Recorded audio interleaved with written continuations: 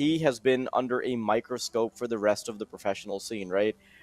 Even when I've spoken to a lot of these pro players, he's often one of the first people that comes in conversation when they're talking about like having like if they were to have like a rifler on the team, that's the type of player they would want. So there's a lot of pressure, but we are about to head straight into Inferno. That's the first map being picked up by Bleed, going up against Godsend. Pistol round going live.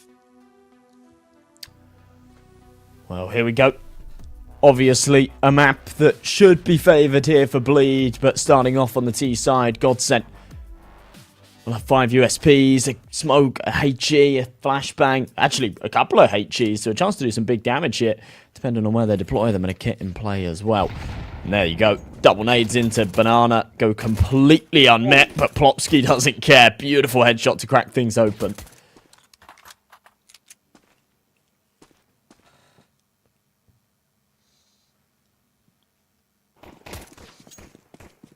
Golden gonna have to back off into the site.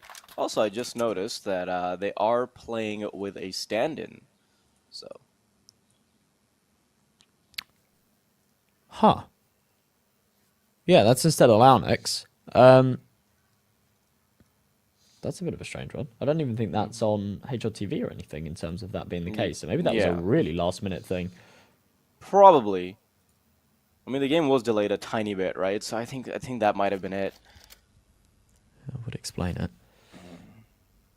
Doesn't. I mean, not to take anything away from Alden, right? But replacing Launex last minute definitely does affect the team a little bit.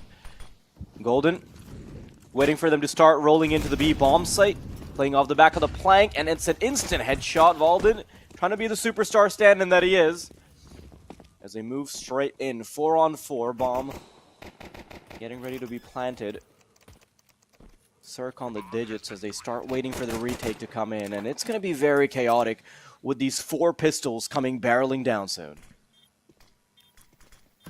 Circ turns it, thought it was a flash. Instead, it's a smoke to isolate him and his teammate on Banana, but he doesn't care. Tripling up. In fact, it's only the double. Valden steals the other. Faven will finish off the job, and yeah, it turns out Valden's perhaps not too much of a hindrance. We'll see how he slots into the buy rounds, because with a pistol, it was just a bit of a let's barrel it up B and smash as many heads as we can. But a good pistol round overall from Bleed, especially considering the low blow that they were dealt by Plopsky at the very start. It's a beautiful one tap. This is a masterclass from Circ, though.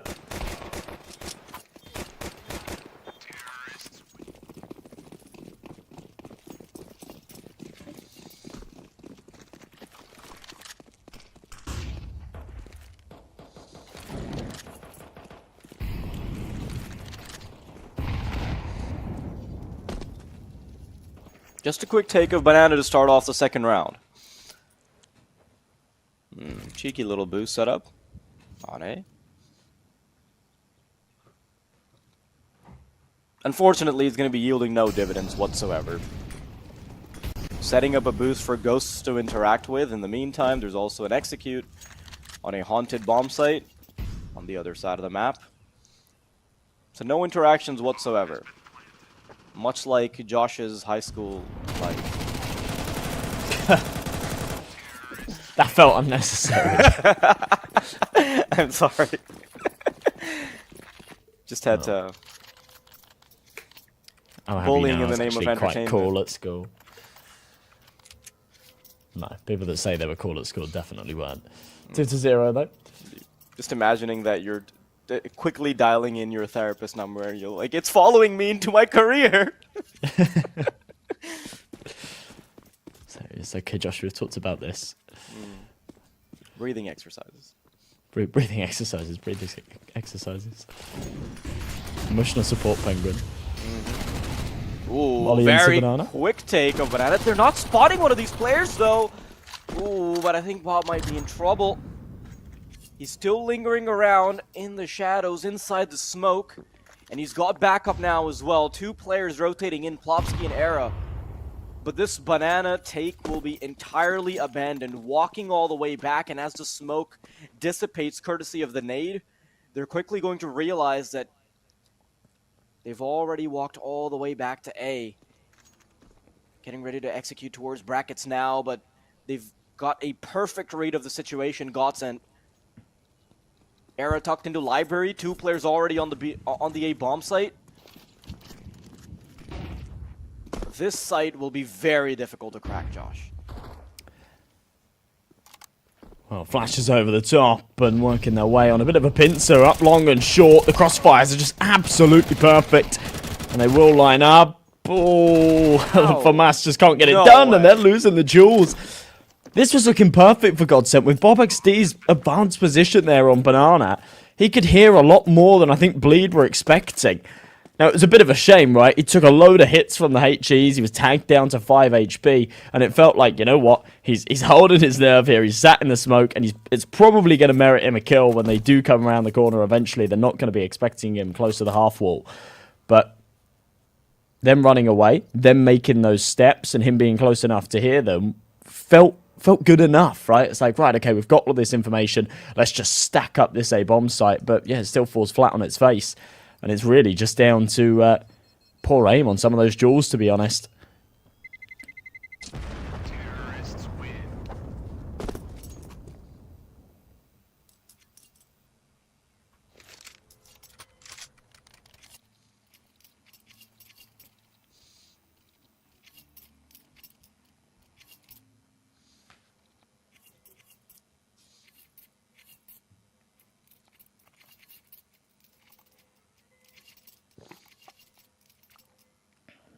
Okay, so Zerfer just messaged me and he reminded me that they've been trialing Walden in the place of Lawnex and Cypher, and they've been alternating in the last couple of games. Now, this is something that I read a little bit about, but I wasn't 100% sure on, and it wasn't updated on HLTV until like the very last minute for this game, which is why I thought that he would still be in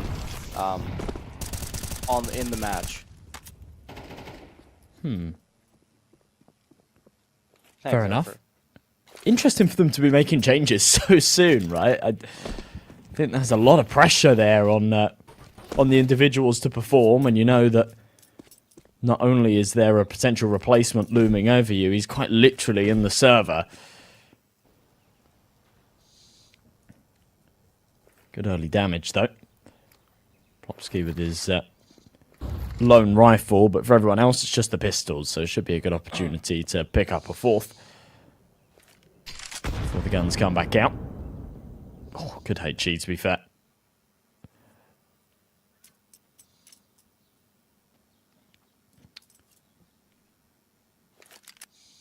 Is he going to retell for this? I was going to say, Bianca, he's got a lot on his shoulders, but no, he doesn't fancy it. He's going to make the call to rotate to A, and actually, I think he's read this perfectly.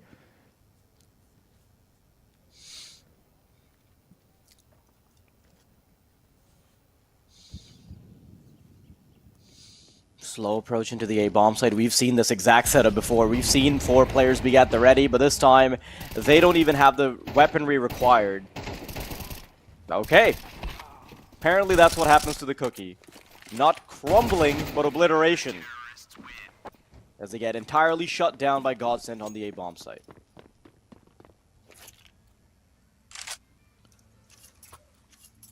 Wow. Well, that's exactly what happens when you stay quiet and you keep your opponent guessing, but they guess correctly, I guess. 4 AKs circling that AWP.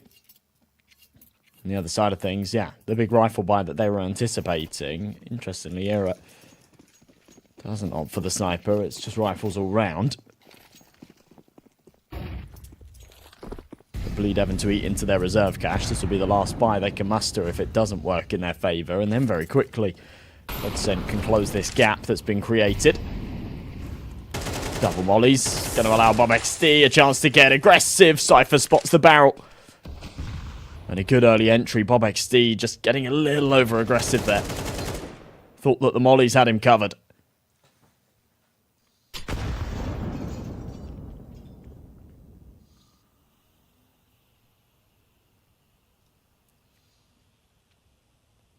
Faraz, did you know that even in real life, if a HE lands literally 3 inches in front of you, as long as there's a little thin bit of wood, then you're cool? Oh yeah, it happens all the time. Yeah.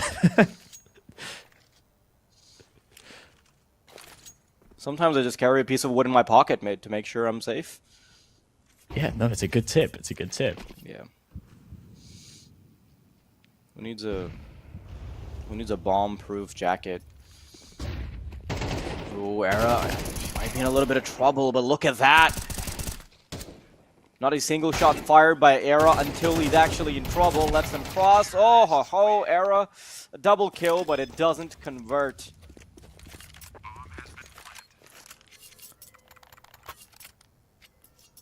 Well, from an economic standpoint, a big round win there from Bleed. Plenty of money Bob still in the disconnect? bank. And Was yeah, he did. disconnected in the previous round, is my question. Well, no, because he played it. He pushed Banana early, didn't he? So Okay. he may have disconnected after he died, but he was the first one to die. He was gone in like the first Okay, 15 just seconds just or a quick something. little reconnect. Thankfully. Yeah. Yeah. Happy days. Look, he's back in again already. Also, yeah, I'm looking back now, and Walden was actually responsible for a big chunk of their victory against Big, and it's still not official yet, because if you look at the past few games for Bleed, you know they've opened with Walden, but the problem is that it's not like 100% official just yet. Not their official lineup on HLTV or anything. We'll see. I mean, if we just go off of their game against Big, like, then he does seem like a very promising prospect. But bear in mind that he was replacing Lawnex in that regard. So there's no way you can replace a player like Lawnex without losing something, even if you gain other things. Exactly, yeah. And in terms of, I think Surfer was saying potentially replacing Larnex or Cypher. And in that big game, Cypher dropped 42 kills. So it's, yeah, there's question marks there, I guess. But yeah, he has been playing in these last few matches. And yeah, he's had decent results, I guess. So, 4-1. God sent back down to a bit of a strange buy again, to be honest. I mean, they're still keeping around about the 2k mark in the bank, so they're going to have an investment in the next regardless. When I say strange, it's more just how disjointed their economy currently is. They're allowed to pull out a FAMAS and an M4, but the rest on pistols. Bob XD, again, this is the third time now. He's just been absolutely slammed by a barrage of nades here in Banana. This time, they actually finish him off with the bullets as well. Off the back of that, though, they might expect only one here towards the B site.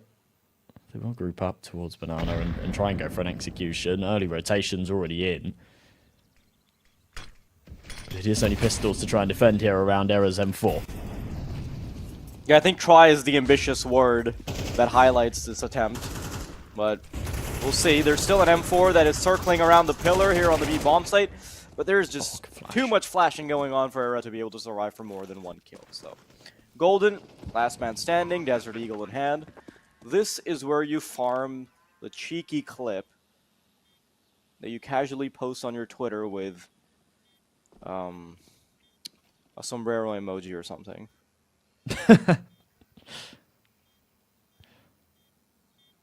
You're all too right. But for Golden, it doesn't look promising, does it? He's missed his first couple of shots, given Faven too many opportunities, and he will take the third one. So, 5-1, Godsent. 5k in the bank again. Era's going to pull out his first AWP, I think. We've seen a couple out from Cirque. I'm not sure. We might have seen one from Era. Definitely in the last buy round, he didn't have one. Max loss bonus as well, so even if they do lose it, they can sort of continue to pull out reasonable buys.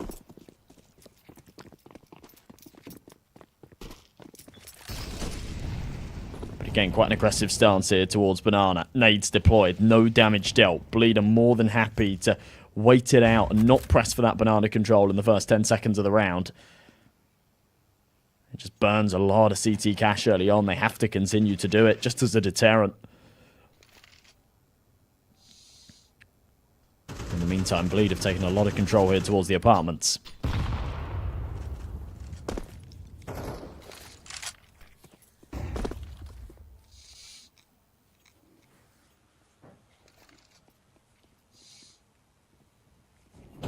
Era. Big responsibility on his shoulders as he holds down middle. Good shot, and it seems like a lot of these kills he's been getting have been through flashbang, so really good fragging on his part. Bleed now slowly still wanting to get some space. Creeping into arches, Valden with his back turned, punished by Bob. And a second kill finalized by Arrow, which leaves Cypher out in the open. Nothing to do. Not a lot to lose either. Second round for Godson. That's big, and that's great work from Era as well. Just in terms of that opening shot that he hits, if he misses it, it's a very different round. They have space up short. They're probably pressure as he misses the AWP shot, right? They'd probably start pressuring him for the kill onto him. And as soon as they find it, then they'd have that big old gap to work with and that window of opportunity to get that bomb down and sort of post up some positions there on that site. But AK's retrieved here for the CT side, so a little bit of extra firepower, a rifle that packs a nasty punch. Here for Bleed, another force up. But despite the fact they're 5-2 up, the money's looking pretty bleak. Couple of AKs, Mac 10. Hampus only down to a Deagle.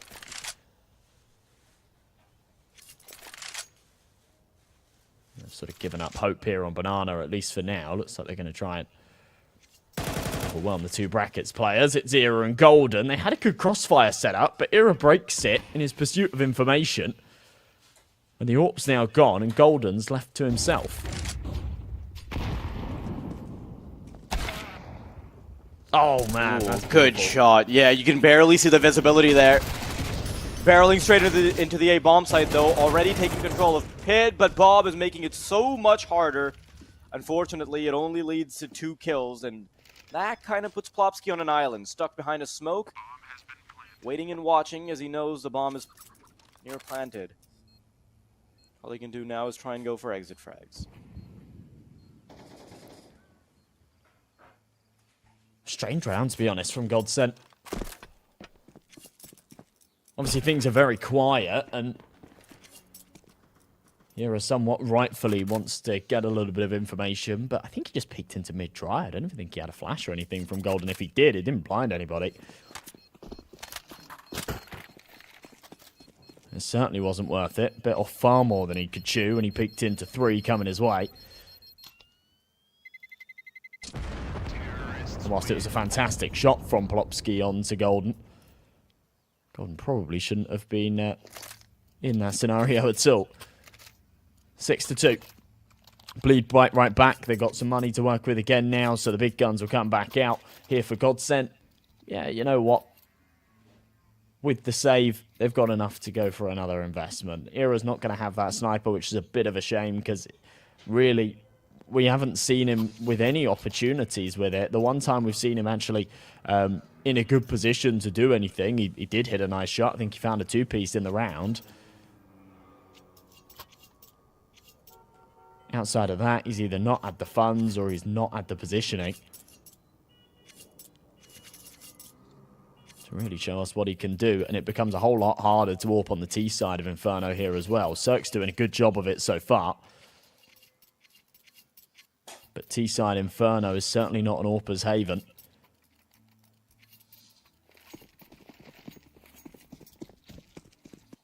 And into round number 9 we go.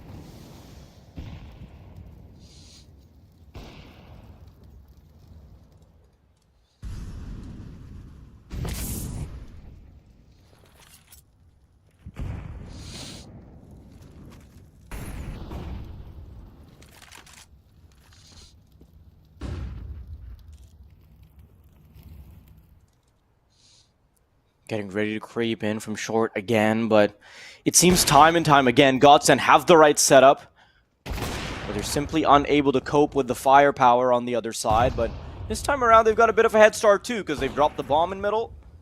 That's a big chunk of information, and with 40 seconds to go and quite a bit of Banana being taken control of as well, should be easy pickings for Godsent, as Bleed are about to walk into a very loaded bomb site with these last 2 players. Era still lingering over towards Long as well. Hampus flashed in, a beautiful shot, breaks the crossfire, but Rusty bites right back, and 6-3. That's a good round from Godsent. That's a very good round. The fact that Plopsky's crosshair placement actually anticipates the player to be stood on top of the box backside, right? He doesn't have to readjust or anything. He is bang ready for it. It is something quite impressive. Manages to land the headshot before the pit player can even react. But he does. He does quite quickly afterwards. 6-3. And again, it's another one of these scrappy buys for Bleed. Last time we saw it, it did actually work in their favor. The Galil found the entry onto the AWP. And once that AWP was retrieved, it did some heavy lifting. See if they can do the same here. No Galil in play this time, but it is 2 AKs. Bowden on that Mac 10.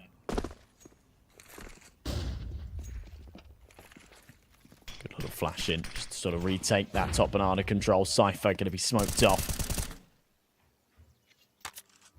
I like the fact that Bob XD started to reel it in a little bit here on banana. He'd been caught too many times trying to play aggro.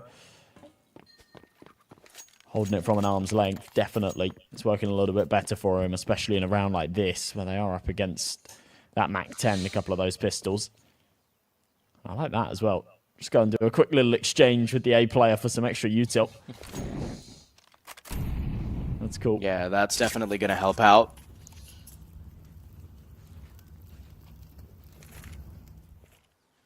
Ooh, Bob getting ready for the flash peek, and it is perfectly timed. There it is. That's 2. And he can comfortably tuck himself into the safety of the B-bomb site. Now they're going to try and get desperate to chase through the smoke. Coffin smoke deployed, and instead they're going to decide to start backing off. What can they even do about this? This is just marvelous work by the players on the B-bomb site. What a good flash setup to interrupt the potential of an execute. That little 4-second window where they're caught with their pants down. Solid work. It's not even anything too crazy, right? It's so standard, but it just works beautifully. It's executed to perfection. I think timing is key there, because you do that at any other point in the round, you're probably going to run into an anti-flash player. But with 40 seconds to go, they're probably not expecting somebody to try and retake banana that late or even try to fight it, especially because they did have some utility they were holding on to. That Molotov being timed with the flashbang where they're already kind of panicking that they need to get into the bomb site quick, they're not thinking about the details like anti-flash. Godsent slowly bringing it to a much more palatable half, considering it is the CT side. Now Inferno, of course, it is a T-sided map, but you want to build yourself as much margin for error as you can, and 5 rounds definitely wouldn't hurt. It's a little brutal when you're playing MR12, you know? Like, if you start 8-4, then you lose the pistol, it kind of already feels like you got to start typing in GG. These next couple of rounds are actually very, very key. MR12 Counter-Strike, so punishing if you have a rough first half and then you lose the pistol as well.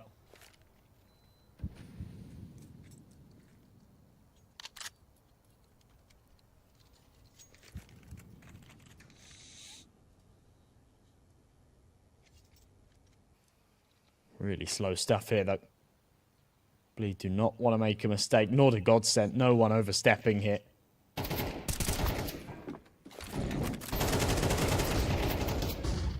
That's big from Rusty. Contact made from Golden as well. Support flash is coming over. Rusty's not even going to face it. Just wants to bide the time here, but eventually gets toasty toes and gets wiped out. And this crunch is working beautifully from Bleed.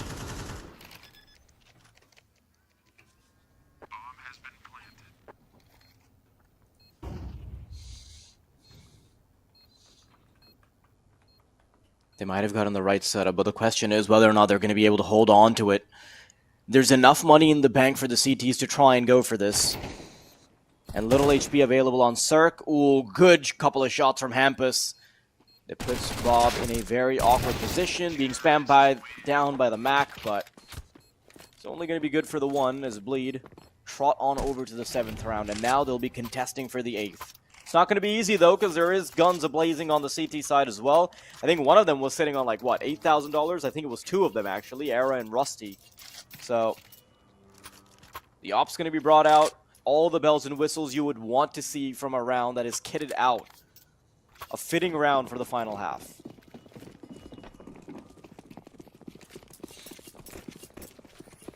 Yeah, it actually is. To be honest, they've done pretty well in buys like this in the past too. Cirque doesn't necessarily need that sniper. He's been hitting some good shots and playing some good rounds just with a rifle. Valden completely silent into the apartment. Good flash, but Golden. Oh my goodness, was that a whiff? That was poor, and Hampus is going to capitalize.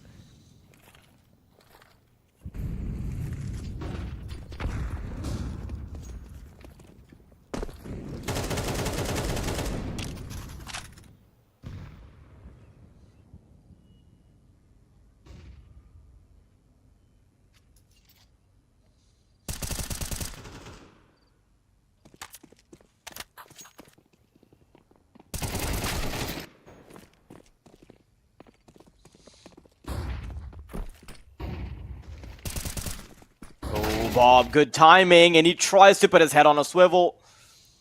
He's simply not quick enough to it. He's had a really good performance in this first half. He's gotten some very crucial kills, but it seems like the fate of this half has already been sealed 8-4. Unless Arrow can somehow start splitting bullets with his AWPU, which I don't think I saw in the patch notes yesterday.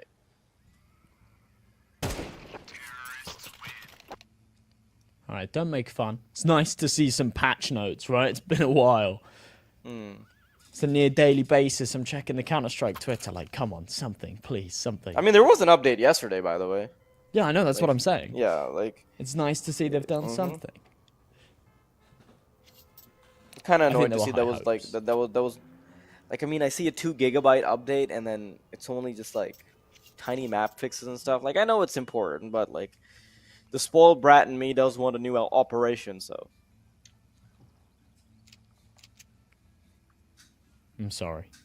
Not sure if that's going to happen, though, because we did just get a new knife, so... I think, like, give it a couple more years before we get an operation. Oh, I'm going to be going grey by then.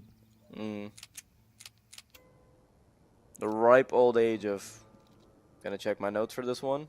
25 years old. You can't tell me you've got notes on your desk of how old I am. Of course I do. Yeah, I do that as well. In my notes, I'm like, yeah, let me just remind myself of Faraz's age. No, it's to wish you on your birthday. Why would you be so cynical? Oh, thanks, man. You got a long time to go. Imagine if instead of saying happy birthday, you just said you got a long time to go instead. Like, yeah, you got a few hours left. Someone I used to, there was a girl I used to go to school with, and her dad would design like birthday cards and stuff. But he was quite like a renowned birthday card designer. Like, it was sold in lots of big shops and things like that. I've never in my life heard of somebody being a renowned birthday card maker. No. But you know, you mean like the company? Okay. No, more in terms of like, it's not like it's not like he was just selling stuff on Etsy or something, right? Like his birthday cards were actually being sold in like supermarkets and big shops and things like that, right? So it was like, yeah, lots of emotions were being commercialized. I guess, yeah. And all of his birthday cards were all just like super cynical. It's like, oh, another year closer to death, like GG. Like, it's just, they were just really bad. But they were quite funny.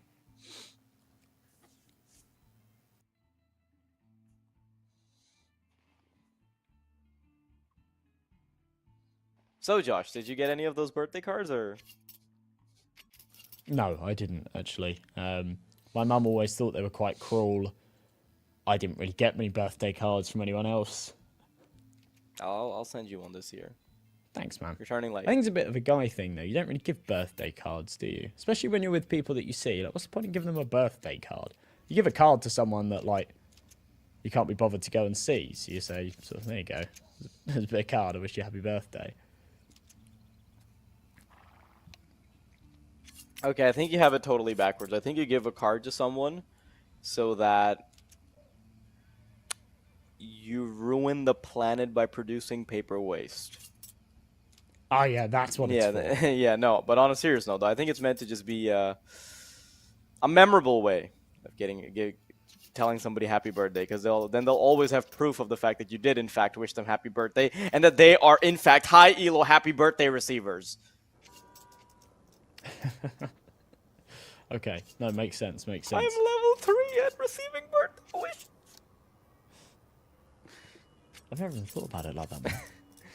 Yeah, I do this thing with my mom, where like, based on like how good she's being to me recently, I'll tell her that like I'm adding elo to her like mom rating, and then like she's currently like a level 10 mom, and then like she'll have a bad couple of days. I'm like, yeah, I'm sorry that you're going through that, but like, gonna have to knock you down a peg. Like, sorry, you're level 9 now.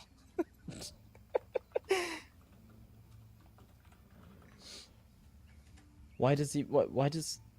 So she started level 10, or she's built her way up to? No, she's built her way up to level 10, bro. I still live in my parents' house, so like, it's like some really high elo stuff to have a 25-year-old in your house.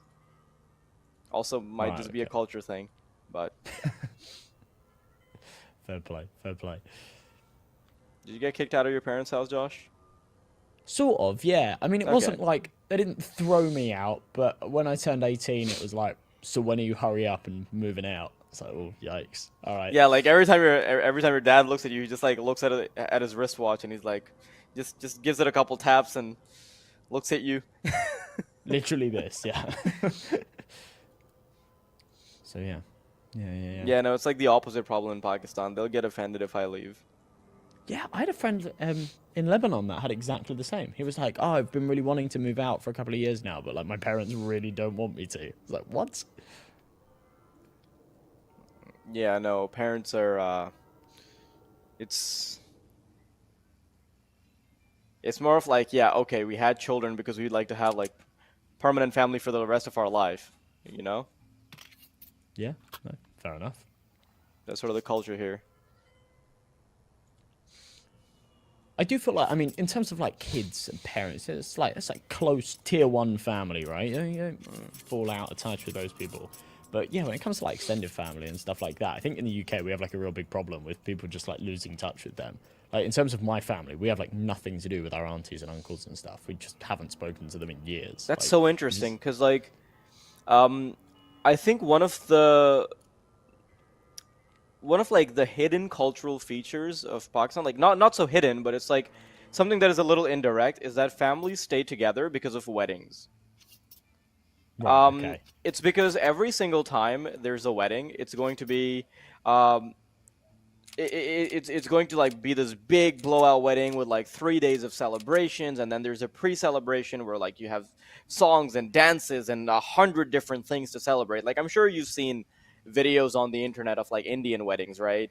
Like Indian and Pakistani weddings, they do go hard. Like I think maybe Pakistani weddings might be like even more so. Hang on, I'm being told by the producer to go for a break. Can I not just keep talking? Like, do we really have to go on break? Yeah, okay, there we go. I've got the approval to waffle, so I've got the waffle certification. So yeah, so these these big blowout weddings, everybody's invited to them, right? Like there's literally gonna be like, I think in my brother's wedding last year, there were like, what, 500 people or something? Or close to 500. Wow. And okay. That's basically how families stay together, because like every year or so, because everybody's having children and like they're growing up, they'll end up going to each other's children's weddings. And that's like, the wedding season is that one point in the year where everybody gets together. So like it's sort of like this competition of like who who can like uh, who can like have the biggest wedding and like the coolest dances and like the freshest clothes. Like not really a competition, but like it's more of like a like Flex City, if that makes sense. Yeah, okay. Can I be a +1 next time? Everyone can swarm around and ask the white boy questions. Oh yeah, I'm totally down for that. Like I've invited you to my city before. Like actually no, I'm not sure if I want to invite you to my city. Like I'll invite you to my country, but not my specific city. Like we'll go to like Islamabad or something where Tea Time lives. Yeah. That was those were the terms. Those were the Yeah, terms. because It was, like don't come here. yeah, because I know you're gonna get a little spooked if you hear like a couple gunshots. I don't know. I think I'm hard. I'm not actually. Yeah, no, I would piss my pants. A couple of people asking sort of what the pause is for and when we're going to be back. Valden's obviously disconnected from the server. We're not 100% Yeah. sure what the info is on that, so we're just going to have to sort of stick around and wait for him to resolve whatever the issues are and get back in. So we don't really have an ETA, but hopefully should only be a few minutes.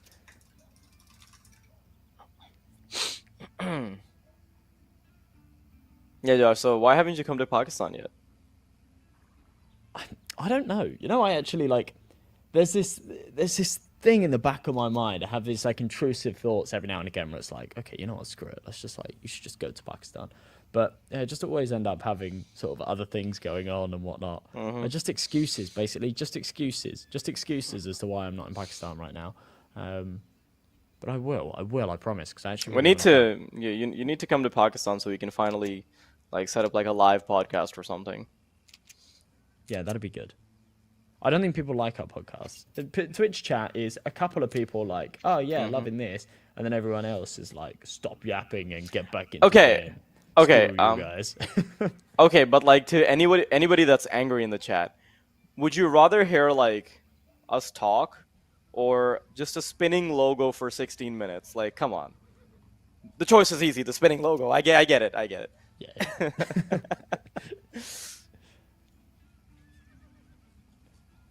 Yeah, so when We'll we just finally troll you instead. Yeah. When you finally come over, we can we can spook you into growing up. You'll go back, Okay. like you'll hear a couple of gunshots in my city. You'll go back. You'll refresh your Wikipedia, and it'll say, "Josh M&J Martin is a 31-year-old Counter-Strike commentator." Josh's like, "Wait, what? Hang on, it's been 8 years."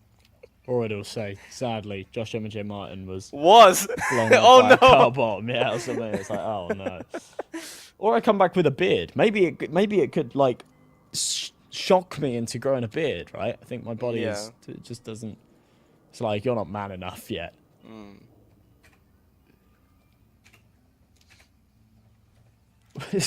Someone said white people always get their own table at those weddings. Is that true? Oh, that I you're get my own right. table? Like, oh, I haven't even thought about that, but like, I think you might be right.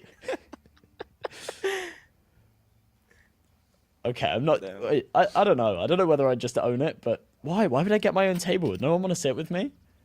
No, it's because like you'll be treated like a special guest.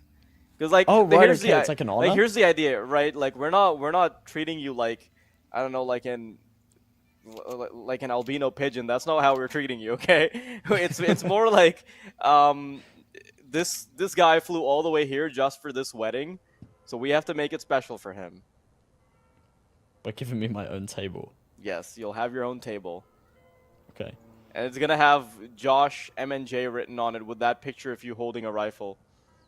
Yo, all right, that would be really cool. I'm a really fussy eater, so like, would they make me chicken nuggets or something? Hang on. Oh my God, are you one of those people like chicken nuggets only? No, I'm not chicken nuggets only, but I don't know. 1v1 I'm not even sure only. what. No, so like, here's the thing about like wedding food, right? Like there might be some dishes, like some curries and stuff, which are like kind of quote unquote hard to eat because like, you know, like you're probably not. Like they're messy to eat, if that makes sense.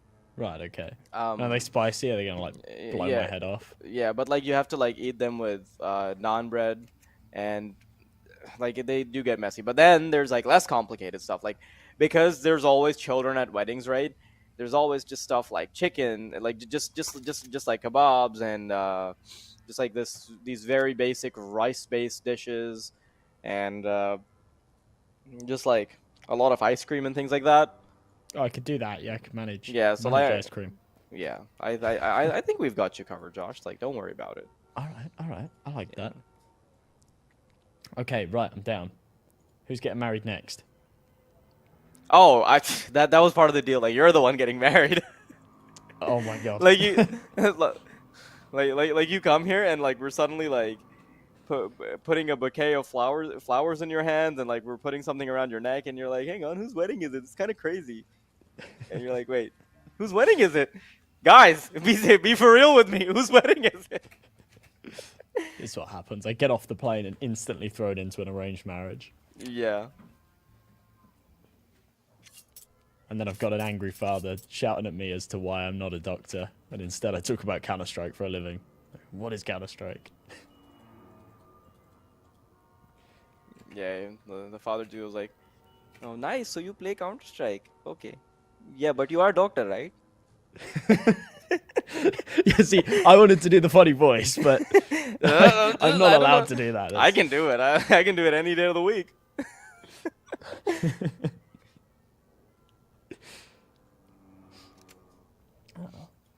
Not sure what the holdup is, but Walden's back, so that's confidence inspiring to some degree, at least.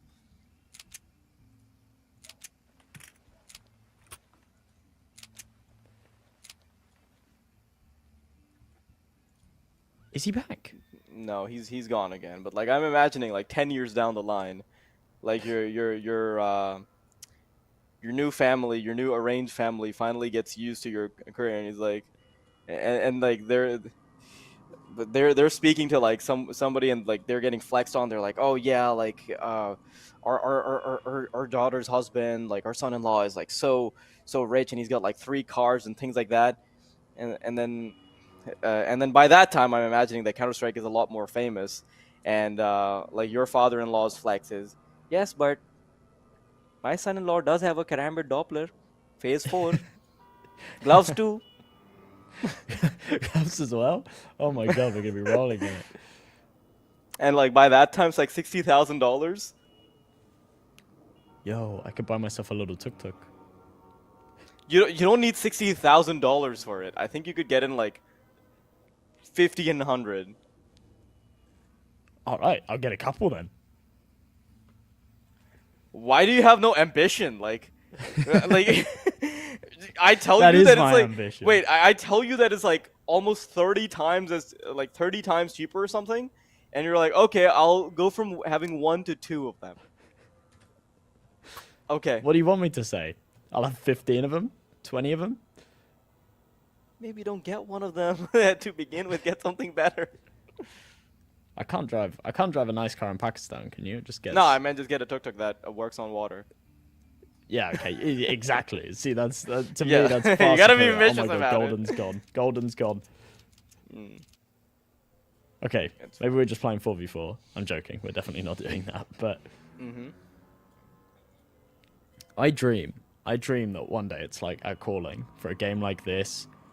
Both teams have a disconnect, and they're like, right, guys, there's no we need one the else that can casters. come and play. All right, the teams have agreed. They'll have one of you each. All right. So if these teams ask us to hop on, which team are you hopping on?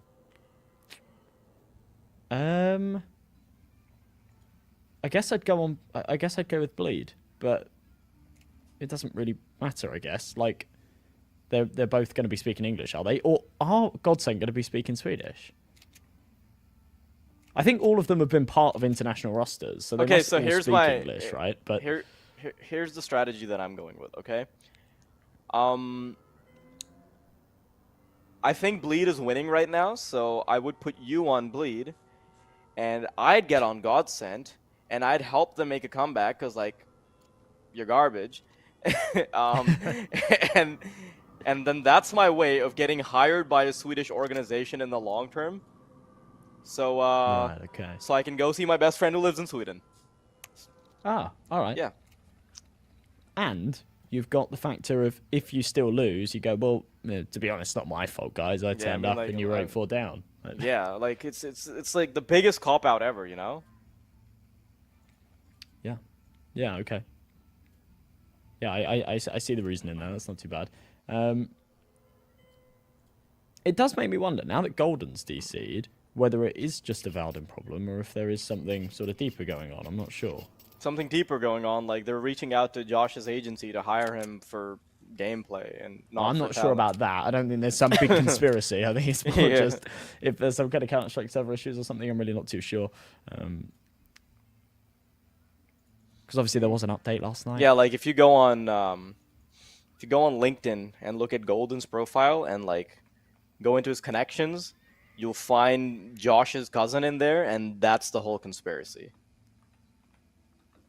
My cousin. Yeah. My Golden over 2 cousin. Oh, what a demon. Wait. What a demon. I never thought he'd make it. Yeah.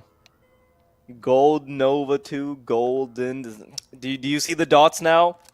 Oh, shit. How did I not see it before? That's why you'll always be talented and not a player, unfortunately. Ah, unbelievable. Unbelievable. Have you been playing recently, Josh, at all? A little bit. Not a lot.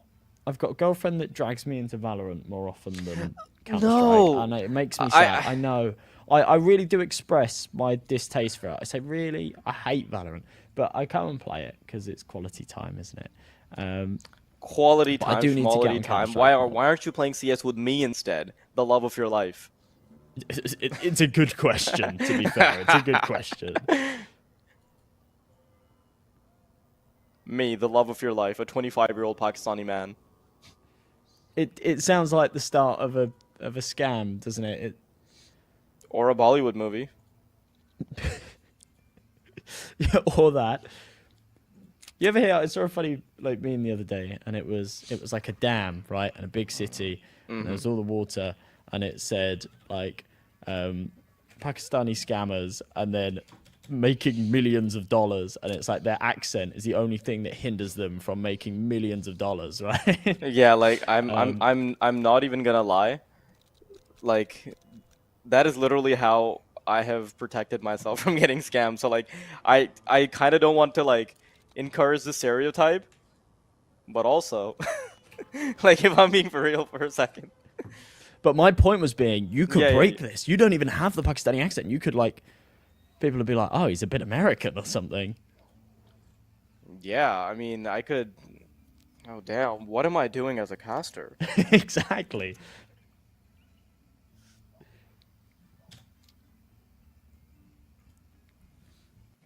I have like, oh, I wish I could say this on this stream. Like I'll probably like say this in like another stream at some point. But like I have the nastiest things ready to say to scammers always. Like I've made like little jingles for them to like cry about. Like I have these little like poems written out for them where like I bait them for like 4 or 5 minutes, giving them fake information, and then I'll just like cuss them out with like a poem or a jingle.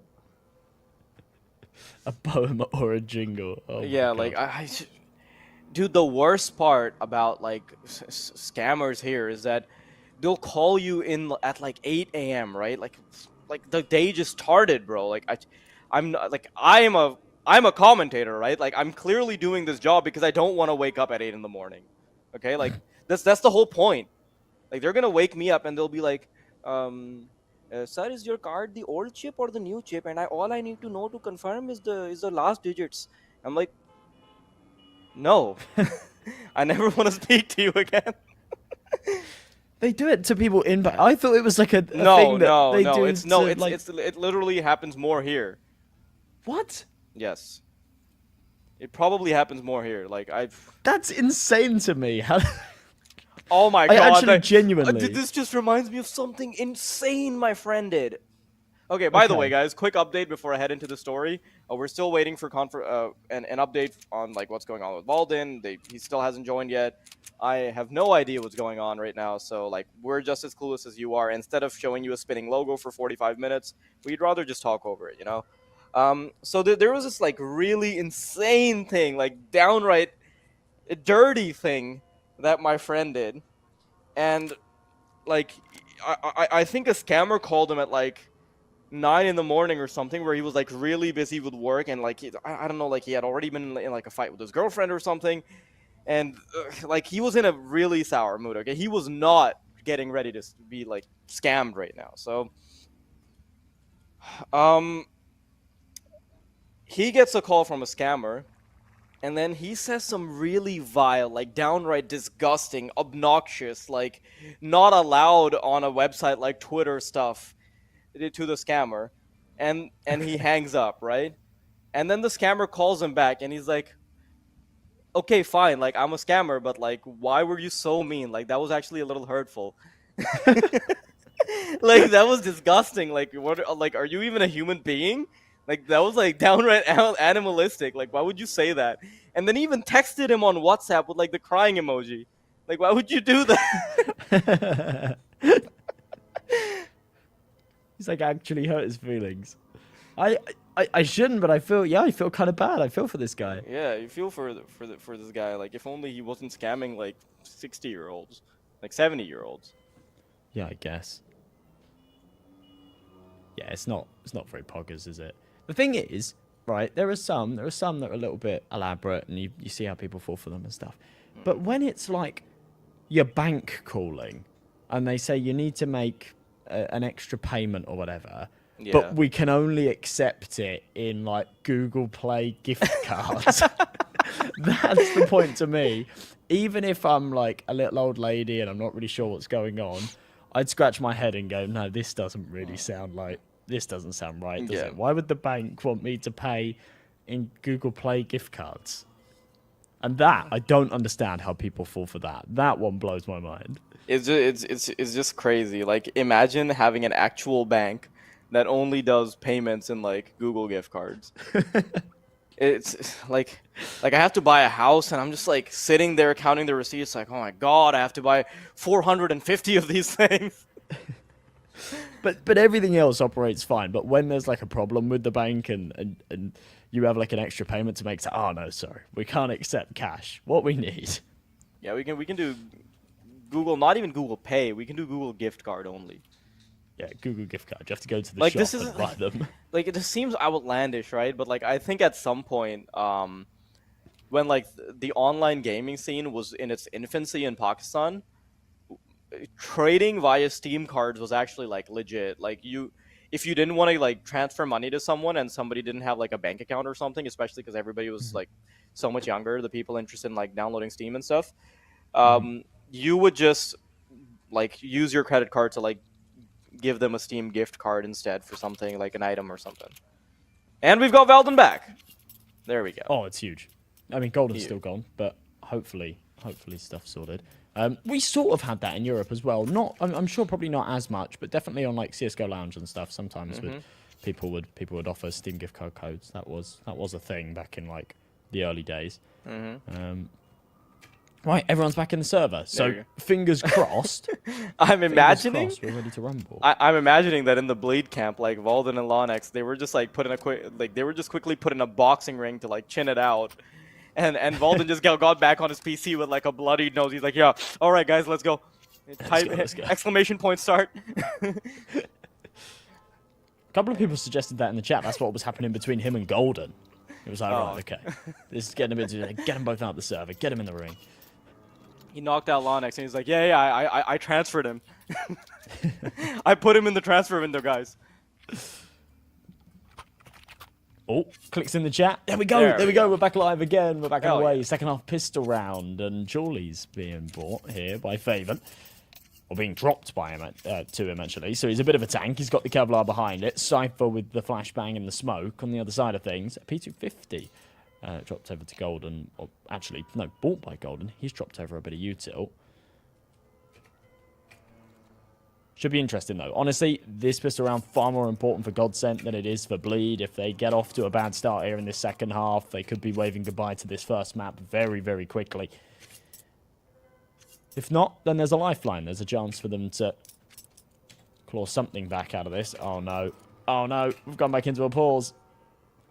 I'm going to sleep. I'm going to do the thing with my chair where I lay it all the way backwards.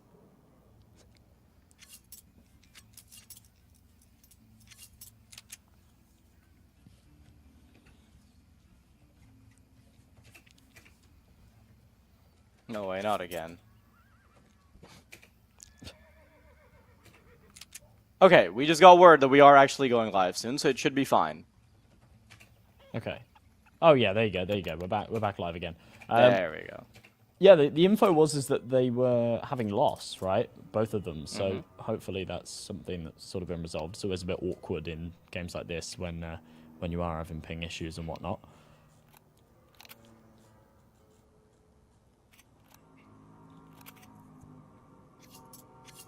I'm not really sure how you fix it as well sometimes, right? Like, you restart your router. If that doesn't work, then what do you do?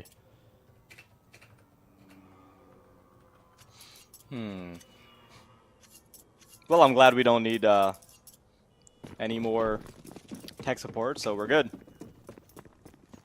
All right. We're finally live. Doesn't look like we're going into any more pauses. Run away with the second half pistol. Spamming away down mid. Couple of warning shots fired. Godsend grouped up. Look at how aggressive Bleed are here in second middle.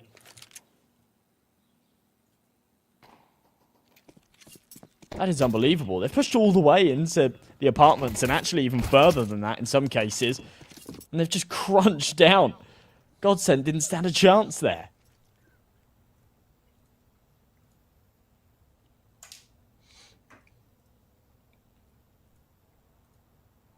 Yeah, that is a very unfortunate pummeling. Golden's just playing the waiting game. Like, he's been spotted for sure. Cypher knows exactly where he is. Ooh, okay, Golden. You can still talk about this round. There's still a minute to go. Player in gutter waiting for the cross. He does have a P250, so he's slowly carving out the round into a 1v2. Getting ready to collect the bomb, and he's also got 40 seconds. Bear in mind, he doesn't have armor, and I think that could be the difference maker.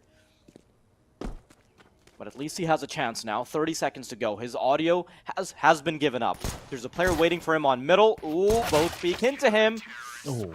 Unfortunate that he doesn't land any of the shots, but it's a good attempt. Bleed, make it to the 9th. If they'd slipped up and let him get away with the round there, that would have been unbelievable. And to be honest, even if they'd let him wriggle his way out of under and actually onto the B site and get a bomb plant out of that, that would be just disastrous for Bleed, because that was such a free round. They've sort of given Golden a couple of opportunities by giving him the 1v1 duels.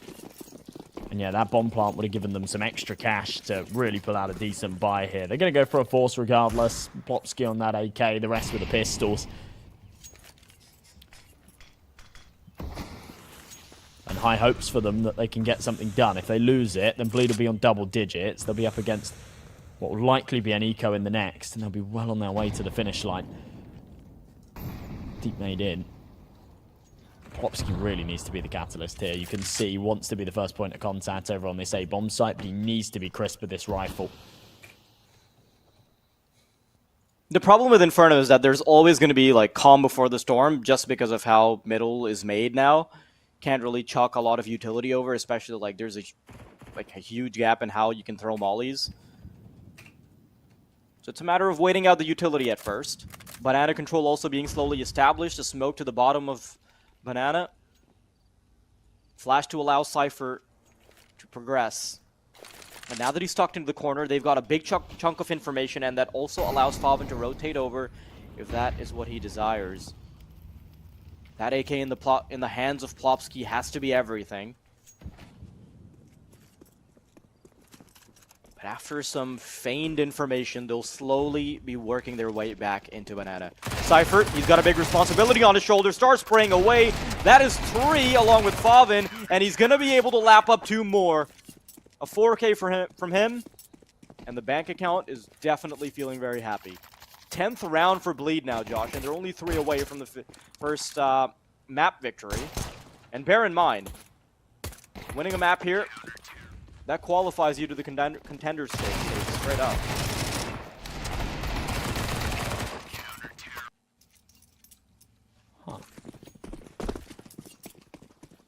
Yeah, they're in a very good position here. Obviously, it's their map pick, and it's the one that they're sort of coming into, and we've said, yeah, you know what? They've had some really good results here on Inferno. I think second map of this series, when we move over to Ancient, is really going to be where, if anywhere, Godsend will be able to pull a map together and take us to that third. Spam from Faven comes out on top. And there is still a little bit invested into this round, right? It's easy to just say, oh, it's just pistols, but, like, Era's got himself a deagle and armor. Brought around about to the $1,500 mark. To be honest, you know, you're talking about Ancient, and that doesn't really give me a lot of confidence either, because if you just check the stats, right, you might be like, okay, they've won like half of their games when they've played on Ancient, and that might be fine, but they've not won them against great opposition. Every single time they've gone up against a team that is roughly in their own caliber, they've actually lost Ancient, so I think against similarly leveled opponents, they've had 0 wins. I'm just gonna have to make sure of that, but at least recently, like if you go all the way back to like December, then you know they've won against teams like Metasport, but I don't really give it that much credit, especially with how quickly things are gonna change in a roster like this. Like, we've had Rusty here for like less than a month. Yeah. So obviously those results aren't really something huge to go by. Now only a couple rounds in between Bleed and the map victory. Godsend, they really need to turn up the heat now if they want to do anything. Rob straight into Banana, trying to get some control with the utility, but there's only one gap, and Cirque knows exactly how to approach it. A nade popping things open, and that is a big advantage for Cirque as he doubles it up with a second kill. Banana control fully established. There is nothing that Godsend can do past the smokes. Oh, this is so sick from Bleed. They play a bonus round into here, right? They've still got 2 MP9s. And they say, look, we can't play this like a standard round. We're against T-Rifles. We need to go for something a little different. Try and change up the pace. Try and catch them off guard. They do so perfectly. Hard aggression into Banana. Cirque just sends it with the MP9. And even when the smoke gets blown open, he's so ready for it. Laser beam on the duel. 4 versus 2. Control of the bomb could come if they eventually find this kill onto Era. It's still back towards T-Ramp. But frankly, it doesn't even matter. They're in such a good position here. This should be 12.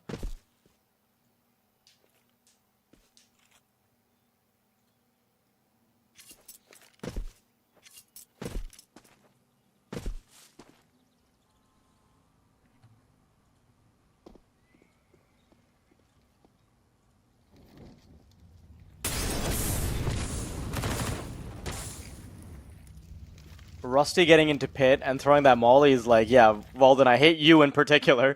Just mulling him out. Just targeting him here.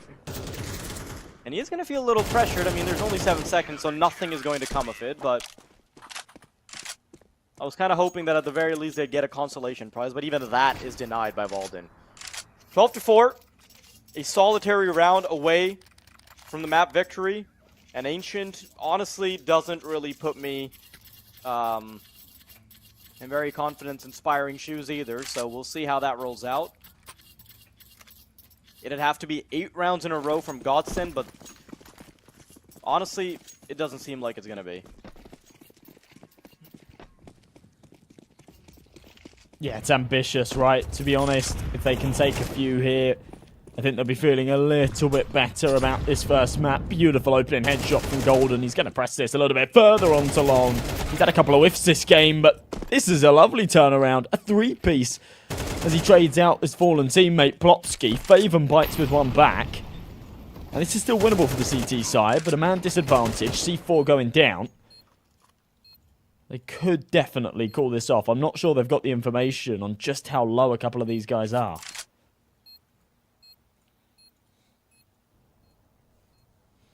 Yeah, I think if they had intel on the HB,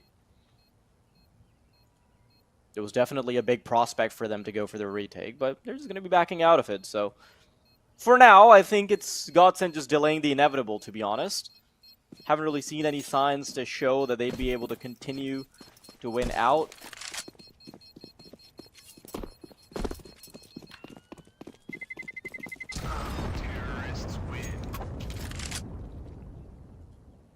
I think right now, like, even if you're not thinking about the full comeback, right? As Godsend, you're thinking, okay, yes, we had a rough pistol round.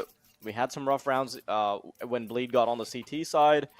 But if we can at least bring the scoreline a lot closer, then, you know, at least in the back of your mind, you can be like, yeah, okay, you know, it was a pistol, it was a conversions, this and that. The pity party can sometimes help.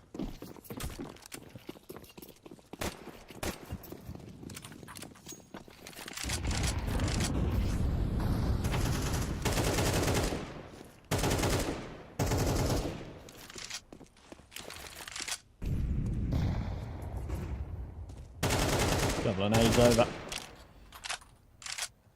Still plenty of money for Bleed, though. Remember, they won the bonus round. Extra kills to the MP9, give you extra cash. Well, XD. Peeks out from tree.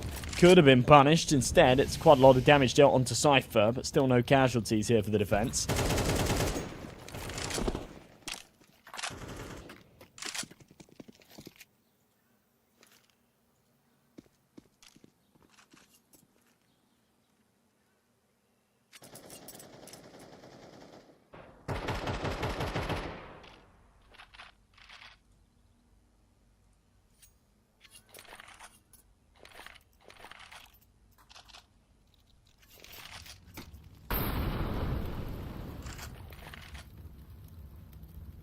Molly won't be dissuading anyone anytime soon.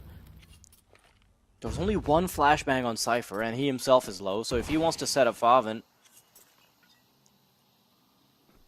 it's gotta be it. Starting to poke around the smoke. There's enough of a gap in the smoke to allow for them to clear out first box. But there's also been reinforcements. In the meantime, though, Plopsky has their number, and he's already in the ace site. Unfortunately, can't double it up, or it would change the tide of the round. Bob, in the meantime, gets the entry on the player that's low, but Faven, who's all the way in CT spawn, at the very least, he's done enough damage for them to be contentious in this round. Bob slowly sneaking through the smoke. He needs to tip the ties in their favor, but Era does it instead. 2v2, and now they're on for the retake against a very weakened Era. And a Bob XD that's still in contention. Cirque, though, now down to the 1-on-2. Knows their positions. That's, oh, that could have been one, but Bob beautifully played with the double. And Era keeping things on his back, furthering the margin that they've got. Yikes, 36 HP to spare between the two players there, but they do get it done. As I said before, even if they don't pull this back the full distance, a few rounds will definitely boost the confidence before going into this second map. This was looking like a pretty brutal loss that was about to come their way. The Bleed, another investment, of course. 4 and 4s, an MP9 on Cypher, it's far from perfect. You tilt. Bounce in either way. Bleed don't fancy anything unorthodox like we've seen in the past. H2e should do some decent damage, and it will. Bob XD down to 19.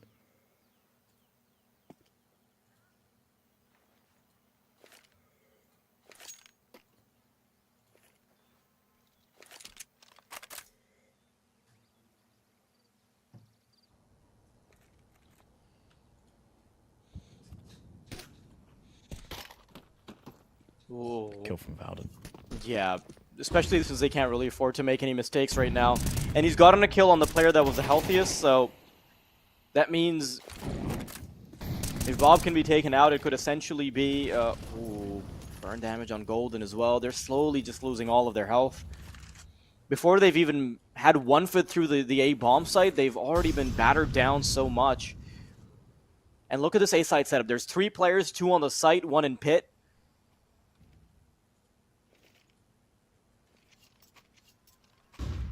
Surely this is going to be a disaster. Hampus, he should have no trouble catching the Opera, but he's kind of having second thoughts. This could be problematic. There's 1. That could be 2. The range advantage on the M4 yielding dividends, and now it's all a matter of just putting down Rusty. 13-6 Bleed. After a lot of pauses, they're going to end up winning out the first map, and we'll be heading into Ancient to see if Godsend can turn anything around. Not bad at all from Bleed, to be perfectly honest. They had a very, very good map there. Godsent had a couple of moments, right? They had a couple of moments where Stars shone, especially Golden, sort of bouncing into action when they were 12-4 down. And finding that three-piece was something that I wasn't really expecting. He'd had a really, really quiet game so far. However, obviously it just doesn't cut it. Ultimately quite a one-sided win, and I'm interested to see what's in store for Ancient. We've talked about it a few times so far throughout the map during the pauses and in the pre-game and whatnot as well, on how Bleed's history isn't great on it, but they've had a few close games, and to be honest, Godsent aren't masterminds on the map either, so definitely could go either way. Yeah, for sure. And you know what? We're about to find that out on map number 2. So stick around. Hopefully not any more pauses. Hopefully the next game is going to be a lot smoother. And we'll see you after a short break.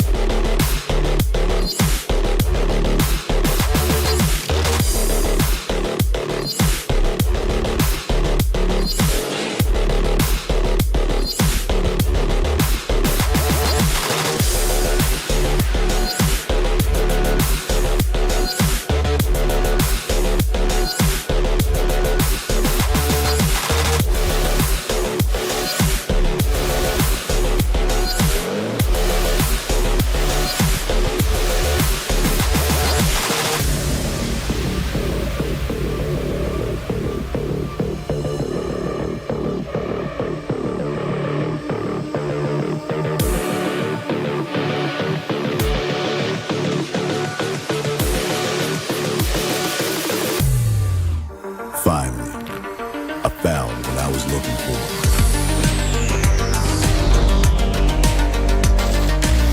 Now that my search is over, it's gonna be a tough choice.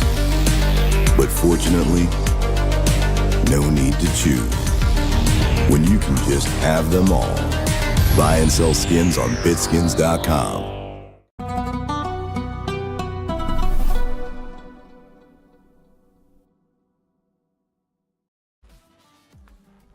It was an incredibly dominant first game by Bleed, to the point where I honestly think that Godsend might be in a little bit of trouble heading into Ancient, especially because they haven't really had too many promising victories on Ancient. How do you think this next map is going to go, Josh? Yeah, I'm really not too sure. We were sort of talking about this beforehand, right? For Godsend, in terms of their history, they're definitely the favorites. They've definitely had a few better results here on this map, but it's nothing to brag about, right? They've not been fantastic on it at all. For Bleed, they've had a lot of close results, but they've had a lot of upsets as well. So I think it's a bit of a coin flip. I think you've kind of got to go a little bit more off of how the last game went and how dominant Bleed were in many scenarios. Hamper's dropping 21 kills. If he can sort of translate that same kind of performance into this second map, then I think it doesn't really matter what map they're playing or where they are, because if he's hitting heads like that, then it's no trouble at all. A couple of the heavy hitters for Godsend sort of went missing as well. Plopsky and Rusty really just didn't put up the same kind of performance that we're really used to from them. Obviously, Rusty being the most recent addition, but still, right? Like, he's got experience playing with actually several of these players from previous rosters, and yeah, I think we've just kind of learnt to expect a certain standard from Rusty that we didn't see in that first map. Also, it's kind of disappointing to see that all of Godsend's plays can pretty much be categorized by the few blips in performance that we saw. Like, I think it's easy to count some of the plays they did that even led them to those 6 rounds on, like, our fingers. Like, you can distinctly remember plays like Bob XD getting a flash from Cypher and pushing into Banana and getting 2 kills and backing off. So honestly, all of the rounds we ended up seeing were mostly just like a couple of highlights coming out from the players. You know, Era had some decent performances, but there wasn't a consistent output of firepower and performance all across the board, which is unfortunate because Ancient, I think it's going to be a little bit harder, especially when it's one of those maps where individual form is going to matter even more. Now, you could make the argument that, hey, Inferno didn't go that well because they were not as enabled on Inferno to be able to go for sort of comfortable aim duels and things like that, which I do think Godsend could specialize in a little bit. So we'll have to wait and see. We'll see whether or not Ancient pans out the way they would want it to. Absolutely, yeah. In terms of the last 2 games here on Ancient for Godsend, I mean, they've lost to teams that I don't even know what to say, right? Now, to be fair, reasonably close losses, 16-14 overtime loss, but like, they lost to a Ukrainian mix, okay, Byron Soltovsky, but still, it's not a team that they really should be losing to. And then Mackey's Croatian mix, which other than Mackey, and I know Consume, because like there was some funny tweets going on the other day. I think there was a tweet that sort of banged someone put saying, "What is he consuming?" Because he's big, he's hench. But definitely for a team of this caliber, they shouldn't be losing in those sort of matches. So at the end of the day, we're going off of recent form. We're going off of how they've done in the past sort of week or so. Yeah, Ancient, they need to back something up. They need to come off of that Inferno loss. Obviously, there's a little bit of a spanner in the box as well with the technical issues. I'd actually argue that Bleed were having more technical issues than Godsend were, in terms of Valden being disconnected for much longer than Golden was. But yeah, it's they've had 10 minutes. They've had 10 minutes to call off. They've had 10 minutes to sort of reset. These guys, we haven't really got any like new names. We've not got, other than Bob XD, I guess, we haven't got any sort of super inexperienced players here. So at the end of the day, these guys have played on big stages. They're more than happy to be a map down, come away in the 10-minute break and say, all right, it's cool. We've still got this, like, completely reset, you know? So I'm hoping that they can do that and they can give us a competitive match here. Okay, so apparently, you know, it's interesting that you brought up the technical issues on the side of Bleed, because we just have word that Bleed will actually be playing with the stand as well. Now, I'm not sure who's being subbed in, but if you're Godsend, this is like probably your best opportunity at quickly punishing them, because, you know, it might seem a little unfair, but The fact is, they are playing with Valden on trial, and they're going to have a stand-in on top. Now, this is obviously mitigated if Valden is the one that they're substituting for. Then, you know, you're only playing with one of the pieces being switched around rather than two. But even if you just look at the narrative of, you know, Valden being on trial right now, I think Godsent shouldn't be getting as pummeled by Bleed as they are. You know, when you're switching around pieces, I simply don't think that in that case you should be having trouble against a team like Bleed. Now, I will say this, that even though we're talking about how, you know, Valden, he's on trial, the tenure of Rusty on the team is also as long as somebody that who is being trialed. You know, he's only been on the team for less than a month, so it's kind of fair in that regard, I would say. Yeah, absolutely. Sort of makes sense. I reckon it is probably going to be Valden. I don't want to like guess, but bearing in mind he was the one that was having the technical issues in that last game, I am going to go ahead and assume that it probably is Valden that's going to be subbed out. So yeah, not as big of an issue as you say for Bleed. If they're playing with a trial and now a sub, that could be awkward. I reckon, and I don't know what the ruling is on this, but if they could just sub out Valden for Launix, then that would be happy days, wouldn't it? Like, that would be basically playing with their roster. Yeah. I don't know if he's available. I'm not sure if the ruling. That's just sort of an assumption, a guess. But yeah, that would be quite good if they were able to do that. Then there wouldn't be too much of a contingency for them here going into the second map. It is a bit of a shame, though, that we're being plagued with these technical issues. At least it's not an elimination day. That's kind of the one thing that's going on in my head right now. You'd be really, really tilted if you get to the end of the day, you're knocked out of the tournament, and it's as a result of some of these technical hiccups. However, yeah, even if they lose, they're not knocked out. They've still got a good opportunity to get out of the Swiss group. So, yeah, there's sort of a silver lining there, I guess. Well, unfortunately, we're not going to be having any answers just yet. It is going to be a bit of a short break before we head back into the server, and we'll see you then.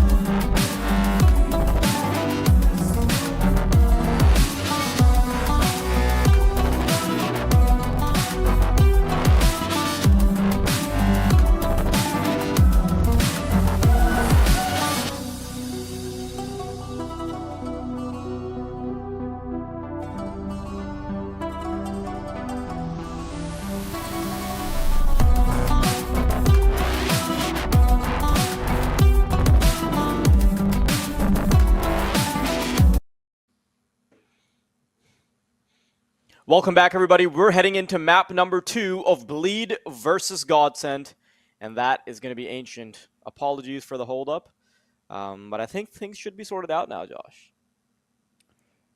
Hopefully so, yeah. I'm still interested to see who's this standing going to be, but...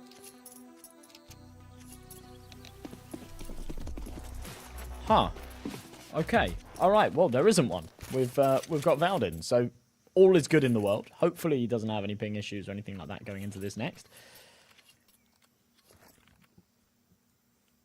To be honest, I'm really scared for Godsend because they're also now starting on the T side because this is their own map pick. And Bleed, I think they're going to be very scary. Getting ready for some mid-control here on the pistol round. The bomb will also be joining them very soon with a lurk waiting outside B ramp. And most of their attention from the CT side is actually around that B site. So it's going to be easier to crack the A site. Now, they do have a double donut setup. Good shot from Valden. That's a lot of things, though. Start trying to traverse through Red Room. Arrow will find one. And now they're trying to contest Red Room progression. Golden getting ready to fight Cypher. That's a clean kill on him. But all of a sudden, Golden looks around himself and realizes that his teammates have evaporated. Bomb collected. Still a 1-on-3 that he can definitely make work. With this bomb and with the circ being low, I think he still has a fair crack at it, Josh. Yeah, fairly familiar scenario here for Golden, to be honest. We did see him in a very similar pistol round clutch situation not too long ago. In that first map, in fact. Now he's got it to do here.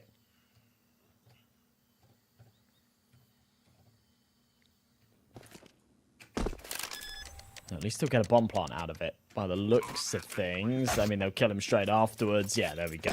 But, to be honest, again, getting a bomb plant out of a scenario like that actually isn't bad at all. That's does quite a lot for him and his team. That gives him some extra cash to work with going into this next.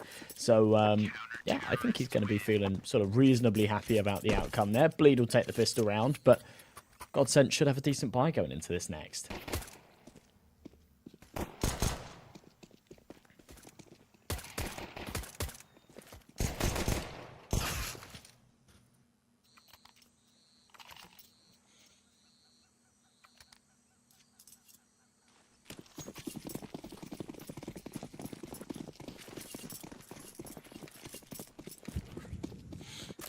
We'll see if the hero AKs, well, just the hero AK, one singular, pans out.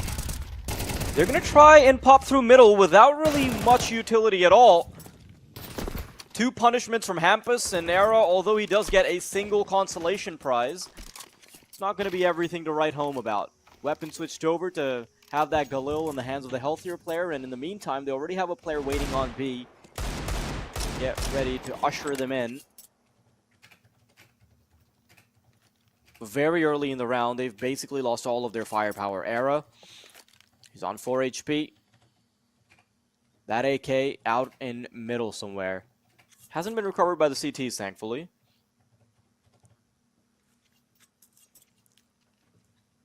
But it does seem like it's going to be the eventual B hit. 2 players at the ready, both playing from around Cave and CT. Popsky with a quick smoke over towards the left side to allow them to fight a solitary angle. Cypher just waiting it out with a flashbang.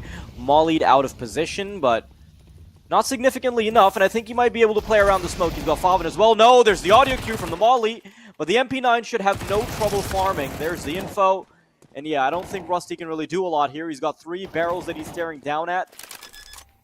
Quick tap of the bomb to try and bait out their positions, but Favin, he is just too quick for him.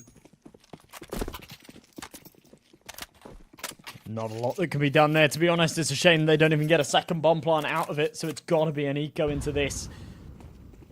Surely can't justify anything else. Just absolute mowdown, especially with Cypher finding the multi-kill with that MP9. Just does him so many favours. Good bit of cash to come from it.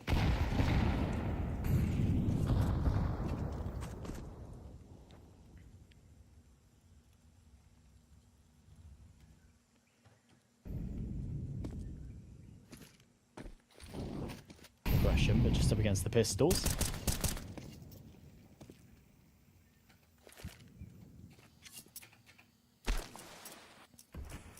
Hugely high hopes.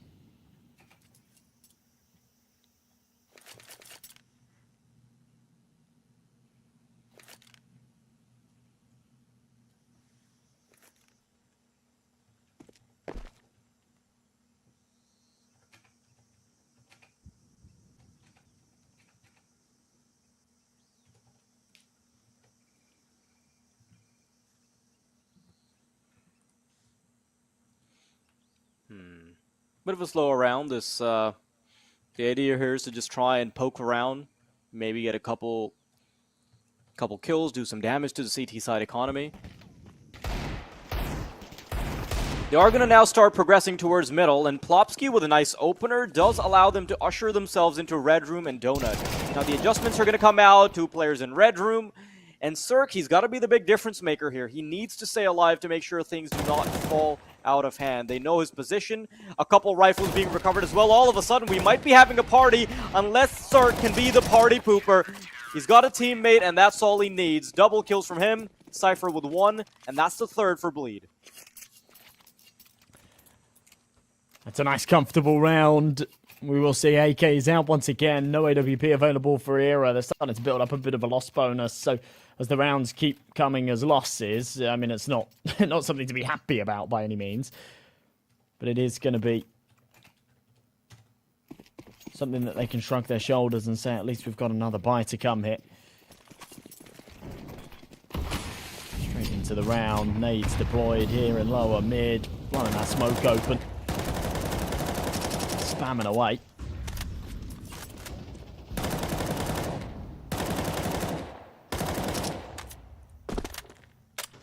So firing off a lot of shots and going desperately close to BobXD, but not a single one of them connecting. Is he going to expect him so close? It seems like he's anticipating it. Oh, timing's really everything here. This has been ridiculous for Bob. Yeah, he will get caught out. That's well played from Cirque. Unfortunately, he can't take 2.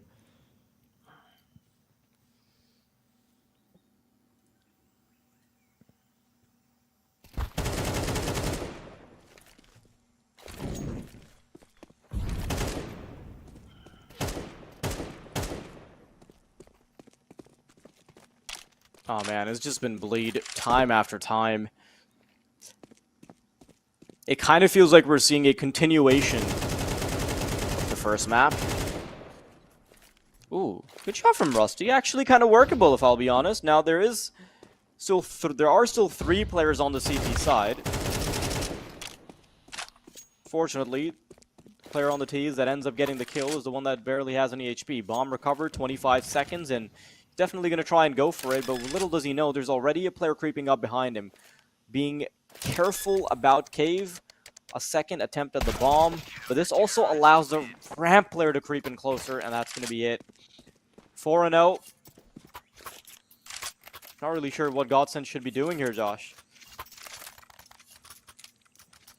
This is a really tough way to start off map 2, and especially your map pick after being absolutely bombarded on Inferno. It really, really does just put you in a bad mindset, right? Back onto the pistols again. This next buy-up has got to bear some fruits. DPG should do a fair bit of damage. Hampus is actually going to run into them, but they slip through. He's relaying this information to Valdin that they're coming. Be careful, my friend. It doesn't matter. Hampus is there for both. And Bleed with the 2-man advantage. I mean, we're expecting them to take a 5th round here anyway, but if they can do so with conviction, if they can do so without too many casualties, then they'll have some money to work with as well, which would be a real luxury.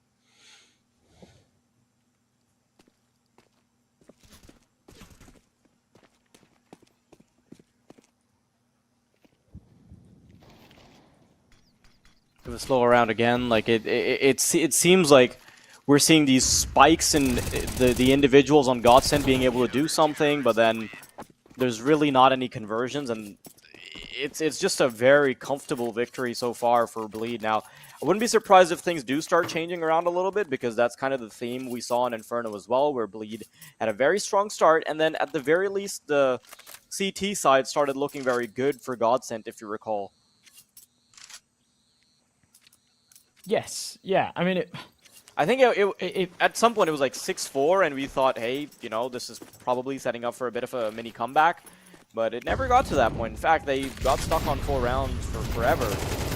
Very aggressive middle take coming out from the T's, though, and it gets totally punished by Valden, who can do it with sunglasses on. Faven, in the meantime, also making quick work happen over towards B ramp, and the only 2 players that are remaining alive for the T's are locked behind these double doors. A smoke will make sure that even more time is wasted. This is Bleed with full map control. yeah, I actually think in that first map of Inferno, had they been given a few more rounds to play with here in that second half, then maybe we would have seen something more.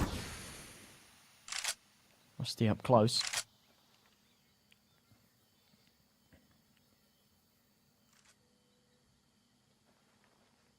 Hoping for something. Obviously, this is looking pretty bleak.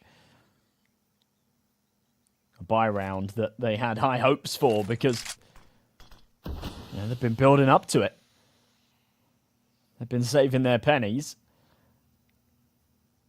And instead it's just fallen flat on its face. An opportunity for all 5 players on Bleed here to stay alive as well, which would just do them a lot of favours.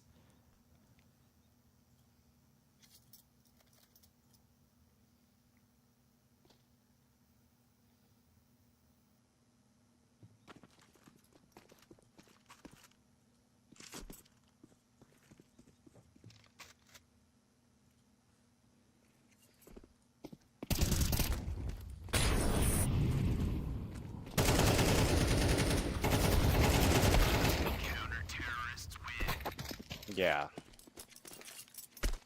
I mean, you might argue that, hey, there's some damage here, but we're seeing a grand total of less than 10 kills, 6 of them coming from Rusty at the moment, so he's kind of already matched his previous map performance, and it hasn't yielded into a kill.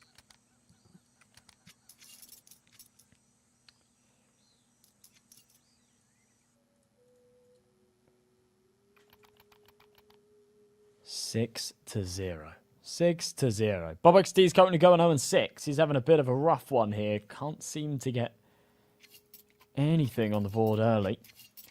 There's not going to be much money to work with here either. They're sort of taking a little break to work out what they're going to do here. I think it makes the most sense to go for a half buy around these 2 save rifles, try and keep a little bit of money afloat. The issue is that, yeah, those 2 weapons that were saved in the last don't get any loss bonus, so maybe they do just have to fully commit to this, and that's exactly what they'll do. It's going to be far from a perfect buy, though, and to be honest, I feel like they need absolutely everything they can get in order to topple this Bleed roster right now. They're 6-0 down, nothing's working for them. And you can see the confidence just resonating by Hampus's position here. Here's him running past him. He surely has a freebie ready. Oh, Rusty gets close on the spam's head, to be fair. Ooh, crab block from Cypher, but it doesn't end up panning out. Plopsky, think he could have been good for the double. But nothing seems to be working for Godsend right now. This is such a one-sided affair.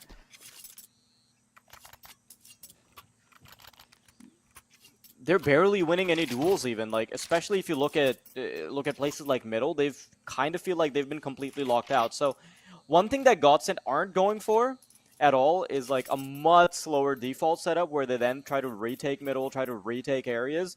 Because if you look at the game plan of Bleed right now, they're quite literally bleeding utility at in the first 20 seconds of the round, right? They're going for double mollies on middle. They're going for lots of smokes, nades, this and that, especially because they're also doubling it up with a second prong towards B ramp where they have a smoke on the bottom of B ramp, which means that if you wait 25 seconds, then this CT side, it's going to be significantly worse with regards to the utility they have. So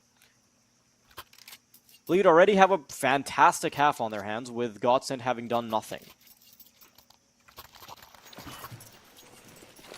I think there's probably still more to come, to be honest. I can't imagine we see Bleed now just kill up against a weak buy here as well. He's raining in from either side.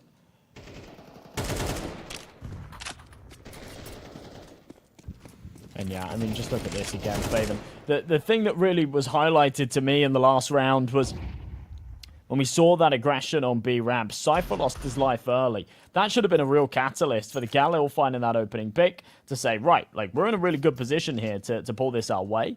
And instead, they just lost every single gunfight that followed. It was just hard to watch. Nice kill from Rusty, at least. Yeah, I don't want to give any pats on the back until we see a conversion, but those are some nice kills from Rusty. Definitely possible to go for the retake, though, for the CTs. They do have a fair chunk of utility as well. A Molotov, a smoke. Ooh, they're going for the double dip into CT, though. This could be dangerous.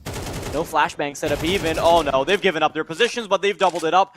A third from Rusty, and I think he's going to have to do it all by himself for Godsend to get one godforsaken round. But Hampus is already in the site. Bombs out in the open, so getting on the defuse will be incredibly difficult. Era out with a dig, and Bob with the closer.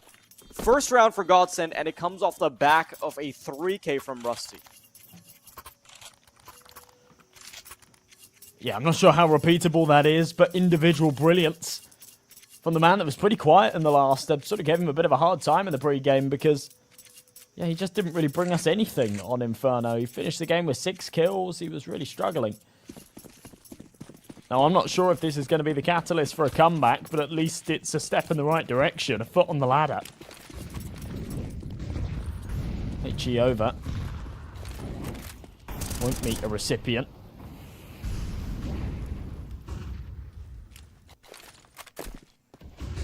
Just a lot of presence here. In mid again from the CT. He's quite relentless, clearing out the deep corner. This has got to be an A hit from Godsend. Good timing on the read as well. Instant molly as soon as they start approaching the door. Look at this read from Bleed. 4 players at the ready to start fighting for A. Bob being the first man in. There's an AWP watching as well. Cirque will obliterate the first man to move in. And he's got info on the second cross. Nades are quickly pummeling them down. And it is so hard for them to permeate through this A-site defense. At least they've gotten the first kill, though. Cirque still being dissuaded by the flames, waiting, watching for someone to come into his crosshairs, but he's missed. That's a big one to miss. And Hampus has a little corner on the side. He's trying to find something around the sign. Cirque with a quick kill with a nade, and they're still chaotically trying to find their way into the site. It's still a 2 versus 3 with Cirque up close, and with barely an HP, he's still got a leg in this game. A horse in the race. Cirque repositioned, but punished. Cypher in, but Cypher's also just as soon out. Wow. Okay, well, that's awkward. That's really awkward. Luck just not on their side at all for Godsend. I mean, that spam from Golden, that was literally his last bullet, and it lands ahead. It's just all smokes and mirrors. When Bleed had the opportunities to take the fair gunfights, they actually didn't do too bad.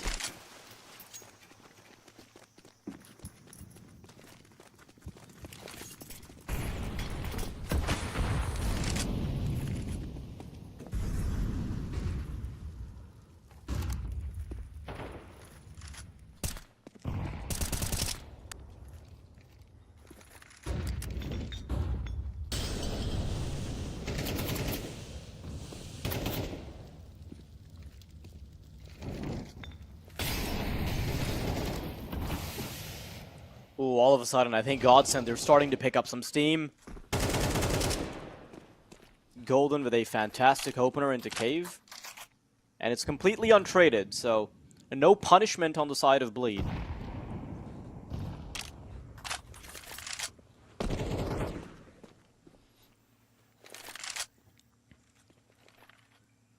Shows how quickly a game can flip on a switch like this. Oh, there's the boost. Oh, he sort of spotted yeah, it. Era knows what's going on, and it's a second attempt at the boost. There it is. He spots one. Oh, I love that from Era. The awareness, and Golden will quickly double it down, and that is called a B site up for grabs. In the meantime, though, in Walden City, he's 4 kilometers away from the action, so he'll just be chilling. Hold on to that M4.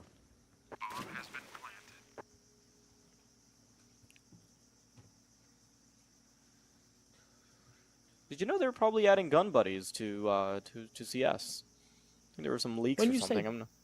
Oh, leaks. Okay. It's like I'm not like 100% on this. Somebody like I heard from some source that there were leaks, so I'm not even sure there are any leaks. So you shouldn't trust me, is what I'm saying. Yeah, there's been speculation about it for a while, hasn't there? I wouldn't hate it. I think it's kind of cool. Oh no, I would love it. Like if they did cool ones, yeah. Yeah, listen, any cosmetics that you can add that don't affect the gameplay, I'm down for it. Like, why would you not have that option? Like, what difference would it make? Yeah, it wouldn't. Yeah, it'd be cool. It'd be cool. I like some of the Valorant gun buddies, so if I could have a little frying pan on my gun or something, I would. I'm a sucker. I'll pay whatever for it. I would have a little gun buddy of Josh M&J Martin having a rifle in his hands. Oh my god, please.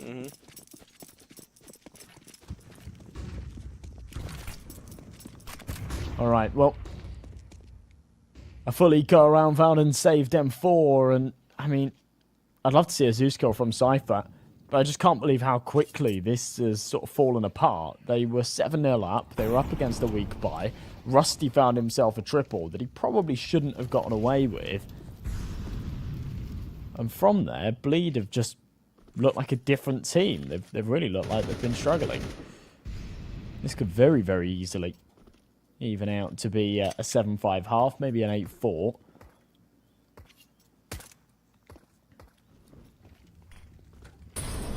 Maybe we could see a miracle here for Bleed. This sort of configuration's actually looking quite menacing. If Golden walks into it, then he's going to get zapped. And the round becomes electrifying as Valden's found another elsewhere.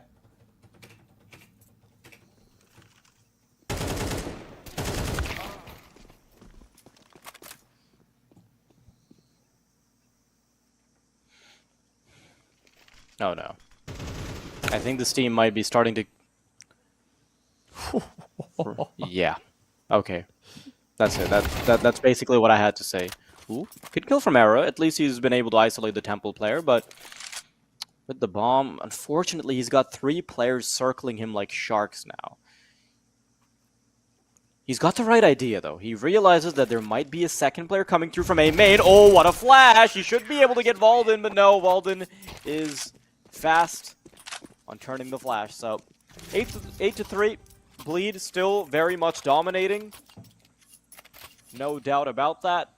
But I'm really happy to see that Godsend aren't going to be turning away from this half with 0 rounds to show for it. 3, I mean, it's nothing to write letters about, but it's definitely enough margin for you to be able to come back if you can end up winning the pistol round. And also, they can still get the fort, so it doesn't necessarily have to be 9-3, right? Yeah, I guess so. I guess so. I mean, that's in a worst case scenario, I think it would still be salvageable, is what I meant to say. He's so crisp. Just a tiny little gap that he's going to exploit. They have no idea that he snuck through the smoke, and there's some miscommunication on where that Cubby player has info, which is why Bob is just able to slip right past the smoke. If you're not watching that whole smoke... Cypher as well. If you're the Cubby player and you're not watching that whole smoke, then somebody can slip out the left side without them ever being in your vision. So that's just a bit of an oversight. Does end up leading to 2 kills from Bob. Alden Favin now hoping that they'll end up on the right bomb site. At least they will it down to just 3, but that info also allows them to quickly start barreling it down on B. Not a lot of time for them to start the rotations, but there is some buffer. Golden being low on HP at least makes it doable, and it's definitely a retake they're going for considering it's the last round.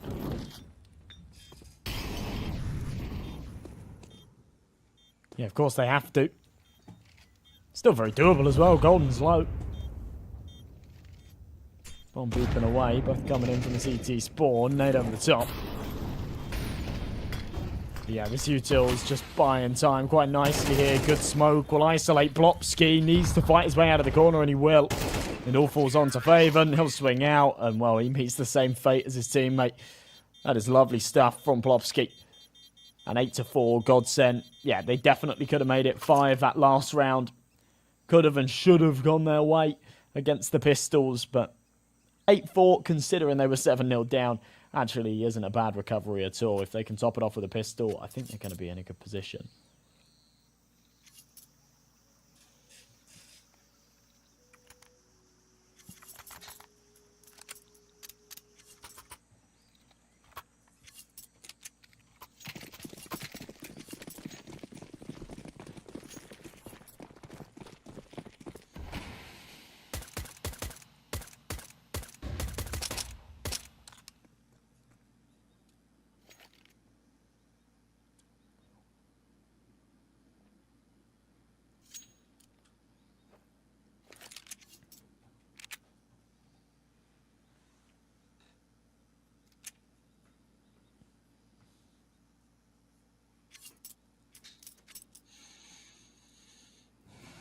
Pissed around off to a slow start. Getting ready for the B-pop now. 2 players in ramp, 3 in cave. And Godsend have a good setup for it. Got the dualies in the cave. Bob up close. As long as the dualies can detract some attention, this would be great. Oh, but I think they realize there's a second player here. Bob XD falls. And the B site should be open for business. The smoke also allows them to cross over safely, so in a 4-on-3, I think they should be pretty happy with this exchange. But before the bomb even goes down, the CTs are trying to aggress it. One of them falls. And this 2-on-4 won't be easy, and Godsend, they know that losing a pistol round like this just further diminishes their margins. It's a good smoke to keep the cave player at bay, and it does give them a tiny chance. Finding 4 will be very, very difficult. They're missing shots. Rusty finally finds one. And Arrow being able to find the second. Rusty with the third. Oh no! All of a sudden this 4v2 is falling apart. The dualies come out and Rusty will find Hampus. I cannot believe they've done it 2v4. That is just unbelievable. And off for the back of it, they're going to take such a key round. The pistol that we'd stressed the importance of from the very start. In doing so, it gives them the funds. Now, of course, Bleed with the bomb plant can pull out a reasonable investment here as well. Opting for a bit of extra util on Valdin and Cypher, so it is just going to be the 3 rifles, 2 pistols to come with it.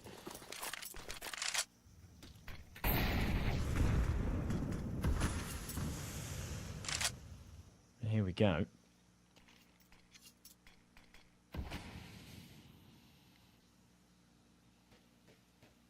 Key round here for Godsend to really start to materialize this comeback. Campus boosted over.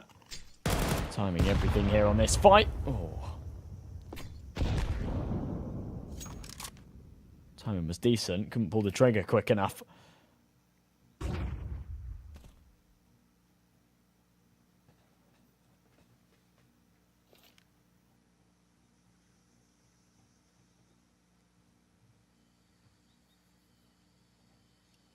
Man.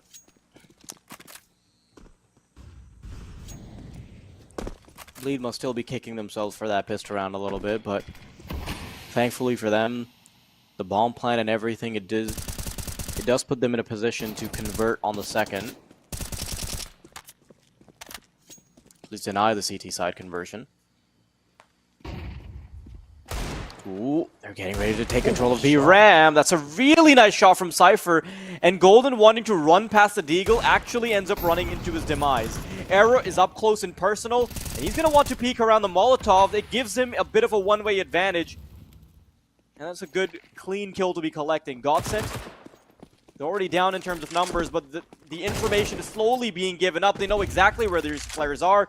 Cave dies. There's a second player in B ramp that they know about, so they know that at best they'd be running into one player that's close to A. Oh no. Cirque, just too keen on it. Bob XT will be caught out in the open as well. His barrel betraying his trust. And Era, all he can do now is hope for some exit frags and maybe a save, if we're being ambitious. Although I will say that I don't think Bleed even want to try and hunt him down right now.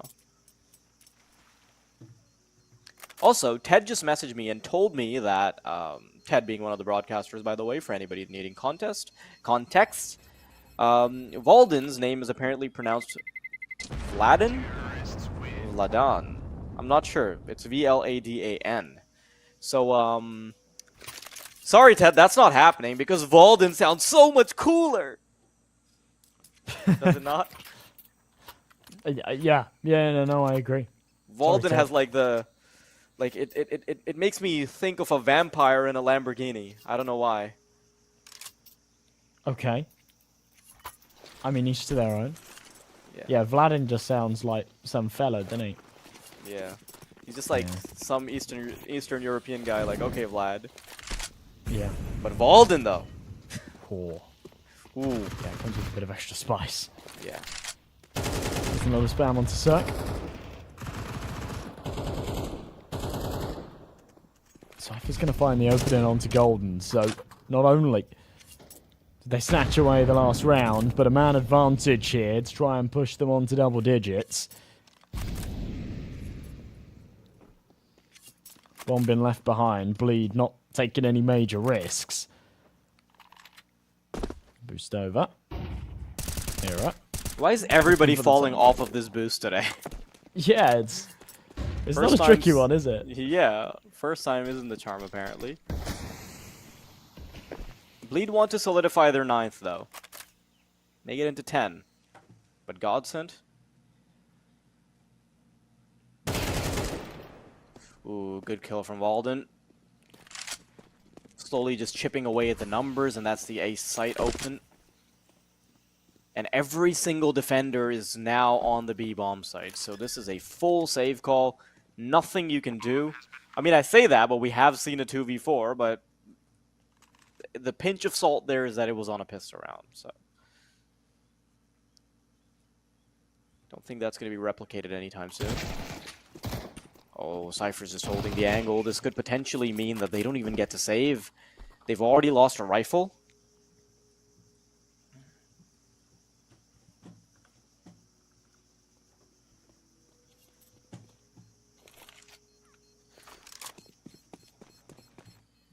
Yeah, they've got enough in the bank to just keep trying to push this issue. Era giving up his position. Rusty trying to survive. He's good for one, but it's only going to be Era that comes out the other side of the tunnel. Wait, hang on. Oh. Okay, Mr. Producer, you're trying to expose me for my nose picking habit? Thank God I was just scratching my cheek. Could have been naked. I mean, I don't know what you're doing on the broadcast, Josh, but and I'm not in that boat. Like, did you think that was going to be relatable when you said it? Like, it's not. It could have been. You know, when you like I don't see, do it. you know when you see like the most outlandish Instagram reel and everybody's just in the comments like, did this guy think it was going to be relatable? Like, why did he post this? Please do not give examples. This is a family-friendly broadcast. Fine. Did you watch the one I sent you yesterday, though? I'm not gonna lie, No, bro. not Like, yesterday. Day I before. haven't opened up Instagram in like 2 days. So. Unbelievable. I think I even sent you a link on Discord. It was the one we were talking about on broadcast. Ah, okay, that one. Yeah, I remember. Remember that? That was cool. Yeah, whatever. Screw you. It's just another day in the office. Another day in the office ignoring M&J. You gotta humble him for the broadcast, you know? It's going to be a free bomb site, though. Yeah. I don't... Nobody's contesting hate it. The idea of Godsent just stacking up on this A site with that one rifle. However, it is almost definitely going to guarantee an 11th here for Bleed. A freebie kill from Hampus.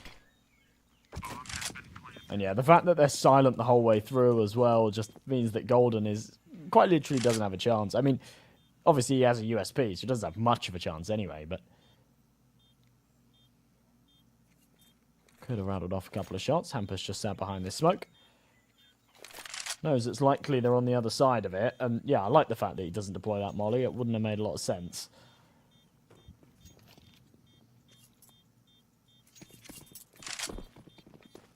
It's going to be an 11th, though. And Godsent just want to fall back and save. Obviously, for 3 of them, there isn't really anything to save. But if they can act as a bodyguard for the M4, or at least give the potential of retrieving it if somehow Era does die on the exit, then that's absolutely fine. So 11-5. And that's all we'll see out of Godsent there in the 17th. Sorry, 16th.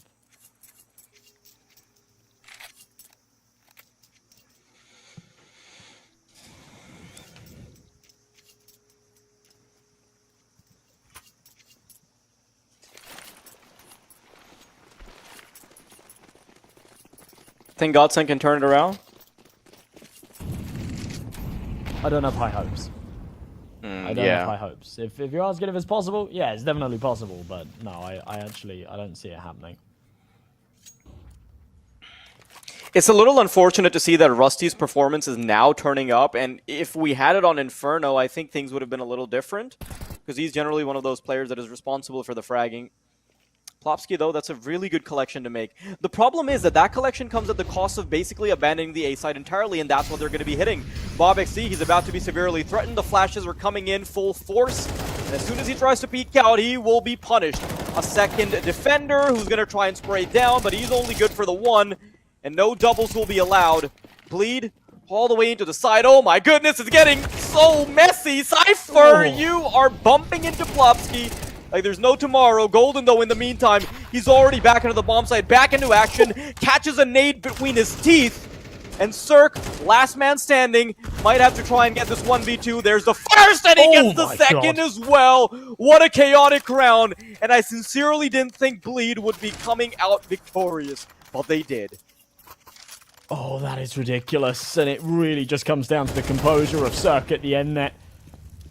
Through all of the chaos of his teammates, Cypher running into his opponents. He was on 5 HP, and he still gets away with the fight. It's the 1 versus 2 at the end. That is just unbelievable. I hope we get a replay of it. There it is. So well played from Cirque. And 12-5. Map and series point here for the 2-0 from Bleed. And they're not up against a whole lot of resistance. 2 FAMASs, 2 MP9s, and an M4 to work with.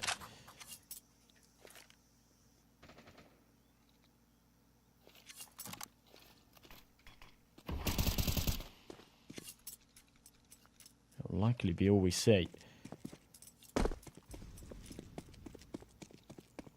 Unless they pull something off here, and it's going to be an execution in towards this A site. Temple mollied, Donut smoked. Looks like they're ready to pull the trigger on this.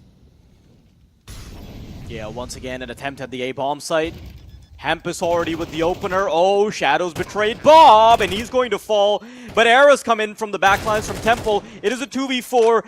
Conditions are getting desperate, and I don't think Rusty can get everything done with a measly MP9, especially with Volden being ready to sink his fangs in the back. But it doesn't even come to that. Faven finding the final one, and Bleed will be qualifying for the contender stage for Compass.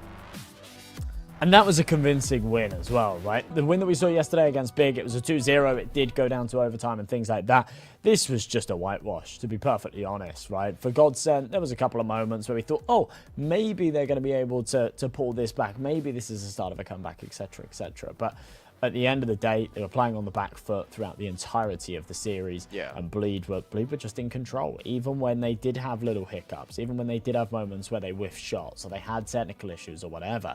They were in control through and through. So, yeah, I think not only is that a relief and a big win for them, but actually one that they can really feel good about and say, you know what, we smashed that. Let's go into this playoff stage and really show everyone what we're made of. Yeah, Bleed absolutely in control from the get-go, right? That first map looked like it wasn't Godsend's business, right? And then, you know, heading into Ancient, I was a little scared for Bleed, but then also you look at the types of teams that Godsend had been struggling against. I think that inspired a little bit more confidence when it came to Bleed. So a quick 2-0. We're seeing the first teams in the main Swiss stage, so it's not goodbyes just yet, but we do have a giveaway video coming right up. So we're going to roll that, and we'll be cutting to a short break before the next game goes live.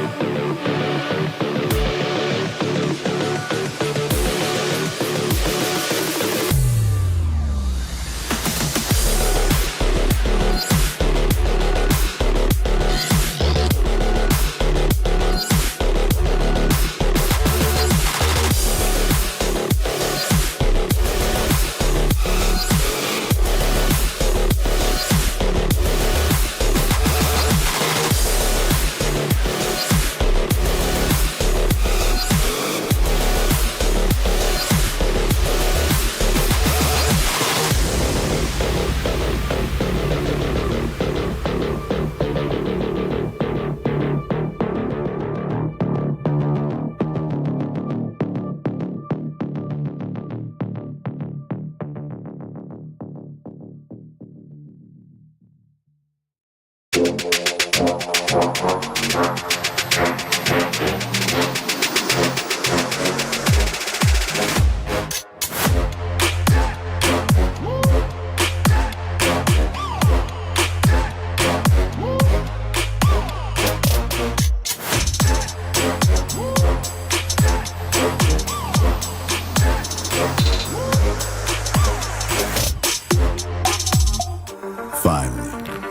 I found what I was looking for.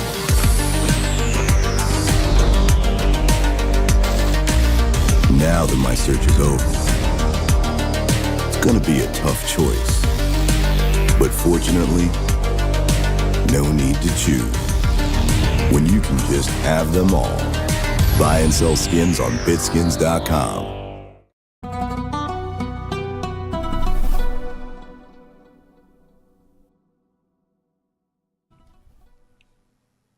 Welcome back, everybody. We're about to go live with the second match of today, which is going to be Endpoint versus Team Metasport. So a couple of good storylines going into this one, Josh.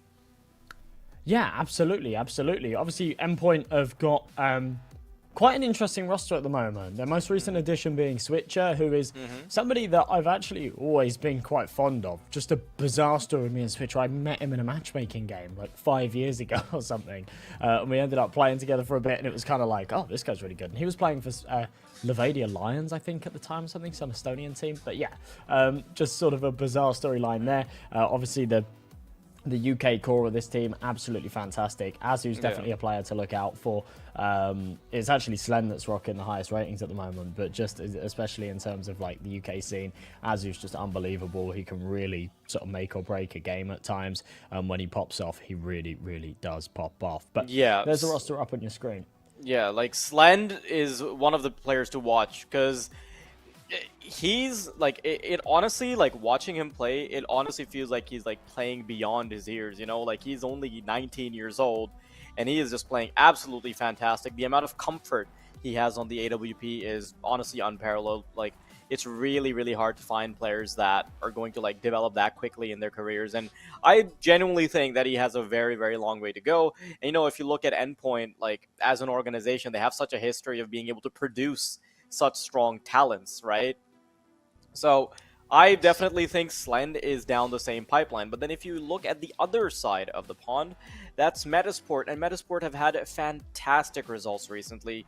You know, they are going 2-0 in Compass so far, but you know that like if we're going to draw parallels with Endpoint, that's fine, because also Endpoint are also like playing in the 2-0 bracket against them, so that's okay. But then Metasport, they've also qualified for the last Premier Spring Showdown, right?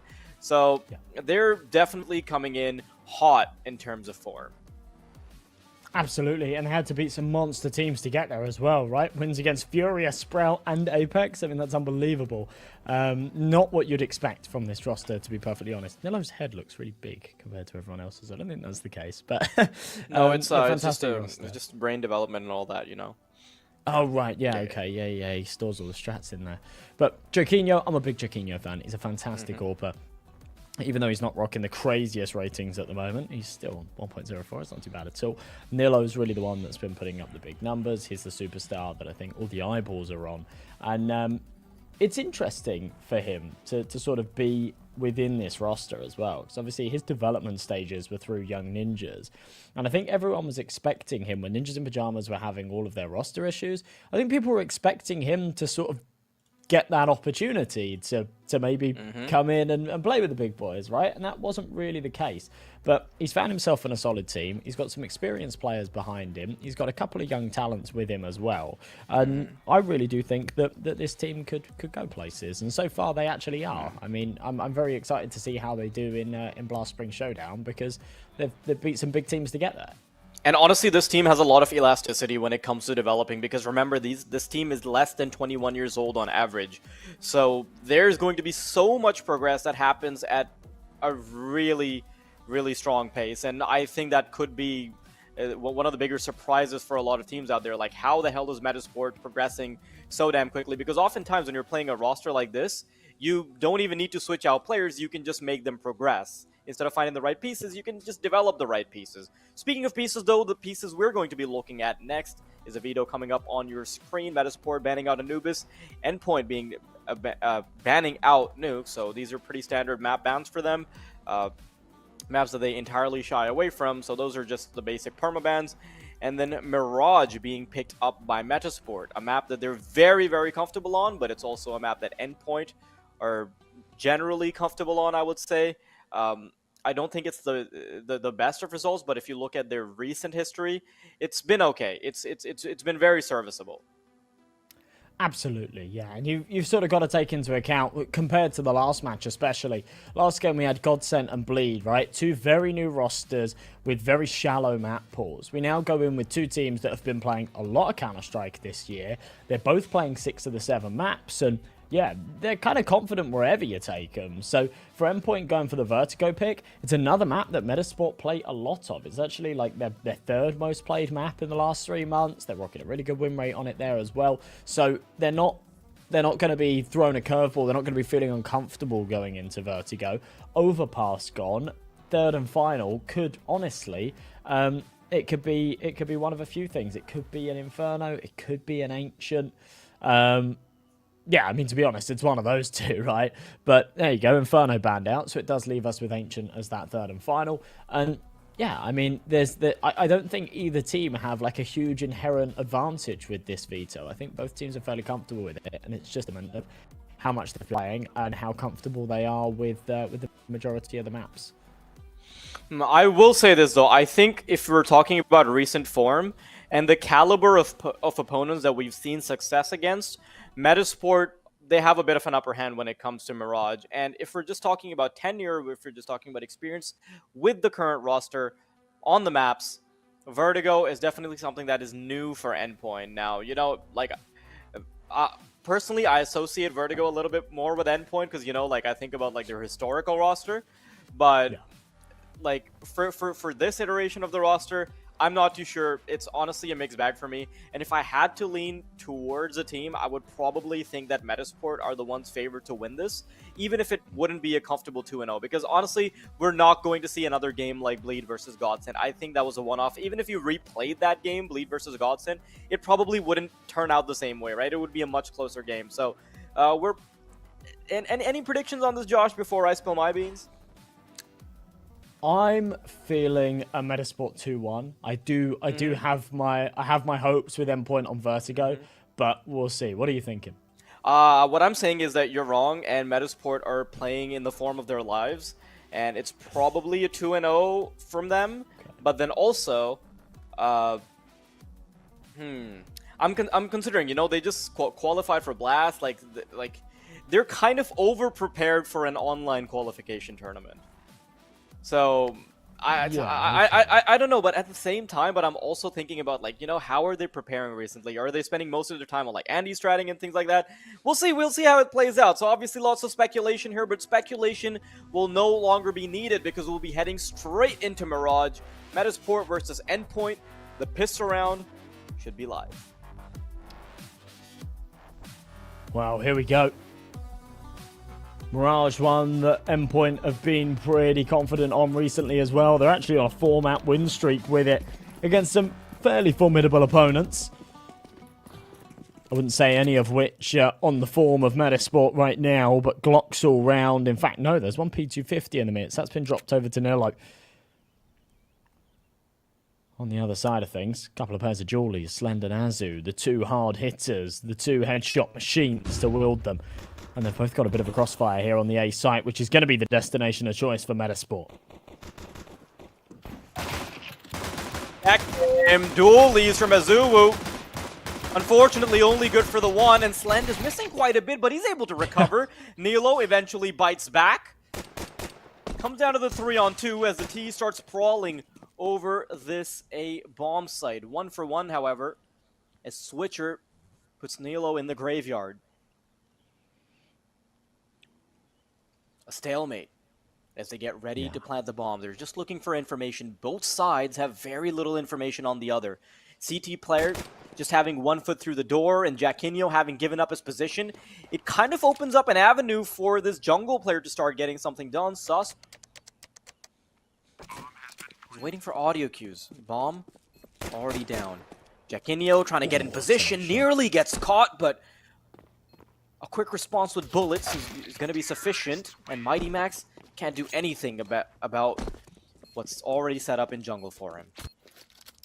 Yeah, Susp had a brilliant position throughout basically the entirety of that round, but needed the information. He couldn't venture any further than jungle until he had a little bit of info on where those two remaining players resided. Once he did have that information, he could then cross onto the right-hand side, just hold the murder hole, and it was absolutely perfect. So, 1-0, Metasport off to a flying start. It's nothing crazy, but considering they walked into a dually crossfire between the two star players on the A side, I think they did very, very well to dismantle it. A little bit of damage dealt by Surreal.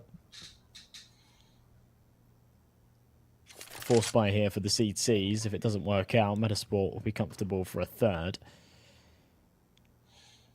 Interesting to see ZTR on that UMP as well. We haven't seen it as often, to be honest, since moving into CS2, but some players do favour it over the MP9. Armor penetration's a little bit better. To be honest, everybody tells me that, the UMP is better in some cases, but I kind of think that it's just cope for the most part on the CT side.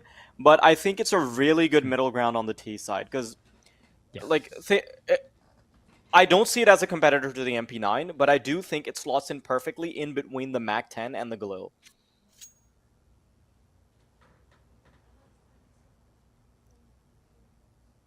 I heard a tick in the chat, and there's players just chilling. So, is this? Yikes. Yeah, is this a pause? What is it? I mean, if Susp already took a bit of damage, so I don't know if this is going to be replayed.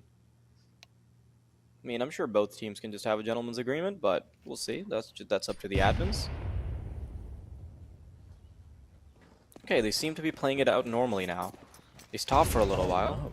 Oh yeah, I think they might have to play it out normally because of the damage being done. Oh no, this 5-7 could be very deadly. Switcher, his position is fully known. Whiff from the Galil, and now the Palace player needs to compensate. Drop down to the site already into default. Nilo gets one, switches around to find the CT player, switched over to the Deagle. There's two though. Oh. He's got to watch out for Mighty Max, and the final shot from Surreal will end the round. It's a little unfortunate. Yeah, rules are rules, but that's hard. That's really hard. Second round as well. I mean, that completely breaks Metasport's money. Yeah, that seems rough. That seems rough. That's a real shame. Quick tactical pause before getting into this. I think they're going to be feeling pretty pissed about that one, to be honest. Yeah.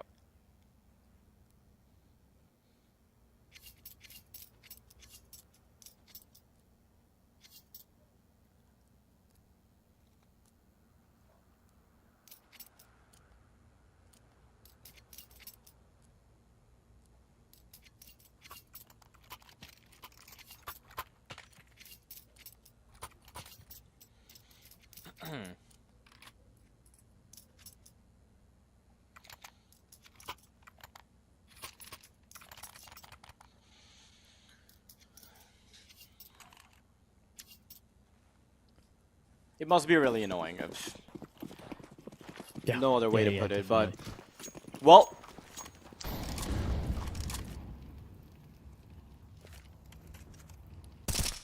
can't really do anything about it. No point in dwelling over the past, as I've learned from multiple failed relationships. But we're talking about Counter-Strike here, so gotta get back into the zone. Jackinio first man in. Ooh, surprised by the Under Palace player. Adam B quickly put down. And a big CT side advantage before they've been able to get into a bomb site. Oh no, this bomb's going to be out in the open. I mean, there is a connector smoke, but they're getting ready to penetrate. Sus finds one. Nilo and ZTR, one of them will already fall.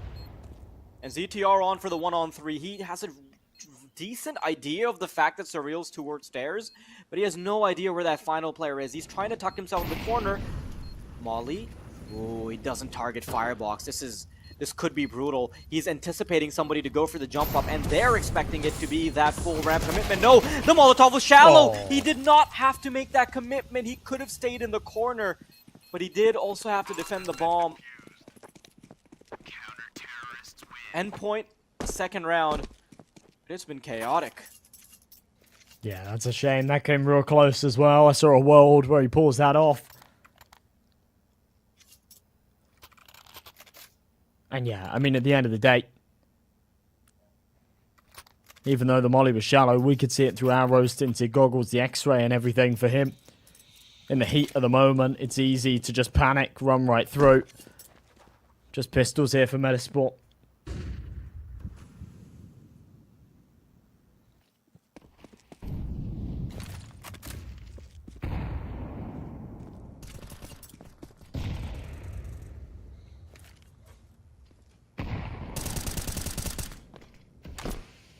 Big opening kill from Slend.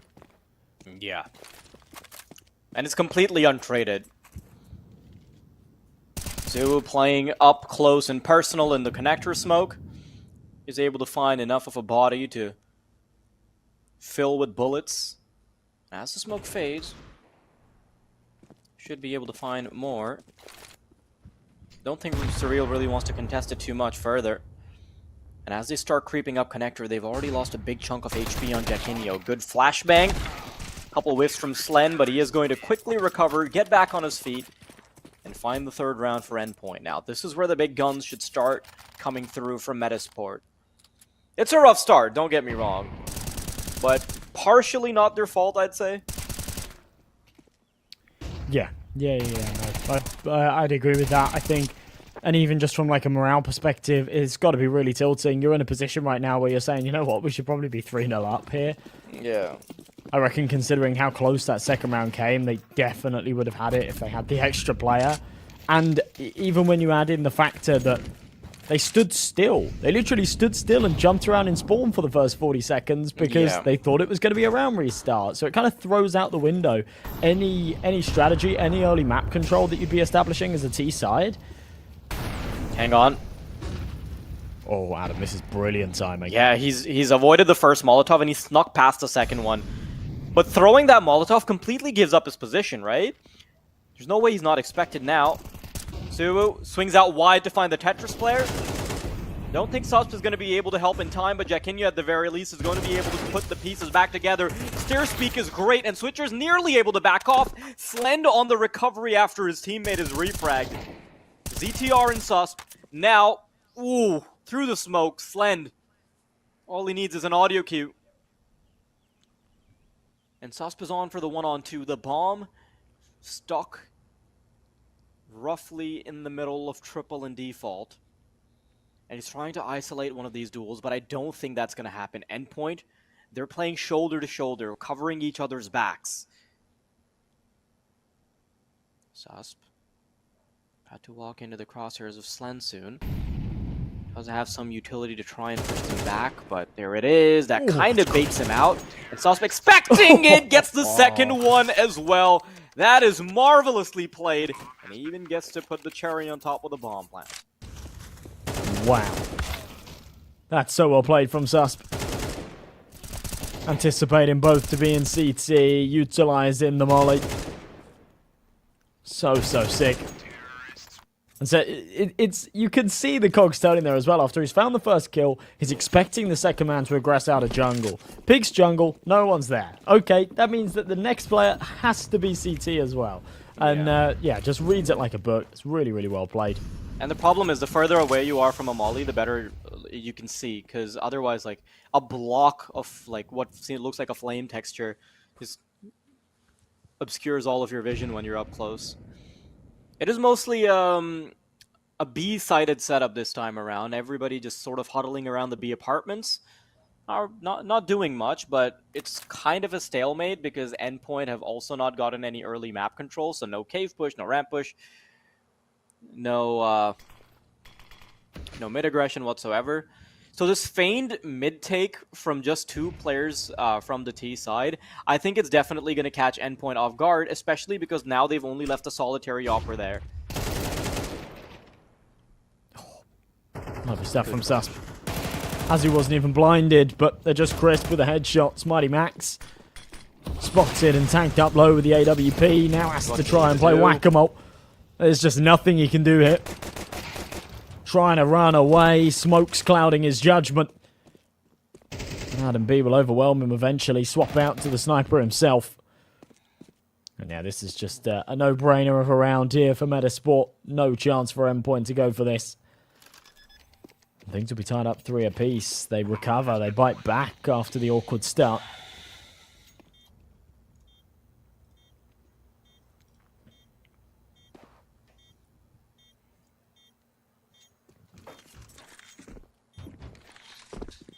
The fact that they allow so much mid control from MeterSport completely messed them up. Because they had no information on what these short players were trying to do. The ladder room player is completely isolated.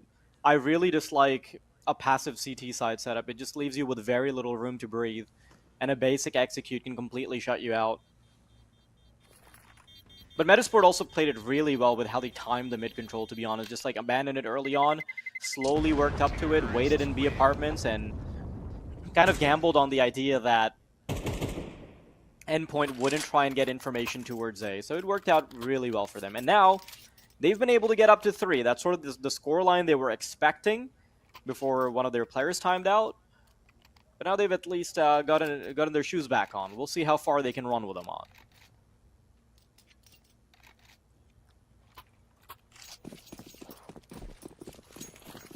Oh, here we go.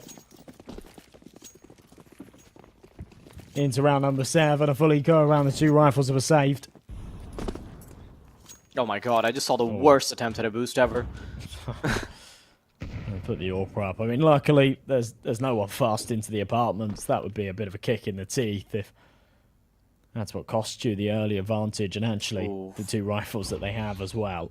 You can tell that they're adjusting based on the lack of information in the previous round, and also because they only have 2 weapons. Like, they're willing to be much more aggressive, put those pistols to use, and they don't want to be in a position where their passivity gets them punished this time.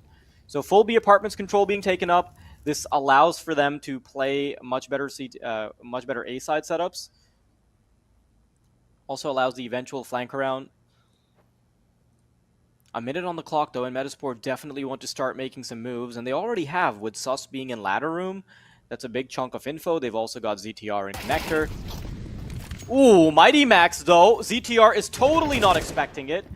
And this could be a bit of a problem. Nilo with 2, and he would have to find 2 more to protect himself. Adam B, though, in the meantime, coming through the smoke. That's 1. They still need to watch out for the player in Under Palace, and the Opera's trying to distract to the best of his ability. AK recovered. Azu, that's a quick one. Quickly repositioning. Flashbang out as well. He wants to try and aggress the AWP player. There it is. That's the headshot trying to switch over, but Sus will end it all as a solitary player alive in MeterSport with a 4th. That's good stuff from them again. Obviously, they're not up against much there, right? It's an effective eco round, just those 2 weapons saved, crossing their fingers, hoping for the best that they can pull together. However, big guns out again. Won't be an AWP available, so it will just be rifles all round, but definitely sufficient amount of firepower to get something done here.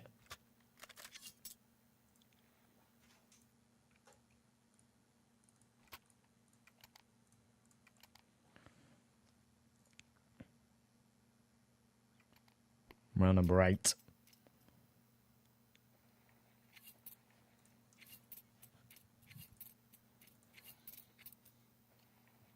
Fairly important one here for Endpoint, just to sort of stay relevant here in the first half.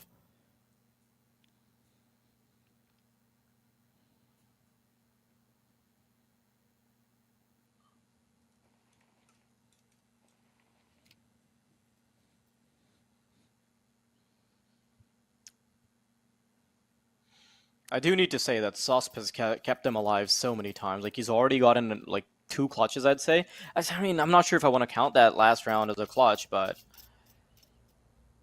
like, within the chaos, he was the one that protected the round for them. And that 1v2 over towards CT spawn where he got the double kill, that got them sort of back into the game. Because bear in mind, if he doesn't get that round, Endpoint probably converted into, like, 5 rounds before MeterSport even get a chance to punch back. Yeah. So a really big asset in terms of clutching potential right now.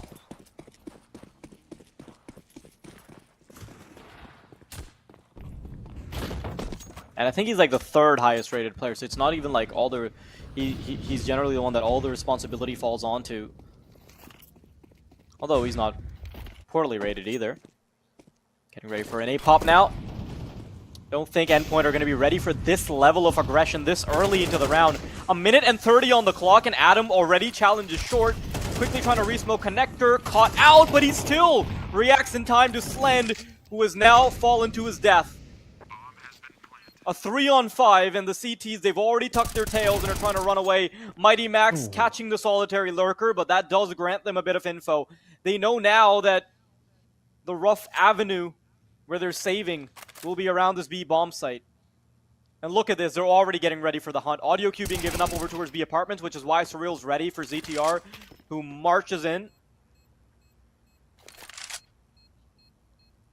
Don't think they want to lose too many weapons, so they will be putting a lid on this for a little while at least.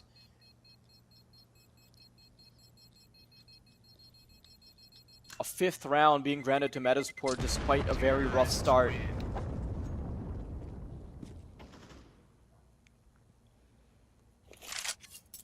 Endpoint, you can really see they're starting to lose control here. Even just in their gunfights and their decision making. Falling short time and again.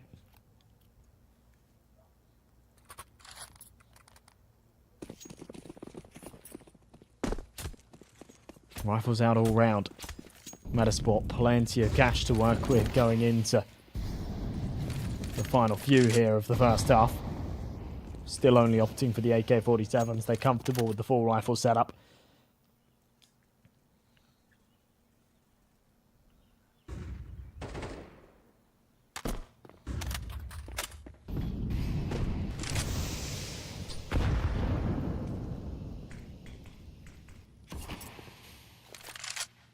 Good bit of util usage early.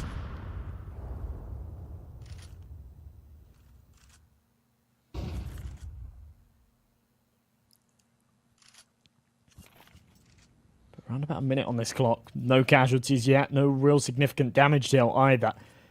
It is looking like it's going to be a push here towards the A-bomb site with a bit of a pincer coming in from mid. Susp is the important player in this. The potential superstar to make this happen. Adam B cracks it open with a beautiful headshot though. Oh. Oh my goodness, 2 duels about to happen on both sides of the map, and both of them being won by the T's. B apartments open, ramp opened up. Azubu should have no trouble finding the kill over towards B, but there still need to be conversions. Len, that is beautiful work, even through the molly, tries to go for a second dip, but Susp was nipping at him like a piranha.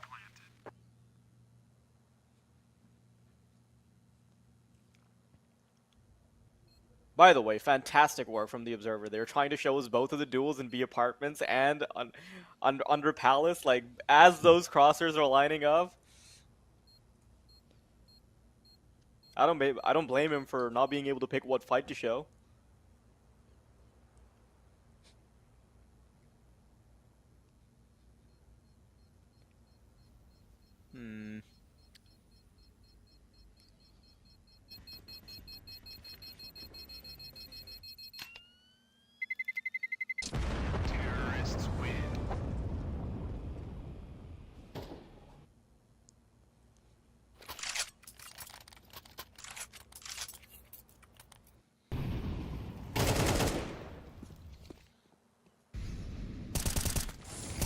So far, Metasport have just been looking comfortable. Outside of the extenuating circumstances, I think they've just been largely comfortable.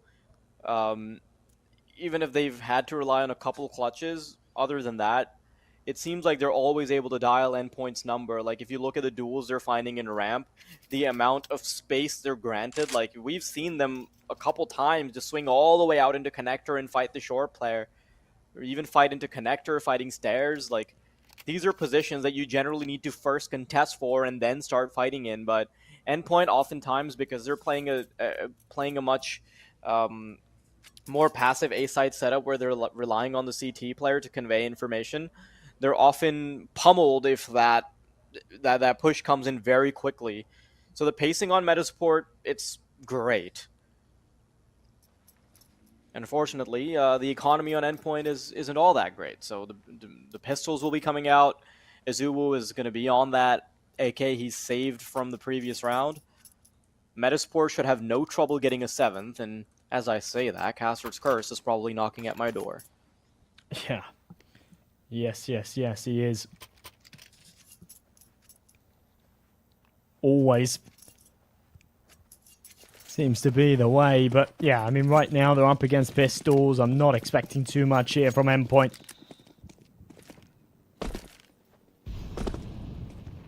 We have seen our fair share of rounds just like this in the past.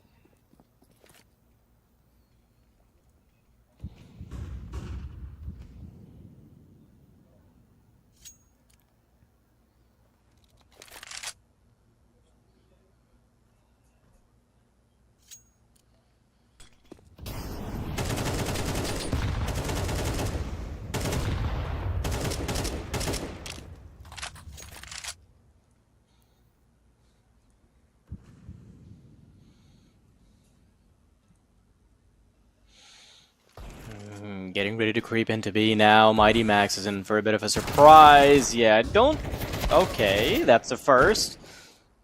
Unfortunate to not see any conversions, and in the meantime, Sus will be coming in from the back lines to make sure that he can keep things clean for the team.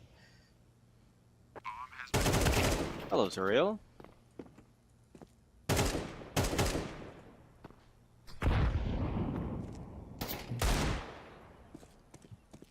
Aw, that's sad for Sus, because I know he was just mentally calculating the rating increase from every kill. Gets 1-digged into oblivion. Well, you know, it's a factor that comes into play. HLTV ratings, always desirable.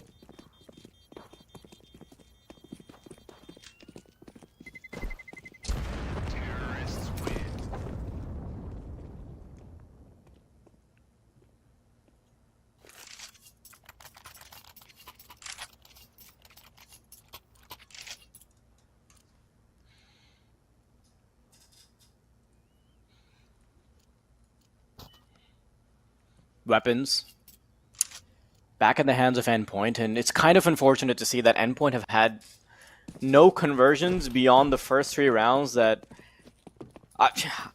I don't want to say it, but kind of grifted, if anything.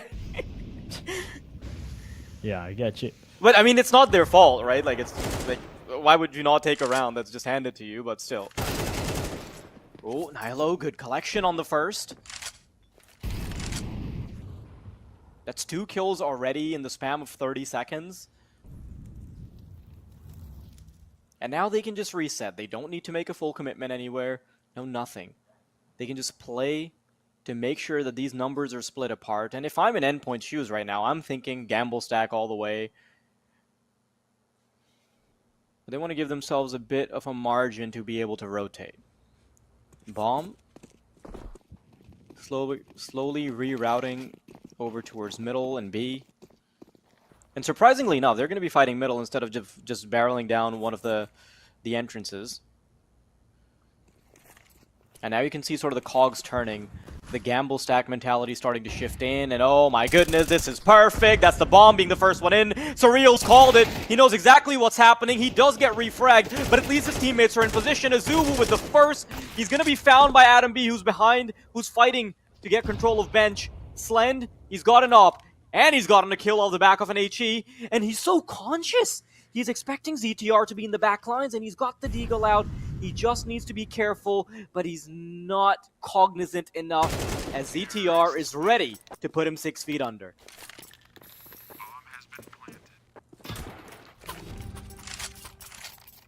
Here it is. 8-3, Metasport just absolutely running away with this.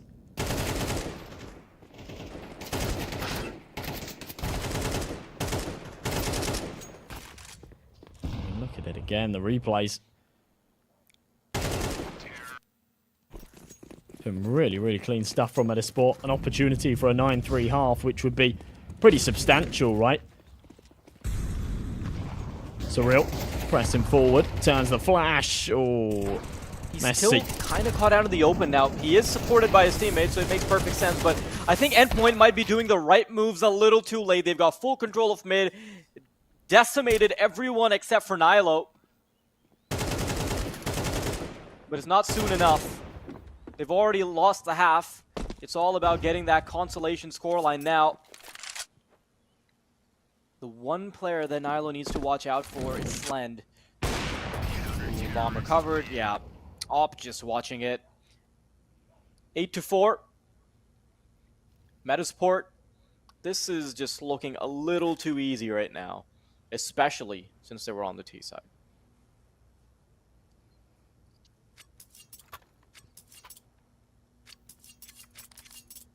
Well, CT pistol important here for Endpoint. Remember, a couple of their rounds were really off of the merit at the start of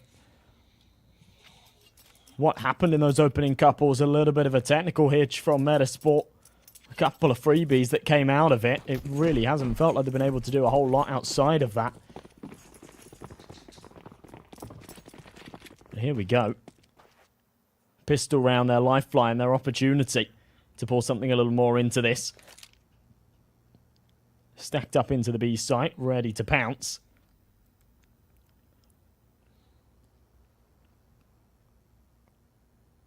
Metasport have actually really given this up. They're going for a very heavy mid setup. And therefore B, for a few seconds there, was vulnerable. Now they've got 2 in place. In fact, made that 3 with a short player out in its attention as well.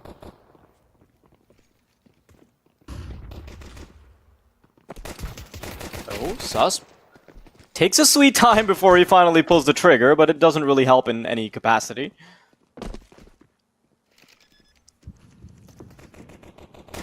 Getting ready for the retake now. Slend up close and personal. That's his 2nd kill, and all of a sudden, Metasport completely locked out with just 1 player ready to try and fight. Does have armor, and I'm sure he could get a dink or 2, but I don't think there's going to be a real conversion happening anytime soon. Ooh, that's 1. And you can see that he's going for it. He's trying his best here. 2 kills, kit collected. Barely any bullets, though. And Switcher, that's quick.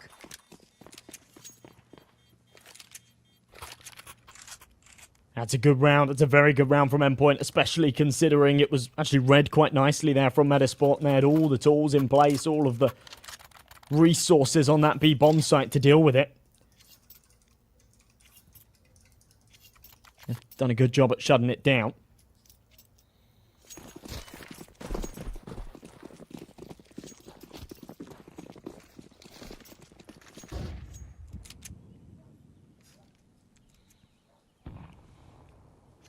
Weapons in hand then.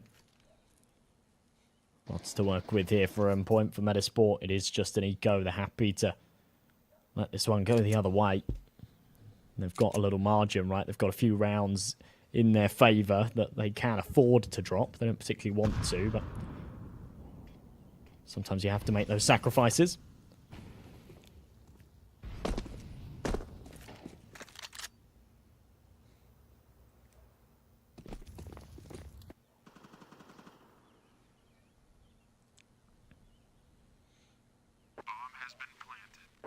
Josh, you ever thought about CS introducing a new pistol?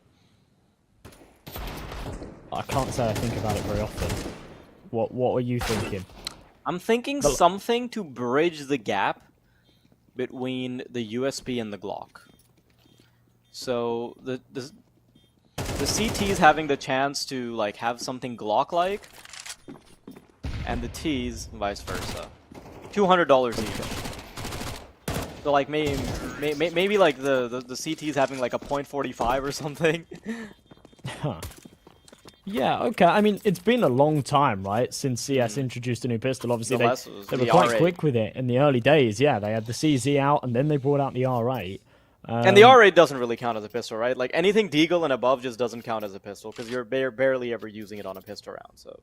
Yeah, of course. Yeah, I don't know. It's kind of an interesting point, because without the Jawlies, I think if the Jawlies hadn't have made a resurgence, then that would be like an even bigger thing. I think the Jawlies kind of bridges that gap, but not really. I get what you mean.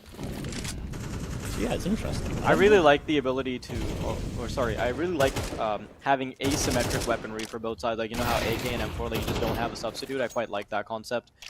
Good shot from Susp, though, on Mighty Max. That's really early control being established. And the first couple of rounds being won by Endpoint actually bridges the gap quite significantly, because so far it kind of looked like Metasport were running away with it, but all of a sudden, it's only a 2-round deficit. Adam, good kills. Ooh, I think Surreal might get a little greedy for that kill, and Adam is going to sneak out. I think the communication simply wasn't there, which allowed a player to get one more kill than he bargained for. I think it was Adam that got that second kill. 9-6 though, Metasport slowly just inching towards the finish line. And it's kind of a result that I honestly expected on Mirage. I don't mean to sound like a hater, but I did say 2-0. I can't wait to be proven wrong, however.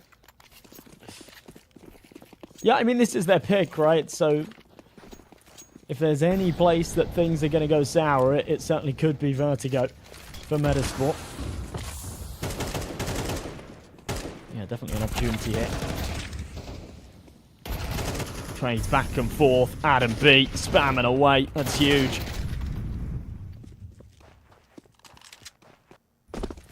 Big openings. Coming into the 16th round. And Endpoint, surprisingly enough, they're going to quiet down a little bit. No instant conversion. Bomb starting to make its way into Palace, though. And this quick progression actually gives up an audio cue, I'm pretty sure. Yeah, I'm sure that Susp realizes that there's a player or two in Palace. I think both of them were running to kick things off. As they get ready to pop out, I think it's going to be ZTR's responsibility to catch them on the cross. Oh, he's going to allow them to cross. No way! He's going to take advantage of it. Slend drops, and now Susp is still expecting players to come his way. There's the connector push, and ZTR, he's simply not there in time. Expecting the Palace player, simply misses the shots, and Mighty Max will shut him down. Beautiful stuff. Endpoint really bridging this gap now, closing the rounds one by one. They're in a good spot. Finally, feels like things are starting to go their way here in this map. Obviously, a rocky end to that first half.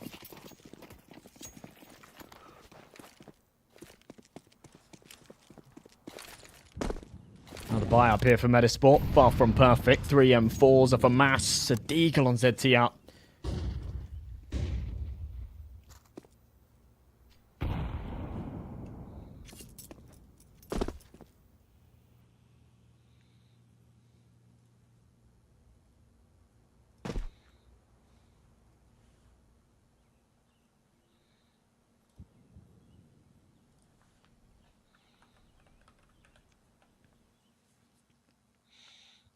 Very heavy mid setup from Metasport. Very forward, and a re-aggression from middle is certainly going to be hard to deal with. Ooh, Jacquinho, 2 kills collected by him, and he's just going to back off. He knows that there's no point in trying to re-aggress middle. In the meantime, though, Endpoint, they're trying to make something happen on a switcher. Anything he wanted to do solo, completely shut down.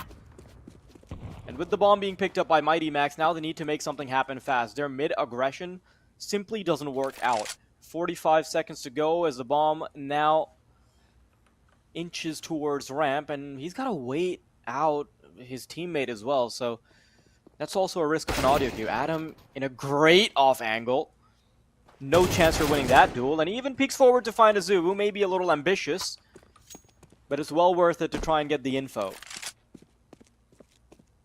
There's simply not enough time.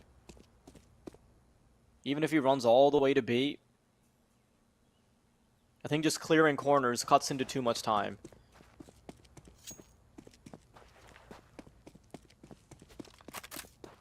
Yeah, this is a lost cause here for Azu. I think they were hoping for a bit of a freebie here. The fact that Metasport even went for the bite was somewhat of a question mark. It didn't really feel like they had the funds to properly justify it. They came into it regardless with what they could.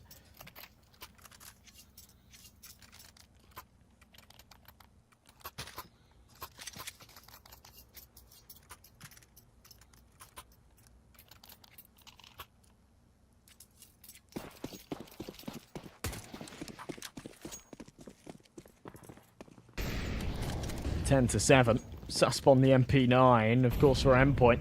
They've got a few more contingencies that they have to worry about. Pistols instead, but... Cyril says he doesn't care. Beautiful support flash as well over the lamp. Cyril doubles up. Yeah, Neil's attempts are unfortunately futile. Does manage to get one, but it's simply not enough. Another kill from Cyril. That's a 4K for him already, and I'm sure he wants to hunt for the ace.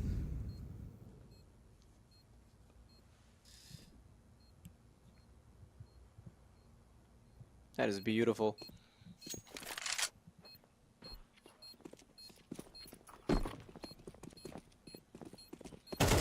And Metasport, it kind of seems like they'd fall victim to the same type of offense that they were putting up on their own T side, where like a really quick push into any of the bomb sites is actually something the enemy team isn't ready for.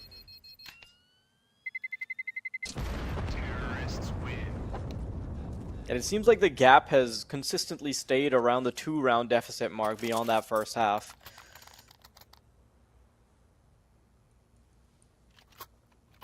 Bit of a tug of war. A couple more tugs will be allowed on the side of Endpoint because there simply isn't enough money for Metasport to immediately fight back. So a save will be made.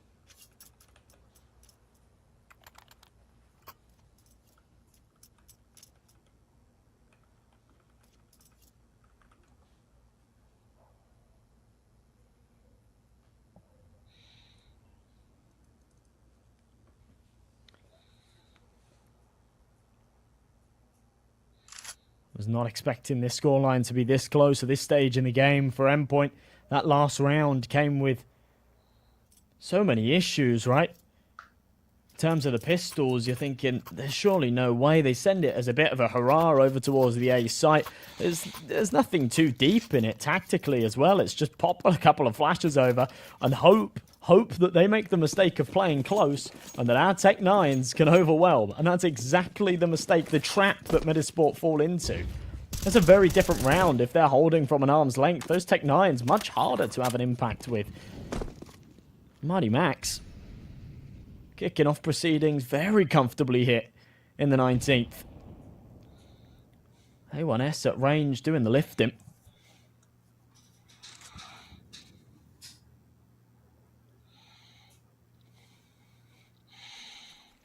Getting ready for some A contact now on ramp.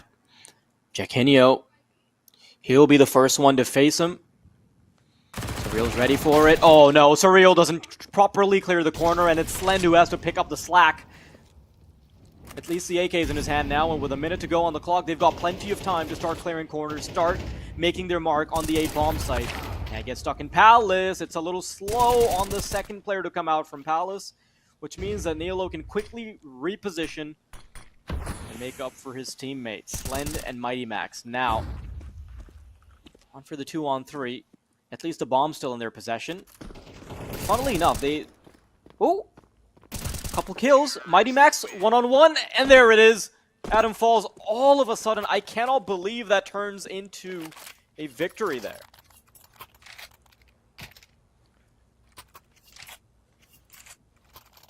Oh, 10-9. Round number 20, honestly worth everything here. There's not enough money for Metasport to even buy into this. So for Endpoint, this has been a long time coming. To close this up to a point where the scoreline's even, it hasn't been this case since round number 8 for Metasport. Send it up short, see if we can isolate a mid player. It's not going to be the case at all. Endpoint read their opponent's economy like a book. Mighty Max says, look, they're going to be on pistols. They're going to stack up somewhere, so let's just send it up A. Don't give them the opportunity to isolate anybody. Oh, okay. Well, it is going to be a kill, but the rest get chomped away by the blender, and 10 apiece. Yeah. There it is. When Slend didn't have his gun out, I got really scared for a second. Like, I thought, okay, if Slend dies there and they get a kill on top of that, I don't know. But they've nipped it in the bud. They actually kept 4 players alive, so it didn't even really go that awry. But yeah, scoreline tied up now, and what was looking like a dominant lead from Metasport, especially when they were on the T side, is all of a sudden starting to crumble. Surprisingly enough, because the CT side is generally what teams would like to pick into. A very aggressive mid setup coming out, which kind of leaves one of their players on an island. Susp, he's going to have to do everything by himself. Late nade, Mighty Max nearly walks back into it. But only 2 points of health, so no harm, no foul. After showing some presence on B apartments, he's going to start backing off.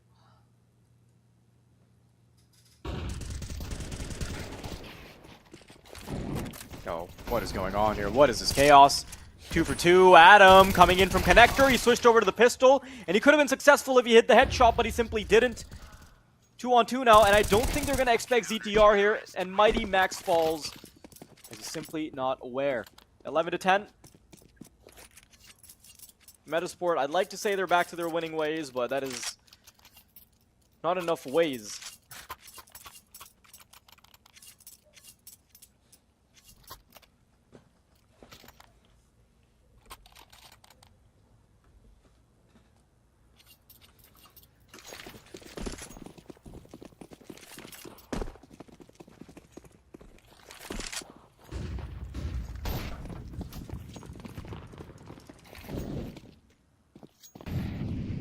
Slam with a big kill. Jaquinho gone.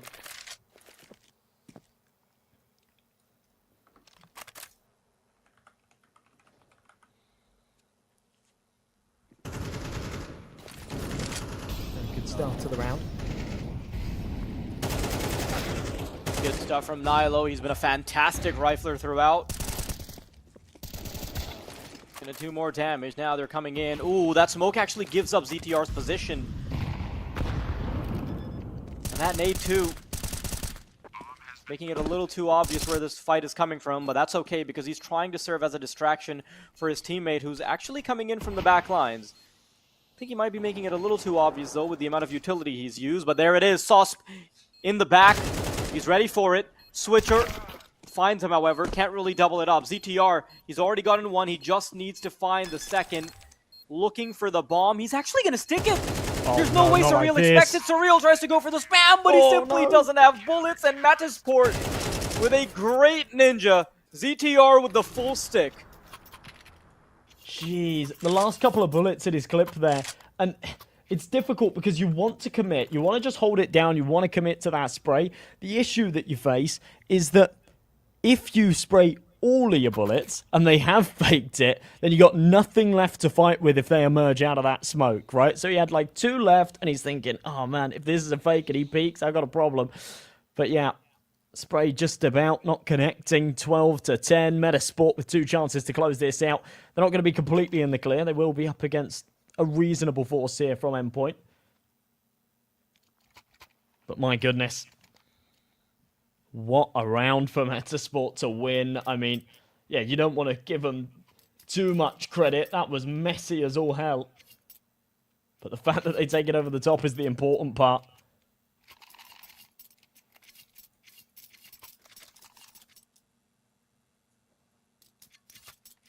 That's exactly what they do.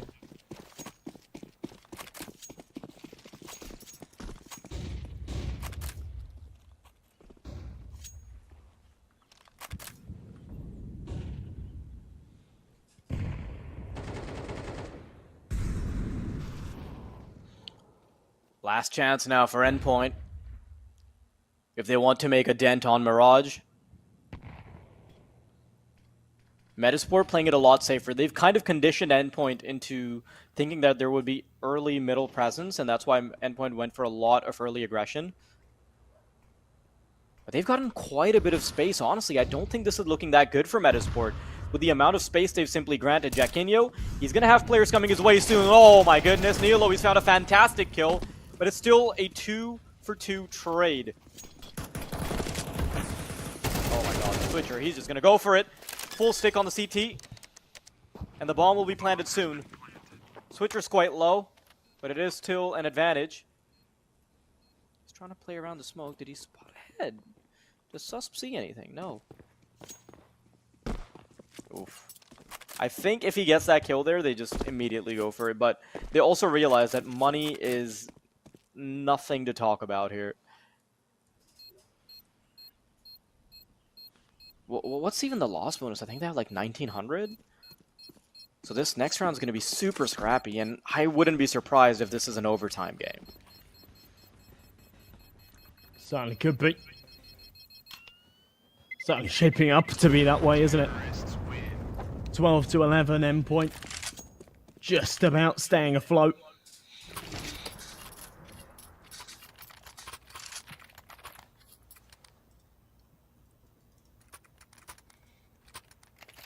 What can you even buy here if you're MeterSport?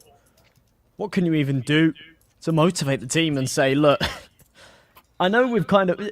The thing is, right, is it's not like they lose the game if they lose this round. So there's something to be said here for the fact that, yeah, it's not the be-all, end-all. However, they really, really want to take this one. They don't have the tools to do so. There's not really anything that Endpoint have been necessarily doing that's consistently punished them that they can even try and counter-strat here. Heavy presence in mid though. Ooh. Lovely boost on the rifle, but it's dismantled. It's dismantled completely. That's got to be done. Look at how ZTR just quickly repositioned and grabbed that gun. The problem is that Endpoint aren't immediately going for the commitment, so this is going to be a basic 5v3. Okay, Jaquinho at least makes it a little bit more palatable, but then Azubu already being ready in Palace. It's kind of all over the place for them. Now the 2v4 is definitely not looking doable. Unless they could maybe get the bomb down here. It's really important that ZTR finds the top middle player. Oh no, this is actually a problem. Surprisingly enough, ZTR survives with 1 point of health. And it's still looking hard, but it's not out of the realm of possibility. MeterSport could close it out right here. ZTR playing on B, that's where he feels he'll be safest and still be able to contribute. Unfortunately, I think it's all going to be down to Adam's shoulders. ZTR has already moved into position to try and fight from short. Ooh, there it is. First kill from Adam. He's looking for more. He spots ahead. Oh, he's gotten tagged up through the stairs, but he gets a second, and he could transfer to the third, but it doesn't happen. Endpoint have tied things up, and they'll be taking MeterSport straight to overtime. My goodness. Round after round, absolutely nail-biting. We go 12 to 12. I couldn't tell you which way overtime's going to lean at this point. Endpoint definitely the underdogs in terms of the form that they were coming into this game with, but it's looking like they've got a very, very good shot at taking their opponent's pick. The one thing here that I must say for MeterSport is in the final rounds of regulation, their money was their biggest enemy.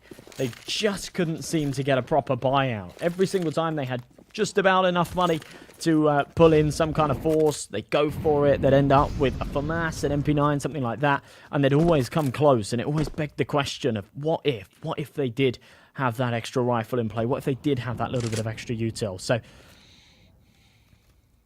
the blessing of the unhindered arsenal is definitely something they'll welcome with open arms. Nice little configuration here on B. Jaquinho quite aggressive with this AWP.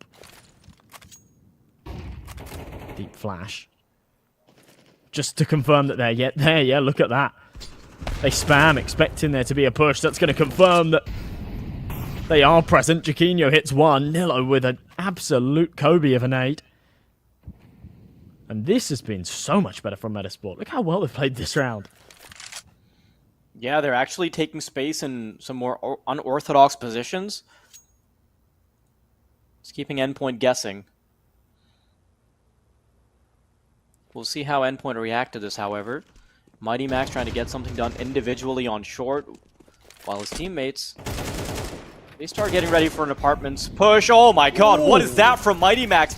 2 different angles, 2 headshots, and Switcher adds 1 more to the tally, which means that Jaquinho, who's already made it to the site, he's going to have to try and hold down the line while Adam gets ready to be in position. Jaquinho circling around. He's looking for Slend. He's looking for one of the He's hit players. the leg. Slend's been tagged through the wall. Slend, nice shot under the market player, but Jaquinho, he's still alive. He's still kicking, but they're both low. It's op v op, potentially pistol v pistol. and they're circling around. For Slend, it's a matter of wasting time, but what a flick! What an adjustment, and he's done it with a singular point of health. That is absolutely ridiculous. I mean, pat on the back for Mighty Max. Is this what we're going to see again here? Yeah. That is unbelievable. And then Slen clutching it up in the 2v1. Yeah, tagged up 2 hits with a USP from Jaquinho. And he's thinking to himself, because he hit Slend earlier, right? It was through the wall, but he would have confirmed that it was tagged, probably. Would have seen the blood coming off of him or something, and he's thinking, right, he's got to be super low, get the pistol out. He's shot him twice, and he's scratching his head going, what the hell has happened there? When he watches the demo back, he'll see just how hard done by he really was. That, though, is a frustration flick. I love it. What an awesome shot to get things going here.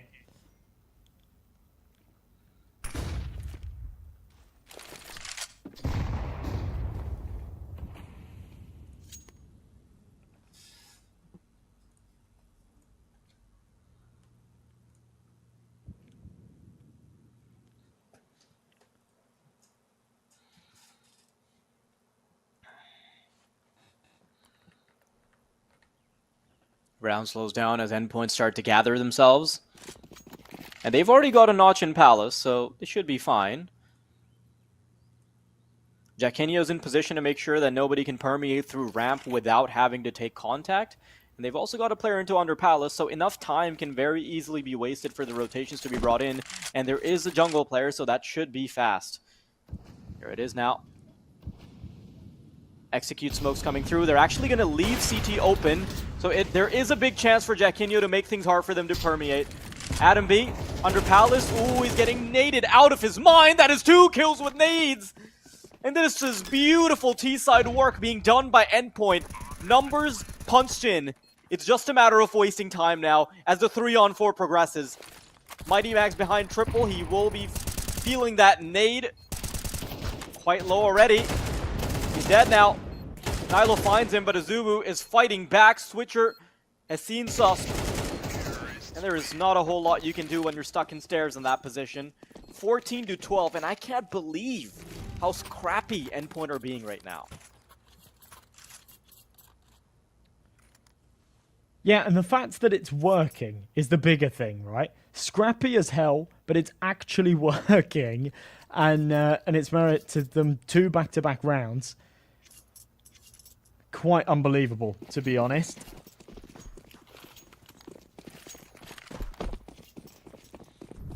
In with the guns.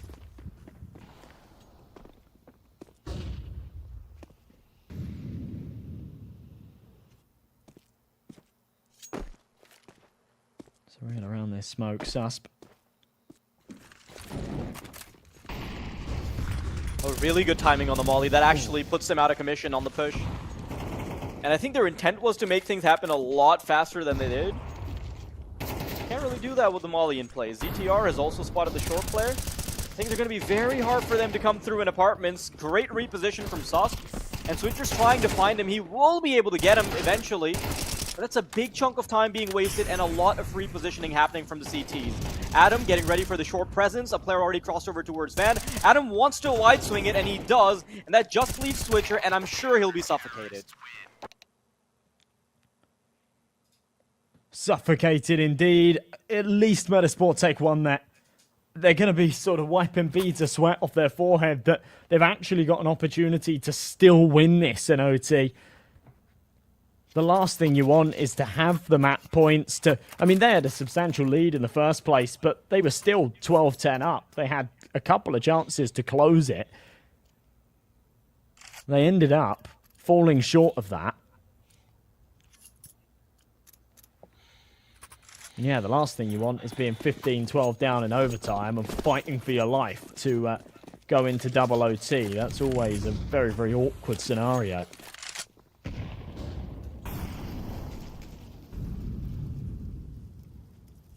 This one would be a big one for them to pick up. They had a good T side, remember.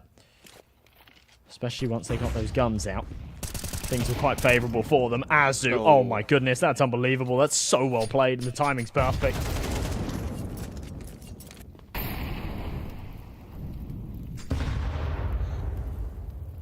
Beautiful mid take. And Azuma being able to double it up. That is great. Mid control will still be in the hands of Metasport, however. And they can route their efforts wherever they like. They can take it to short, they can take it to connector, but they'll... I think Nilo wasn't really intending on walking into his visibility. Slen just looks too damn comfortable running around with that AWP.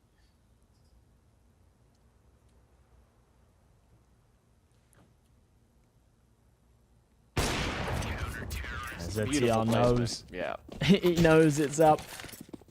At any other time, playing that angle with the orbs, very, very dangerous. But yeah, when it's a 4 versus 1, absolutely fine. You can shrug your shoulders and he hits the shot. So 15-13, Endpoint actually on the cusp of taking their opponent's map pick in quite an unbelievable fashion, frankly.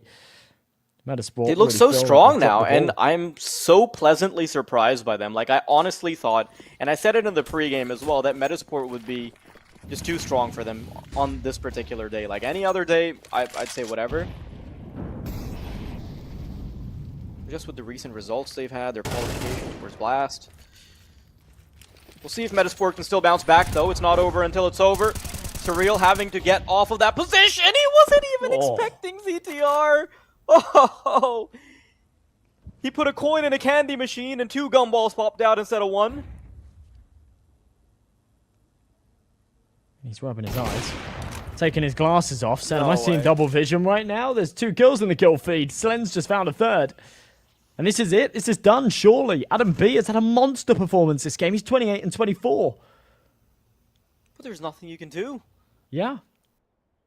Switcher even finds the player in ramp, so with the bomb being in a crossfire position, even if he collects it, like, what is he going to do? Is he going to get a 1v4? And I think that might have been info as well with the nade connecting with him. Slen, great position. And all he's got to do is press mouse 1. 31 and 20 for Slend as he ends a monstrous performance to defeat Metasport in overtime. What a game. And you know what? I was being a little bit of a hater. I really thought Endpoint would be 6 feet under by now, but they're not. Metasport are the ones that'll have to fight back. Yes, and you know, I was trying to back my UK boy. I was like, no. I know that all eyes are on Slend right now, but watch Azu. He's going to be the star of the show. Was I wrong? Slend, unbelievable. 31 kills. And yeah, just a hell of a recovery there from Endpoint. I really wasn't expecting them. I mean, you're saying like 2-0, right? I was expecting them to have a little more equity in the series than that. But yeah, to win their opponent's map pick, especially after how Metasport started it off, an 8-4 half, despite the hiccup early on with the technical issues, yeah, that's an incredible recovery. Hats off to Endpoint. That was fantastic.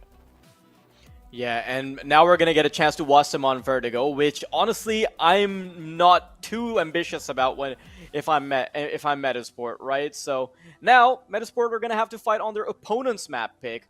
We'll catch you in just a little bit as we bring you map number 2, and the action's still going to be just as hot. Stay tuned, we'll be right back.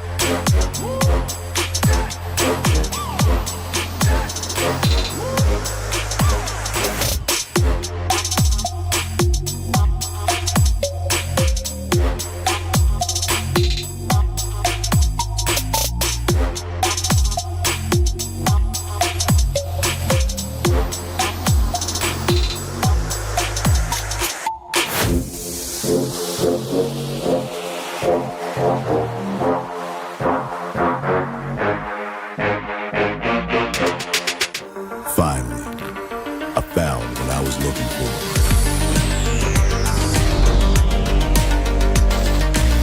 Now that my search is over, it's gonna be a tough choice.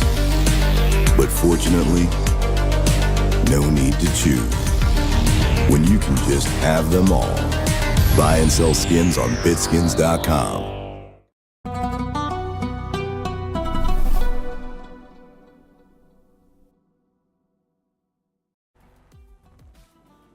Welcome back, everybody. That was such a scrappy game from Endpoint, but such a brilliant return into Mirage. And they've actually beaten Metasport on Mirage now, and all they've got to do now is lap up their own map pick, Josh. Do you think it's happening? Do you think the 2-0 is culminating? I don't know. I really don't know. And the thing is it's difficult for me because at the start of this series, I said, I think Endpoint lose the first map, but I think they've got Vertigo, right? As a UK man and as a player, not really a player, but someone that's been around the UK scene for a long time, Vertigo has a special place in our hearts. And I'm not sure why, right? But if you speak to a UK player, a lot of them just love a bit of Vertigo. And I think like the storyline from it, do you remember UMX? Like go back like maybe 2 years, right? UMX that ended up being the roster, the Viperia roster that made it to the RMR for Paris, right? It was those guys. They sort of came into the scene. They started getting invited to like tier 3, tier 2 tournaments, and Vertigo was just their bread and butter. And they kept beating some really high tier opponents on Vertigo, and everyone was going, what's going on? And it was always a safe bet. No matter who they were playing, you could bet on UMX on Vertigo because like they were just absolute demons on it. In a best of 3, they'd lose 2-1, but they'd always win Vertigo. And it kind of gave like a bit of motivation for a lot of players and a lot of teams in the UK scene to just play more Vertigo. And I love it. I absolutely love it. It's actually sort of one of my favorite maps, to be honest. I think that a lot of people have problems with it. A lot of people think it's just like an A-site simulator and it can be a little bit dry, a little bit two-dimensional. But yeah, it's I don't know. Maybe it's just nostalgia. We did get a quick little glimpse there at the scoreboard. Slend, I mean, yeah, he was just unbelievable, right? Mighty Max on the bottom end of things, but it's okay. He's calling the shots, and obviously in that second half, called them very, very well to recover that one into a victory. Yeah. Okay. Hello. Yeah. Is this the police talking? Yeah, we found him. Yeah, this is the guy for whom Valve keeps Vertigo in the map pool. Yeah, let's get him out of here. We got him, ladies and gentlemen. Josh has been exposed. Out of the broadcast. No, I mean I knew the jig is up. Okay. Yeah, it's okay. You know, like I don't think Vertigo is a map you can like you can really admit that you like, but it's more of a kink, if anything. Okay, all right, yeah, a shameful kink, a guilty pleasure. Yeah, okay, all right. I'll be ashamed. I'll be ashamed for my love of Vertigo. I like it, man. I like it.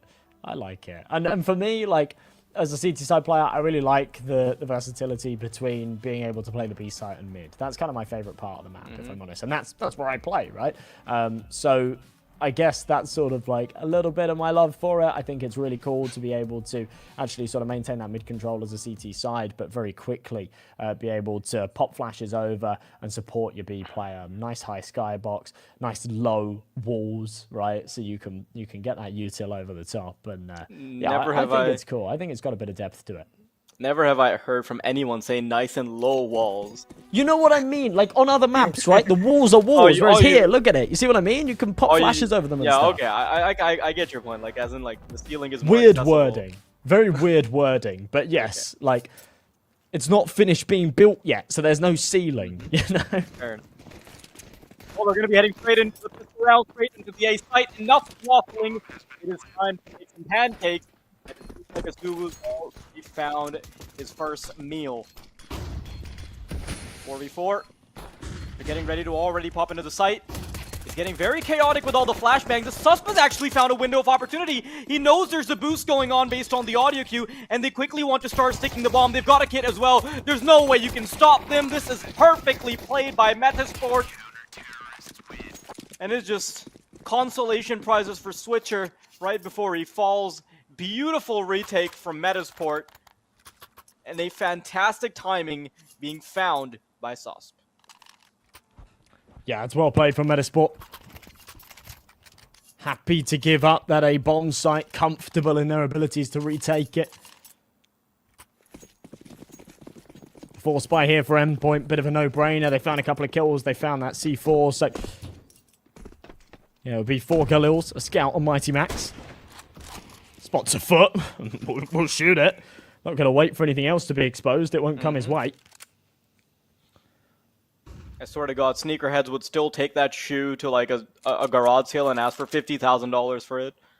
It's got a bullet hole in it, it's covered in blood, and it kind of smells. Good little trade though.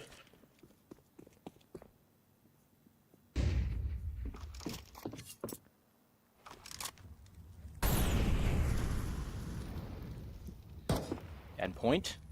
Now getting ready to creep up on the A-bomb site. Already traversed through ramp. Just a matter of starting to engage in those duels now. Utility goes out to try and block off the Heaven players.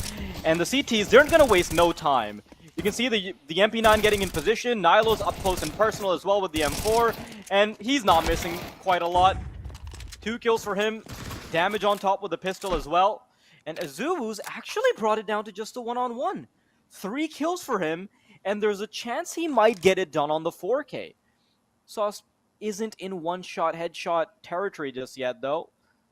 So he's got to be careful. And the bomb is out in the open. This is a really difficult duel for Azubu to find. Perhaps only one that could be facilitated by a headshot angle. It's a waiting game. Sus being the cat, Azubu being the mouse here. Instead, Sus takes a bit more of a passive angle. Bomb recovered by Azubu now, and 15 seconds to go. He's going to have to tap it at the very least. Nope, sticks it the first time around. And Susp, he did not move a muscle the first time around. Oh, that got scary, but Susp is able to keep things clean. Yeah, Susp initially looking on the wrong angle as well, so if Azu was just a little more clinical onto the head there, then yeah, he would have had that kill. Susp looking around, he's thinking, is there an AK somewhere? I don't know if he had information that there was maybe an AK somewhere. Maybe he's just scouting around for some util. Doesn't matter. Second on the board for Metasport. A little close for comfort, but they pull it their way. It'd be interesting to see if Endpoint want to go for another buy here.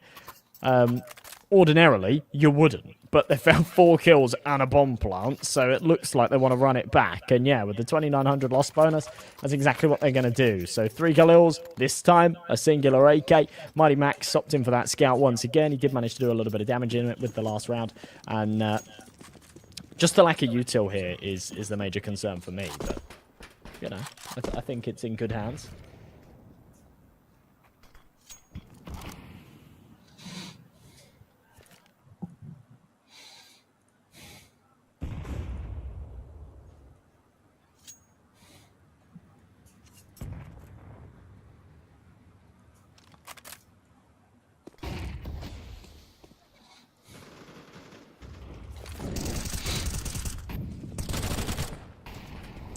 Oh my goodness, this is just complete decimation on all accounts. Nay and Nilo is ETR.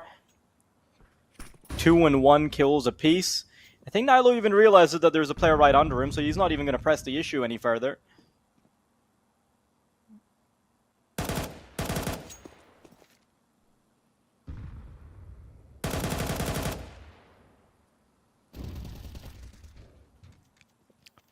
This is a good start for Metasport. It begs the question as to how the hell they lost Mirage, to be honest. If they can keep this up, if they can take their opponent's pick, I think they're going to be kicking themselves a tad. That also, I'm not sure why the HUD just got switched around. That totally threw me in for a loop for a second. But yeah, it is the HUD is incorrect for now. It is in fact Esport on the CT side. That actually happened to me yesterday on my own channel, Fraz. Can you believe it? Interesting. I'm such a boomer. I'm such a boomer. I've never ever even touched a custom HUD or anything like that. And over the past couple of weeks, I thought, right, I'm dipping my toe in the water, and it's really cool. It ups production value big time. But yeah, sometimes it just does this, where it just goes, oh look, you know what? I'm just gonna switch around for no reason. Yeah.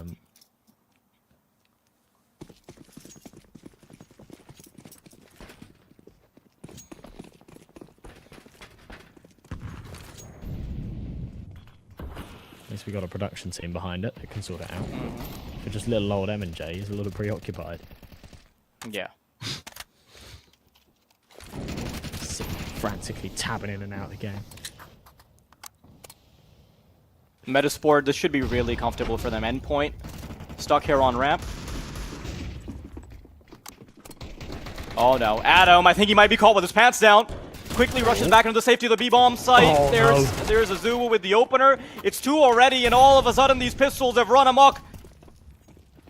Should be no trouble for them. Just try and get the bomb down, but it's kind of out in the open. Azubu's great for the 3rd, and that is the first round on the board for Endpoint. Pure pace. Usain Bolt with the Tech 9 as soon as you got it in hand.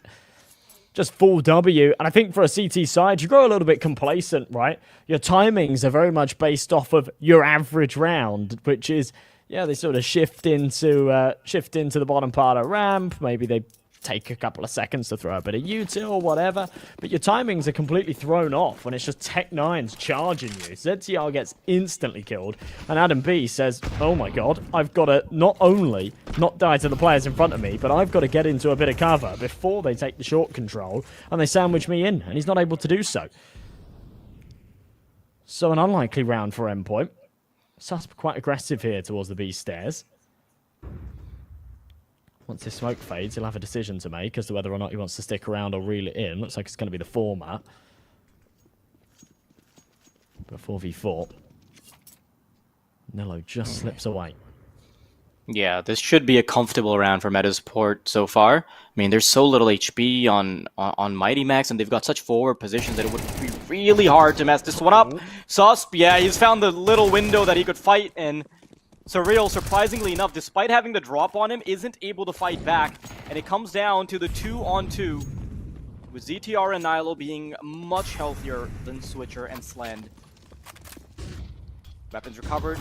It's onto the B-bomb site now. Slend, he's got a little gap in the smoke. This is beautiful. He kind of uses it as a one-way, but eventually falls. Switcher, so little HP, and a lot to do. Esport on the cusp of 4 rounds, unless Switcher can do something about it. Nilo dissuaded from pushing further, courtesy of the molly. Oh no, I think he might have just touched it. That's info. As soon as he starts going for the bomb plant, Nilo, he's got a great position off the back of the boost, and that should be the 4th for Esport.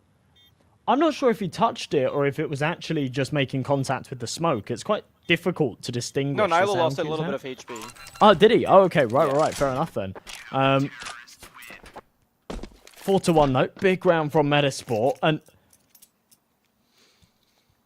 for Endpoint, I think in that 2 versus 1 scenario, it would have really done them some favors if they didn't have to take those gunfights until Switcher was in position, because realistically, I think Slend really would have liked to use Switcher as bait there. In that scenario, take the first duel, Switcher can then sort of expose himself, and Slend can play off of that, right? Slend has that opportunity then to try and trade off of his teammate. Instead, he gets faced in with it a little too early. Switcher's then left with a 1v1 and only 5 HP. Rifle spamming.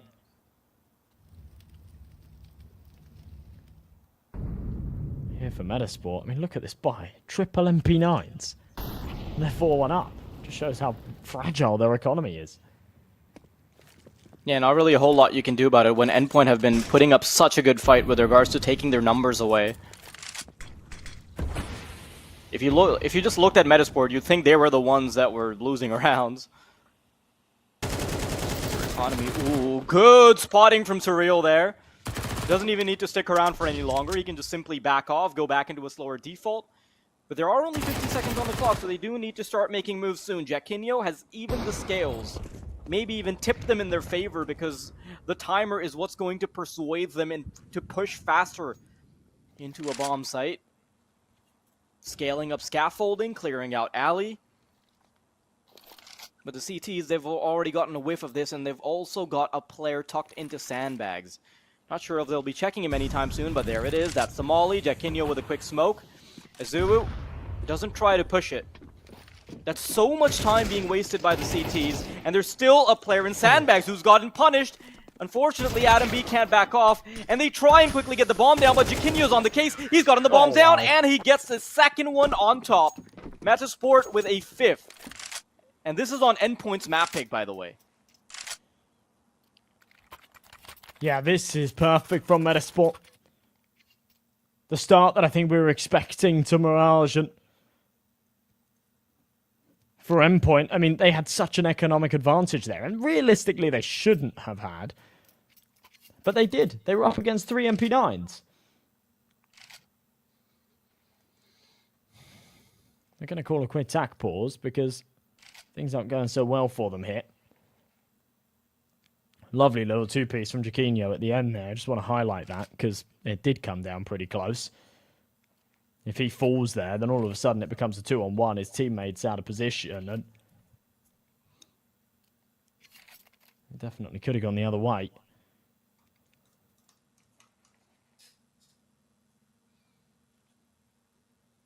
But 5-1, and to be honest, I know it's a little early to call it, but I'm anticipating a third map here. I think Ancient's going to be the one that has to distinguish these two teams.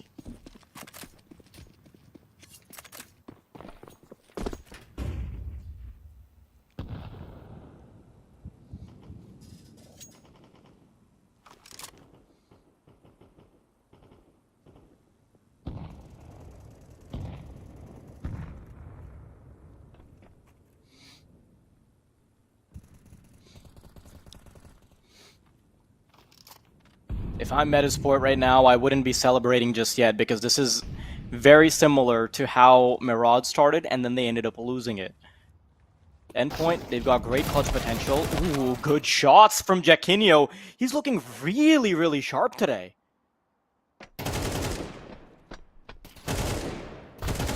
Good bounce back from Surreal as well. Unfortunately, lining up for Nalo.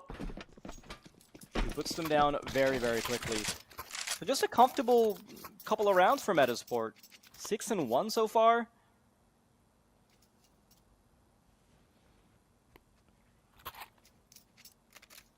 Yeah, actually, those comfortable couple of rounds were much needed for Metasport as well. Remember, round number 6, they came in with 3 MP9s, despite winning the round prior and being in quite a comfortable position in terms of their round count. So yeah, having the weapons out here and having a bit of cash to spare should do them some favors. Mighty Max says, I don't care. I'll pop your head with a scout. Oh Adam B has to respond. 2 kills and a bit of damage onto Slend. It's actually a dink through the wall. Puts things back to evens. But to be honest, Endpoint's still looking quite menacing. Yeah, Adam B's openers were supposed to make it a lot easier, but then if it's still a 3v3, it's not a huge dividend being paid. Surreal falls. It's a good attempt with the scout rifle. But now they slowly need to inch forward, and Metasport have the right idea. They're exactly in the right place to deal with this. The elevator smoke, however, is going to make it really difficult for these two players to participate. They're going to route around. Slend, I think he might just be looking for that one isolated duel. Oh, Jaquinho spots him. There it is, the headshot and the second one to top it off. Adam B and Jaquinho just carried this round on their backs. Wow, wow, wow.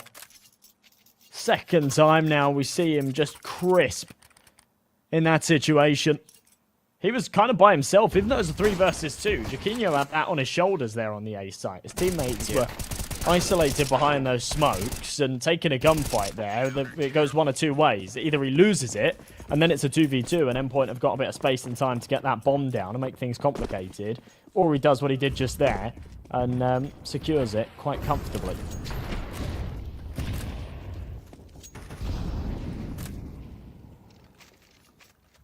Much stronger attempt at a take, even from the CT side on ramp. And Endpoint being as close as they were, they've been quickly bogged down to 73 and 61 points of health on Mighty Max and Azubu respectively. Great chunky nade put down Azubu, and it's followed up by a barrage of bullets. Oh my goodness, the CTs, they're bursting forward through the smoke, through ramp. And it is nail after nail in the coffins of Endpoint. Pretty much securing the 8th round for Metasport unless Endpoint's Surreal can do something about it, and it's not seeming very likely. Sosp is in a great position, and it's very unlikely he should be able to lose the duel. Okay, never mind. Gonna have to bite my tongue for a second. Still a small chance, however, the bomb is firmly in control of the CTs. Jaquinho's got a little smoke setup as well, and he's got a molly, he's got a flash. Just so much potential to waste time, if anything. I'm a little surprised he uses his own molly there, because that molly kind of makes sure that he won't be able to push through the smoke. But maybe he's thinking that he's already permeated through the smoke and he's mollying behind himself, so just being careful about the big brain plays that could come through. In the meantime, though, in Surreal City, he's already decided that the population of clutchers will be 0. Let's go for the scoreline 8-1. 8-1. Really one-sided stuff here from Metasport. Definitely looking like the better team so far here on Vertigo. When I said 2-0, this is what I was expecting. Not whatever happened on Mirage. Because if you remember, like when Mirage started, Metasport were just completely styling on Endpoint, and then they turned into a completely different team. The big thing about Mirage as well is it was actually quite hard to follow. It was quite hard to cast towards the end because it was just such a mess. So many of the rounds were really scrappy, gunfights through smokes, and scenarios that probably shouldn't be lost that end up like lots of examples of 4v2s, 5v3s that flip the other way around. ZTR's H2e could and should do some good damage here. It blows open the smoke, falls a little short, but does merit him the opening kill. That's too quick to the trade. And Adam B, yeah, you don't want anything more to do with that, my friend. Get the H2e in, but get out of there, because if you reaggress, that's what's going to happen to you. Crisp shot from Azu. Ooh, chunky nade. Milo's able to get a kill just off the back of the molly. It is still a 3v3, and he is getting bogged down by nades. Sus, quick boost, quick thinking leads to a quick kill, and they're still trying to get the bomb planter off of the case, but that's not going to happen. 3-on-2 now as they start to get into position, but Surreal's out in the open, which means he'll fall. And Twitcher, he's going to have to try and play whack-a-mole in reverse. But they'll be the ones that'll wield the hammer. Metasport, a 9th secured.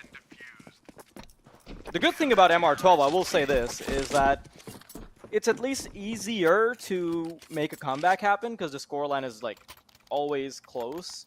Like you'll never be in like a 12-1, for instance. But I mean, you could technically, but like you're not as close to the finishing scoreline, even with a big margin. So you got enough time to get you've got enough of a scoreline to get stuff done, and just like winning a pistol, conversions, things like that, it really evens up the scoreline. So now I'm thinking, okay, Endpoint get these 2 rounds, which like honestly they haven't shown enough promise to be able to do that, and then they get the pistol conversion, then they're already kind of close in the scoreline, you know?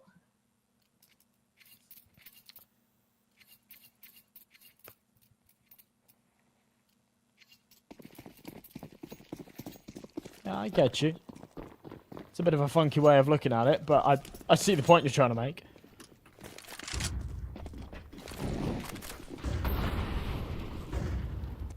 Incendiary in, Adam B, good timing. His timing's been a little bit temperamental, hasn't it? Sometimes he's got aggressive and he slips away just at the right moment. Others, the same can't quite be said. And there it is again. plaguing him, caught with his pants down and a nade in hand. Jaquinho has to try and recover things, and 1 for 1. Ordinarily wouldn't be too shabby, but in the context of how things are going right now, he needed a little bit more. It all falls onto the shoulders of Susp. A good flank over the next couple of seconds. Now we're going to start to anticipate it, and there it is. Well played, cleared from Slend. A 9-2 endpoint bite back.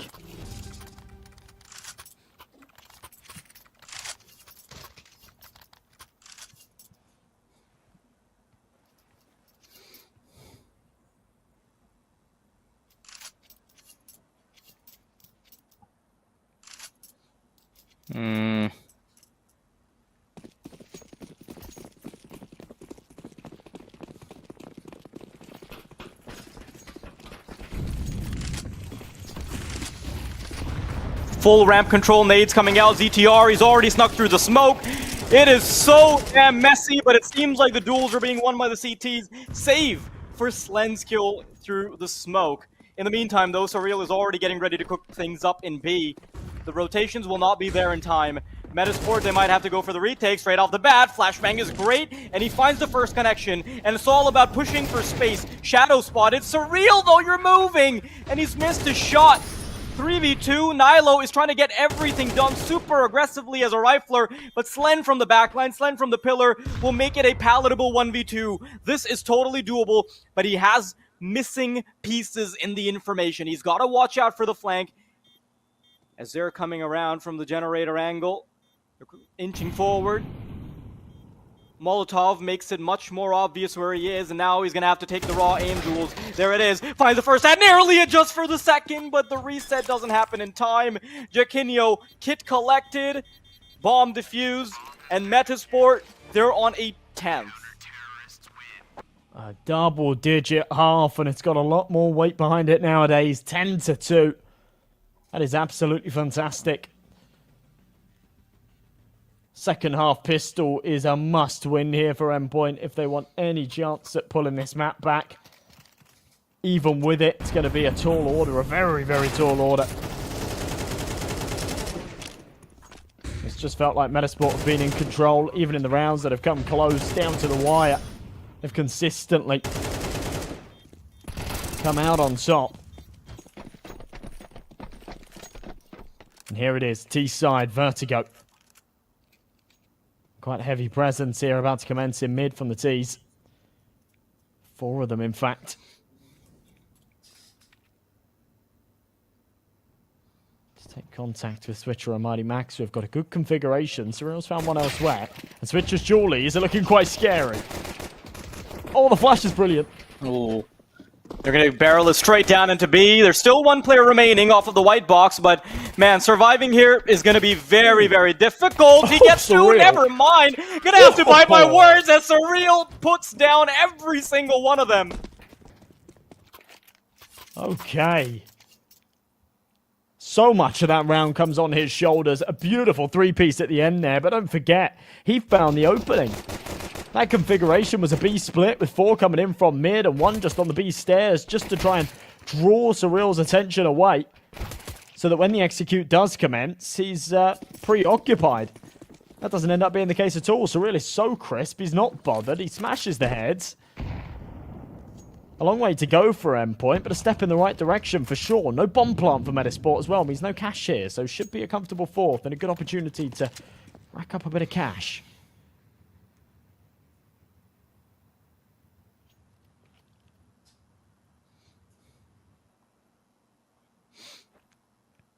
Glock train. The choo-choo about to commence as they start pushing in. Nilo, beautiful shot. And they do have some upgraded pistols, but that is some incredible work being done by Surreal and Mighty Max, who are still trying to route around the smoke. I think it's a bit careless by Mighty Max. That reckless abandon leads to him getting fragged here. But oh no, Susp, he's right behind them. There's no way they're going to expect him right behind, but they're actually going to turn around, just being extra careful. That extra bit of detail certainly going to help. Problem is, bomb hasn't been planted, so they can still watch out for him. They've got the budget for it, and Slend will drop him.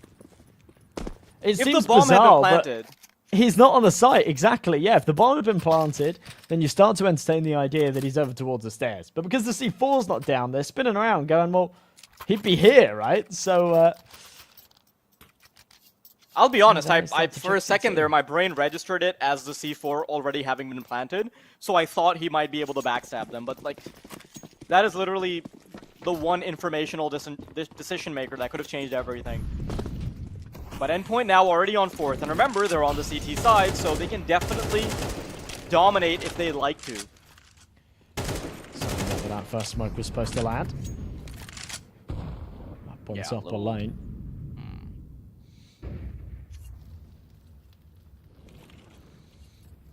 Remember, fewer total rounds in MR12 also means that you need fewer rounds to get the comeback going, so just a couple more rounds here, you see like a 10-6, 10-7 scoreline.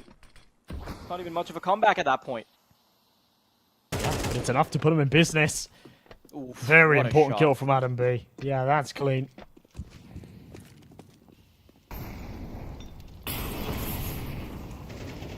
This round is big. I think if they don't do anything on this round, they're in deep trouble.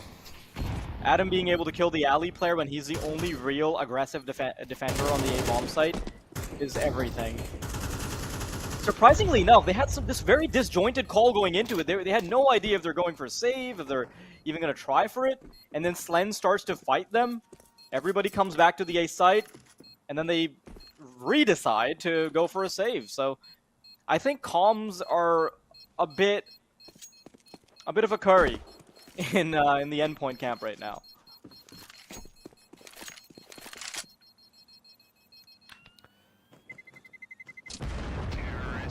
I mean, it makes the most sense to go for the 4-man save there, Endpoint. The issue is they don't have a very big margin of error. So losing that round puts their opponents right onto 11 and puts Endpoint in a very tricky spot here.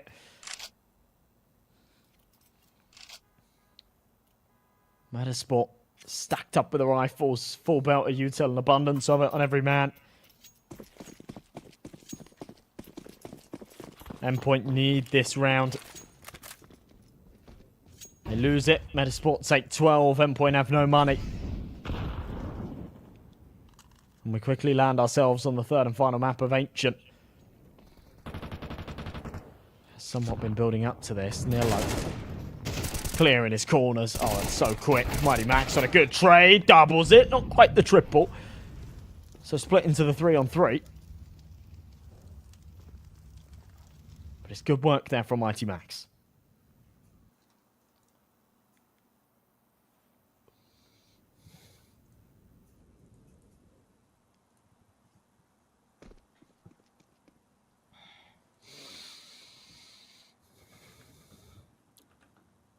Still going to be a while before they start heading into a bomb site. This positioning from Mizubu, though, I don't think it's going to be expected at all. They're expecting a free bomb site. It's checked, but it's not soon enough. A frag collected, but Susp and Adam B have also been tagged down significantly. Endpoint, they've got a very reasonable shot at this, and I'm sure they don't want it to go to 12. Quick spam with the MP9. All it does is give up his position. Slen in the meantime, no, that was the one. That was the kill that had to come through, but Switcher is playing salvation duties right now. Quick tap on the bomb. Smoke will fade, and Susp is just too damn ready for it. 12-4. If I had any faith for Endpoint to be able to turn things around on the CT side, it had to be on the second round conversion, but they simply cannot. A completely different game here on Vertigo.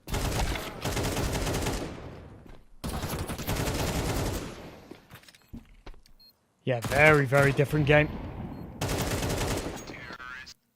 Even in these clutch scenarios, just holding true.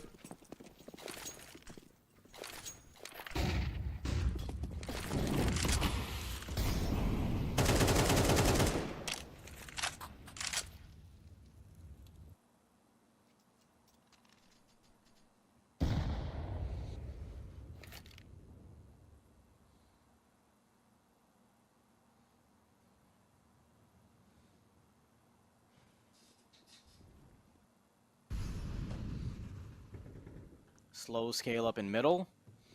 Should be able to get both CT and B. I mean, there's 4 players all the way on ramp, and as soon as they find that kill, they're in a little bit of trouble, actually. Because they realize they've pretty much abandoned everything. ZTR, he's in such a good position. He gets 1. Should have been the second, but what a shot from Surreal to turn around. And there's simply no info available for Endpoint. Nilo adding to the numbers for Metasport. That's a second kill for him as well. And that is the superstar rifler performance that he's always been cited for. 25 and 10. Might even make it a 26. There it is. What a magnificent performance by Nilo from Metasport to win the game 13-4 against Endpoint. And now, there's only one question remaining, Josh. It's just map number 3.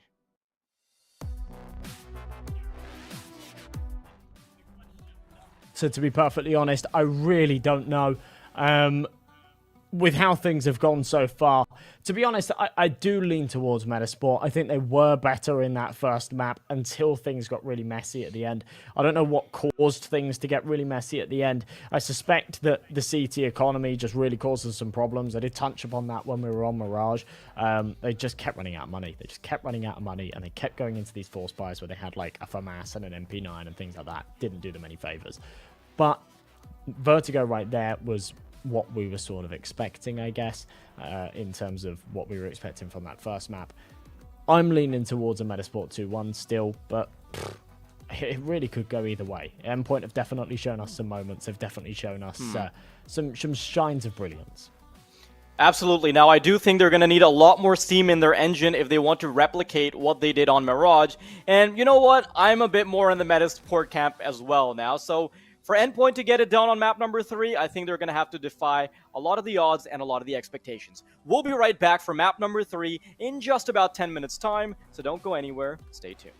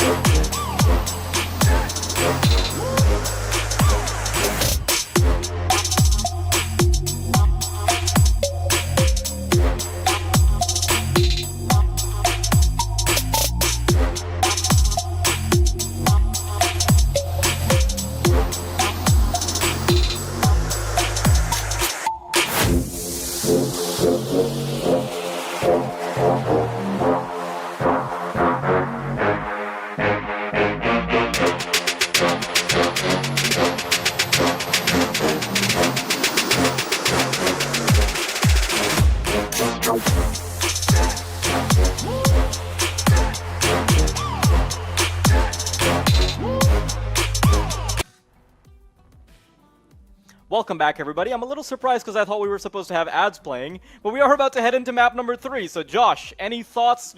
I've obviously already been defied, so I don't have a hat here, or I would give myself a dunce hat. Does a ukulele on the head count? There we go. Oh no, my ukulele is blending in with the green screen. Yeah. No. So, is there a ditto on your shirt because you're cosplaying as a commentator and you're really like secretly a top tier pro? Yeah, you know how you can tell as well? I even have a ditto tattoo on my arm too. Look at that. God damn. I didn't know you were that committed, but we do have the scoreboard coming up, so we can quickly take a look at who was dominating. Obviously, it was Nilo. I don't need to see it. 26 and 10. That is a huge gap. That is a 2.6 KD, and the ADR was just off the charts. It's not like he's just getting assists and stuff. He's getting all the work done all by himself. Completely dominating Endpoint on all accounts. And I really didn't think at any point Endpoint could have made a comeback, like except maybe at the end of the first half after they like started to get some damage done in the first in the first round of the second half. No conversion. You simply don't see anything off the back of it. So now they might have won Mirage, but their defeat on Vertigo, getting destroyed on their own map pick, means that they also have to overcome the psychological hurdle of just having gotten Nilo'd. The big thing there for me as well is two things.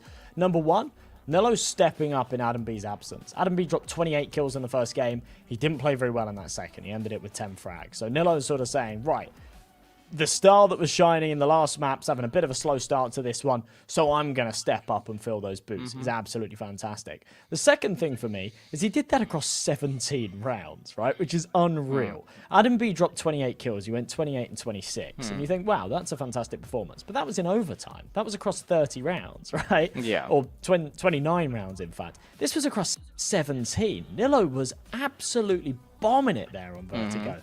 And if he can keep up that kind of momentum into Ancient, then I think it's a bit of a no-brainer as to who's going to have the advantage. But you can't always expect a player, just because they had a great map in the last, to come into the next with that same kind of force. It's a very different... It's a map with a very different dynamic, especially when you compare Ancient and Vertigo. They play out very, very differently. And also, obviously, he's had that time to cool off between the maps and things like that. He has to start things off in the pistol round with no money. You know, it's quite difficult to sort of maintain that momentum. But we'll see. I will say this, because Nilo is the type of player that's put in really high impact position because of his potential or like his prowess as a star rifler. I think if he gets a good start on Ancient, he's definitely going to replicate that performance, because if you're a mid player, if you're somebody that's always getting up in your face on Ancient, and you get to maybe start CT side for some reason, like let's say if they win the knife round, right? Because this is the decider, it's going to be decided by the knife round. If he gets that good start on middle, he will be doing exactly what he did on Vertigo, because the firepower on Nilo is currently miles ahead of everybody else on the server. And you know, it might seem a little harsh to say this, right, for the other team or even for his teammates, but Nilo is often on a completely different level. There's a reason why almost every player wanted to just put him down as like the prodigy that will take it next year, you know? There's no surprise about Nilo as a pro player just developing so aggressively and so quickly. So if he gets a good start, he's dominating again. Yeah, absolutely, absolutely. And at the end of the day, Ancient is a map that very, very heavily requires that mid control. It relies on it. And when you've got a team with good coordination, with good cohesion, like we've seen from Esport today, if they can obtain and maintain that mid control on this CT side, then they are in a very, very good position. They did win the knife rounds. They did get the pick of the sides. They're starting on their defense. And here comes the USPs. A couple of pairs of Julies dropped over as they face the Glocks that are just outside of mid and B. Mighty Max taking quite a bit of space here. Ooh, big kill. Ooh. Couple of nice shots with the Glocks, but there is still potential for the CTs to turn things up. 2-on-2. Susp. Oh my god. That flashbang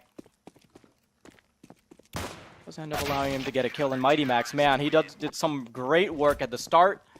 Unfortunately, it doesn't quite convert into a round just yet.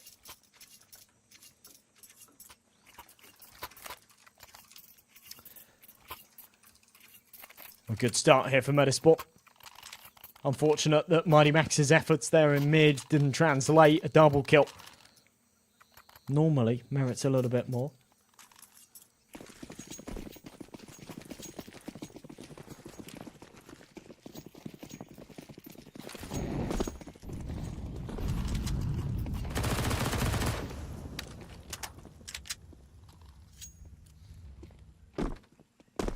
Just an eco hit. No bomb plant in the first round means save your pennies.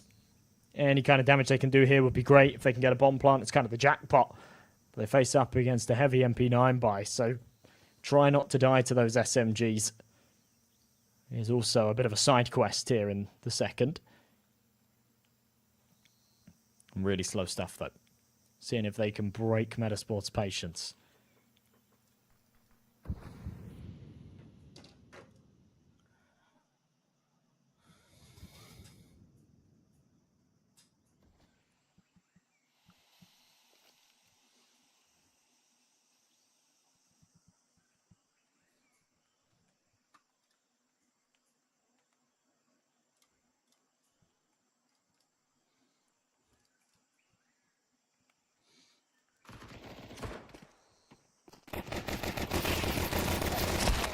Ooh.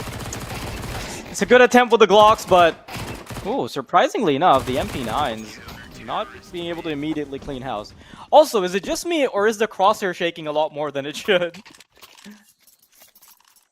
Yeah, I'm not sure what that was about. I think it's settled now. 2-0. Expected outcome. Obviously, Nilo falling, but that's okay. You can brush off one casualty. Susp is still 5-0, and he's acted as a bit of a bank here to drop an extra rifle over. So instead of the 4 SMGs in play, now only 2. Very manageable.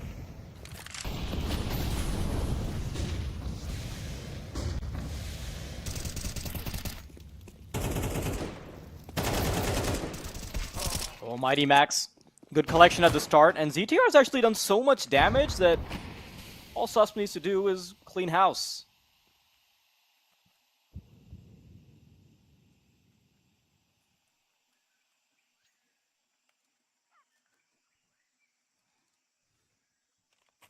Man advantage in a round like this is quite impressive. The issue is they've completely given up this A site. 3 of the 4 eyes right now here in mid. ZTR just getting into Donut in the nick of time. It is going to be smoked. Looking to try and deny this. Plant, spamming the way through. Not going to connect. But his teammates close into A main. No one holding it for now. I don't think they're going to expect them on this flank as quick as they are.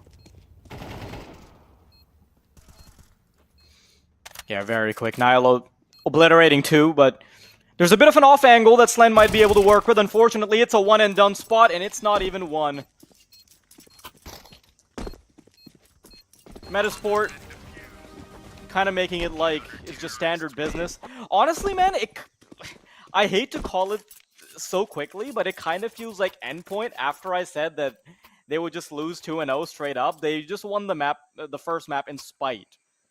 If anything, like they're like, yeah, okay, Metasport can have the other two, but like, yeah, I hate this caster in particular. Yeah, they just make you eat your words. And if Metasport kind of keep this up and end up just dominating this third map, then it is almost in effect a 2-0, isn't it? I mean, it isn't, but it's a 2-0, but they do it on hard mode. Switcher sending it out, crosses, flash through the smoke, Tech9's up close. Metasport are happy to give up this site, let them have the plant. And play for the retake here.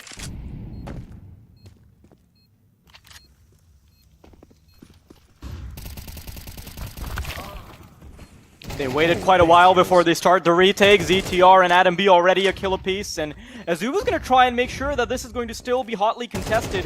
The smoke is starting to fade now, but the time is ticking down. They need to do something quick. Sus tries to cheat the smoke, and all they need to do now is get on that defuse. Slend is trying to stay alive. He's trying to make sure that the bomb won't be defused, but just in the nick of time, ZTR will stick it, and Metasport will get a fourth. That's a very, very nice... Well, I mean, I'll be honest, right? I mean, it was a nice recovery. It comes desperately close. I think they play that a little too close to the wire for my liking, but they have done a very good job in the retake of pulling that back their way.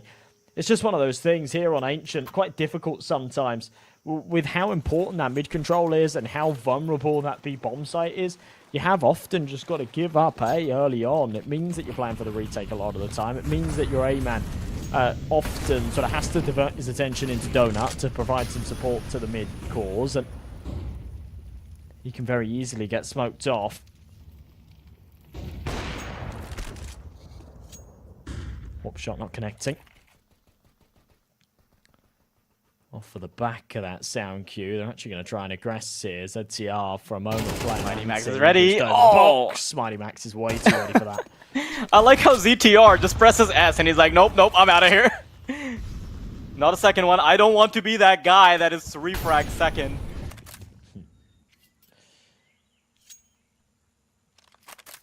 I'm surprised Mighty Max doesn't swing it quicker, to be honest.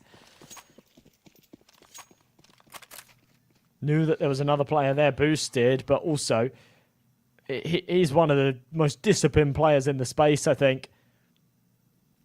Really, the mind on this guy is unbelievable.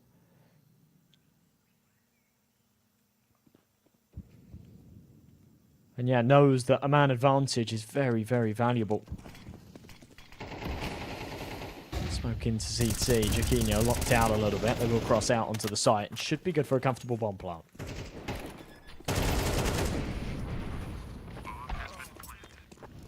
Surreal, 2 outstanding kills, but Adams at least kept things honest. By getting the first switcher, gives up quite a bit of info heading into Cave, but that's okay, because Jaquinho and Adam, they don't quite want to push it yet. In fact, they're going to go entirely for a save. Should be the first round for Endpoint, but it's a very hard-fought one.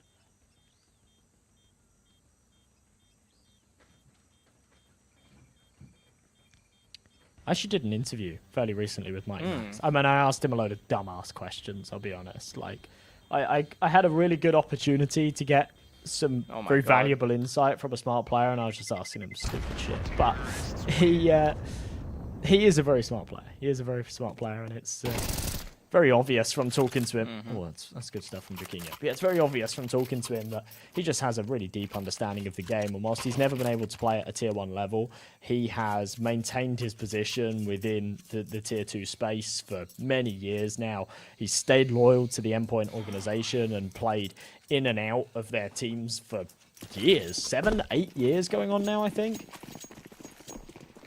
And yeah, just a mastermind of the game, really. Flash into mid.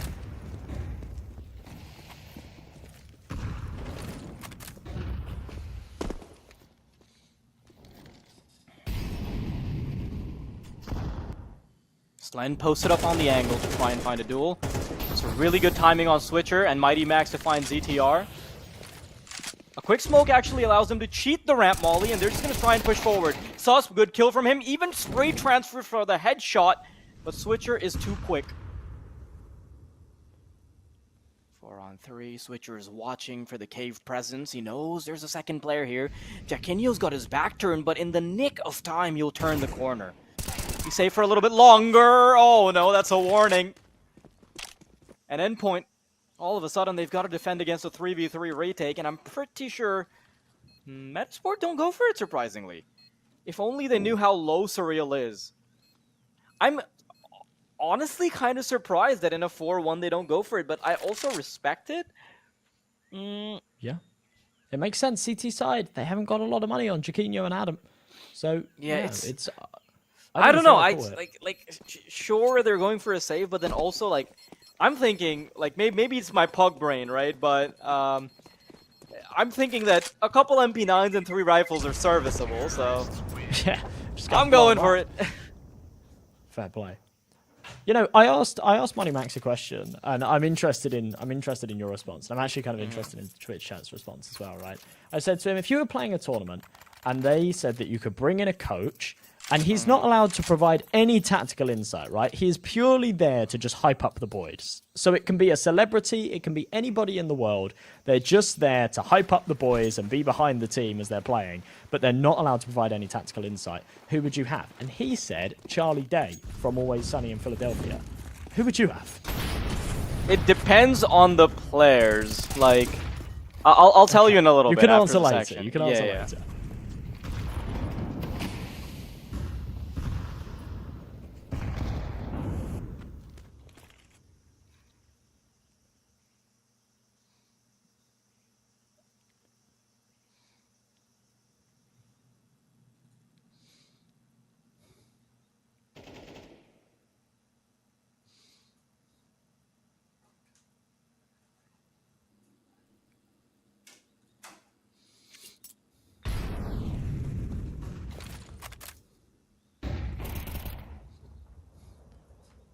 Kill.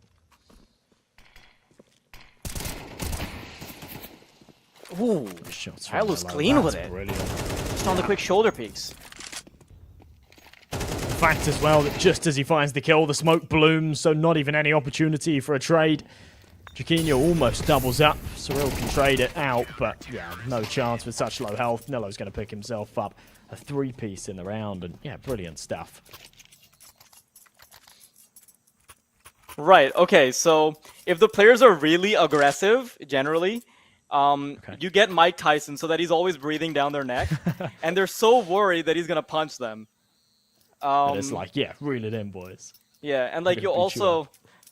and then you also get the added benefit of like him being like cutesy with them like they're toddlers, like he did with Hezbollah. And I'll give you my next, like, I'll give you the defensive approach after this round. Okay. Alright. I'm looking forward to it. Yeah, okay.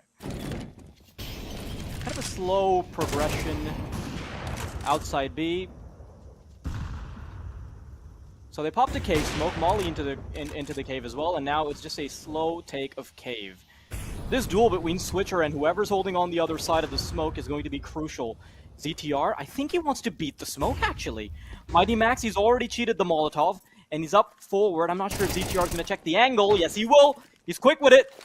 And I think he might want to creep into cave as well. It is. Oh my goodness, that is impeccable movement from ZTR. That's so well played. You can see him worried that he's going to walk his back into that cave player, and actually, yeah, his movement's just absolutely perfect. Knows exactly how long he can hold that D key to walk to the side without being exposed. Slen left in the 1v3. ZTR, oh, he spotted the barrel. That's going to be a freebie. Yeah, kind of doable. Kind of doable with the bomb as well on his back. These aren't the slimmest chances in the world by any means, and he will give up an audio cue as he's approaching the B bomb site because there's simply not enough time. That's okay. Jaquinho peeking out. No, jump on the wrong time. And Metasport will make sure that it won't convert into a clutch.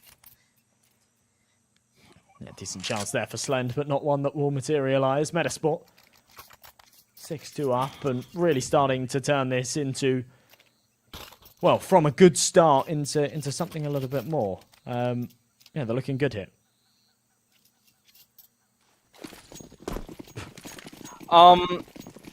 If it's a really defensive team, then the coach would be a bucket of water that they have their feet dipped in, like cold water, so that they have the urge to pee and they feel a sense of urgency all the time. Okay. Okay. Twitch chat suggestions are Snoop Dogg, Danny DeVito, your mother. couple of reasonable suggestions. I had like something similar actually in my mind. Obviously, Okay. your mother, Josh. I'm kidding. Adam though, ooh, great spray down, a third onto Slend. So it kind of keeps things clean, and you know, what did I just watch? I thought he might have seen him sneaking through the smoke, but Swifter doesn't really have much HP to work with, so it will be a swift death. Yeah, it's clean stuff. Yeah, the thought process I had in mind behind it. Did you ever watch like the old clips of Complexity with Jason Lake when he used to like? He wasn't a coach or anything. He was just like the owner of the team. He was the one that was putting money into it. But he was just so hyped. He was always behind the boys, and anytime they'd win around, he'd like shake their chair and like give them hugs and stuff. To be honest, I don't think you're allowed to do that properly in tournaments anymore. Like I think. Well, yeah. I guess not, but still. I love it. Pure energy, pure passion. Yeah. I could have chosen anyone, and I chose a cold bucket of water. Like, god damn, I will not make a great general manager. A very cruel one. The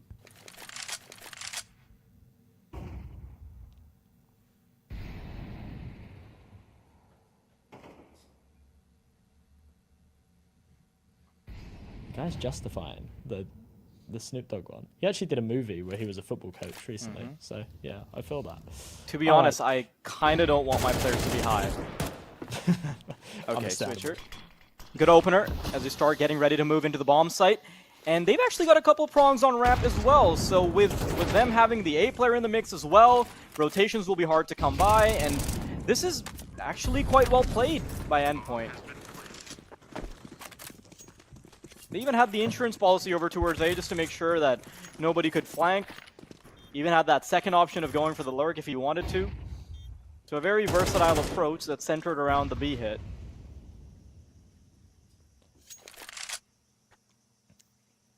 This is better stuff from Endpoint, and it's not too late for it either. You know, in the last map, we saw them accumulate around, but right at the end, it only materialized a 10-2 half. Here at 7-2, they can take a third. They can win one more after that. It goes 7-4. And Metasport won't have the money to buy into that final round of the half. So this could very, very quickly and quite easily close up.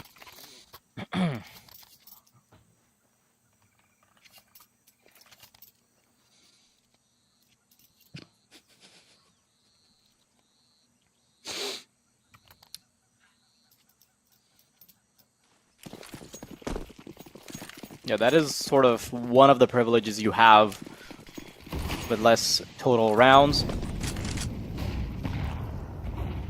Endpoint only need a couple more rounds to actually make this a pretty decent terrorist side half. Ooh, Susp is good for the first, but a transfer onto the second would only yield half damage.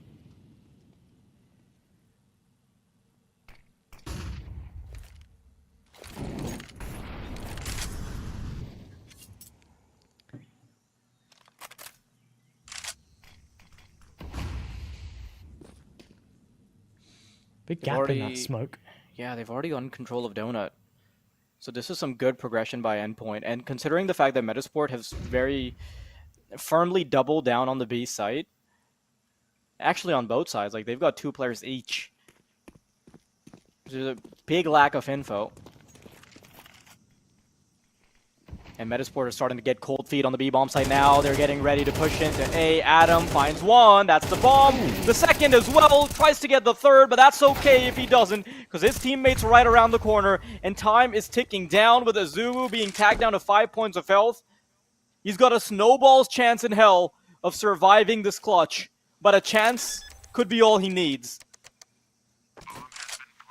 No trouble dialing the numbers in, but it's what comes after that will be the issue, and unfortunately, cannot bounce back from that.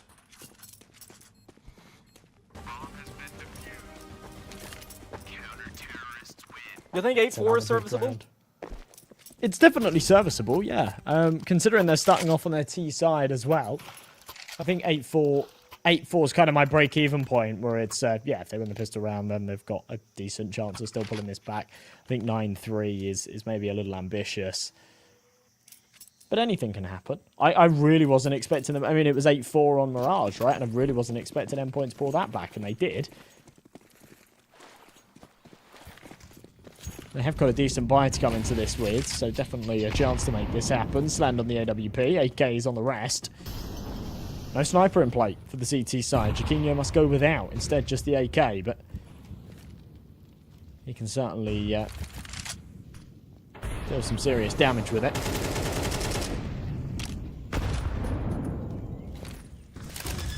Spams will do a fair bit of damage as well. Mighty Max just tapping in this bomb. He'll slip back away somehow.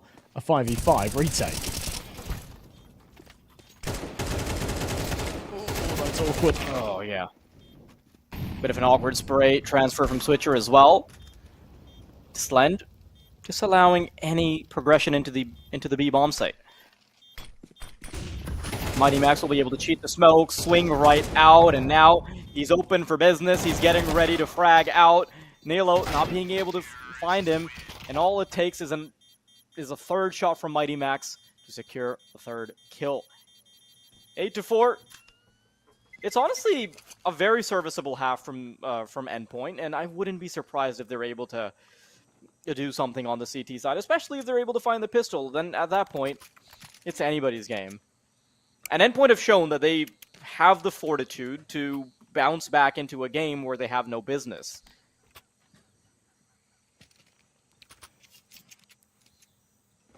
As we were saying before, 8-4, definitely workable. Pistols out here for Endpoint. Azu with those dualies. He's got Kevlar behind it as well. Mighty Max has dropped them over.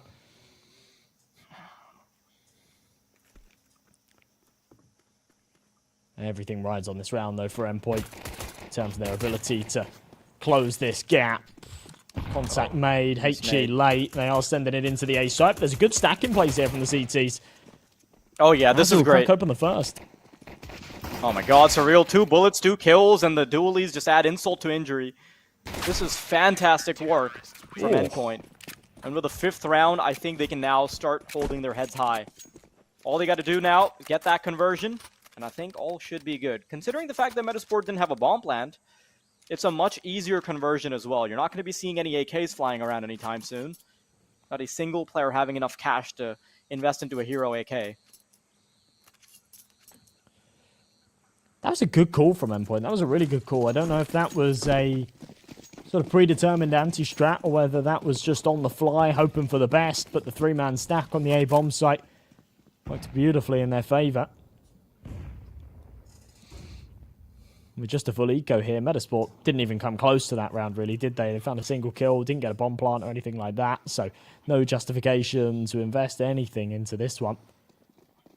We'll put the scoreline 8-6, almost for certain. Surreal a chance to stat pad a little bit, but no, it's stripped away from him. It's 1-for-1. They're going to give up a bomb plant here too. Jaquinho's traded one back, and maybe I've spoken a little too soon here. Oh, wow. Oh, Switcher being that second line of insurance as they come in through Donut certainly helps a lot.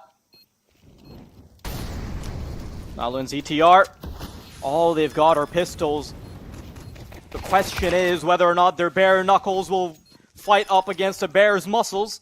Don't think that's happening anytime soon. And ZTR, actually, he's got an MP9 in place, but Slend will put him down. Kind of got scary there for a second, I'm not going to lie. It really did, it really did. In the 3 versus 3, right, the big thing is the fact that Metasport didn't have any Kevlar. So you're saying to yourself, you know what, I haven't got high hopes for this. But then when Jaquinho threw his flash into Donut, I'm thinking, oh my god, this might actually happen. Slend is now fully blinded. If he wins this fight, it goes into the 3-on-2. Slend was very lucky that he had support from his teammate there, because that could have gone sour real quick. And it's just not a round that Endpoint can afford to lose. In the context of the comeback, that was a must-win. They just about get it over the edge. Considering they were against a full eco, it maybe shouldn't have come as close as it did.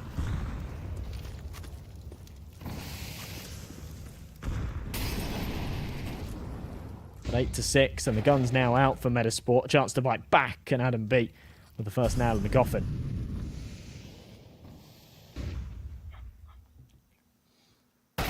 Zuhu looking to find a gap, but that angle seriously favors Susp. It's not enough damage from Surreal on the rebound.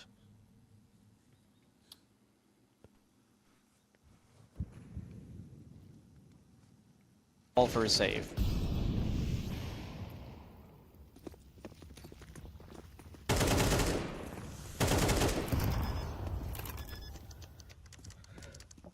Well, there's the aforementioned save, right? Not a single peep over on that A-bomb site. They have to call this one off. At least they'll carry across that AWP and a couple of rifles into the next round. And the 8-4's closed up enough that they can sort of shrug their shoulders and say, it's okay. Like, we've done enough here to keep this competitive that come the next buy round, we've still got a good shot at this. It'd be a very different story if it was 10-4 right now.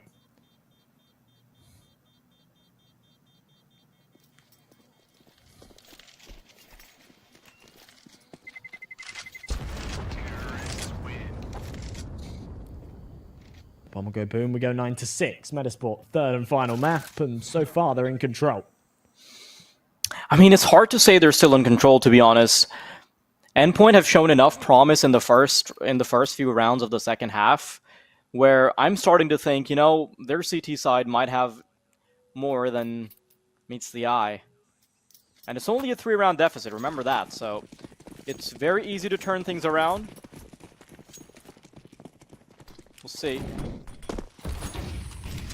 Molly and Nate combo to try and divert any aggression that might come through on middle. Instead, Metasport are going to be taking their chips all the way to the table on the A bomb site instead. I'm not sure if Sus spotted that. Yeah, he didn't. Slen catches him, and now they know that's their cue. They've got to rush into the A bomb site. Surreal at the ready. This is such a good angle for him to be holding from, but he tries to sneak into CT, wants to stay alive for a little bit longer, but he has disallowed that opportunity. Donut is smoked out. 2 players coming in from Temple. The numbers will quickly be punched in, and it's time for the retake. Switcher, or rather Jaquinho, is found. Switcher will be the second man to start moving in. I think Nilo's only expecting the AWP to be in there, but the rifle will certainly make things harder. Nilo holding a very tiny angle, and he's got the transfer. Beautiful work from ZTR and Nilo to bring Metasport to double digits. It's a bit of a shame. Felt like Surreal deserved more than a one and done in that situation. His teammates still managed to pull it back into a 3-on-2 in their favor. Unfortunately, Nilo was just a little too powerful. Double digits here for Metasport. No money on Endpoint.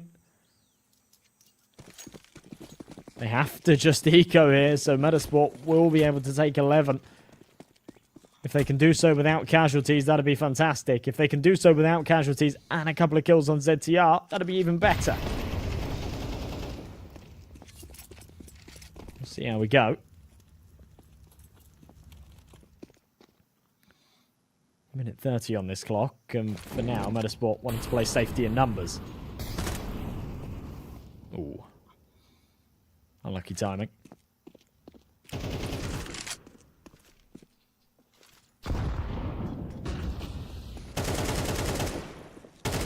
Oh, Nilo.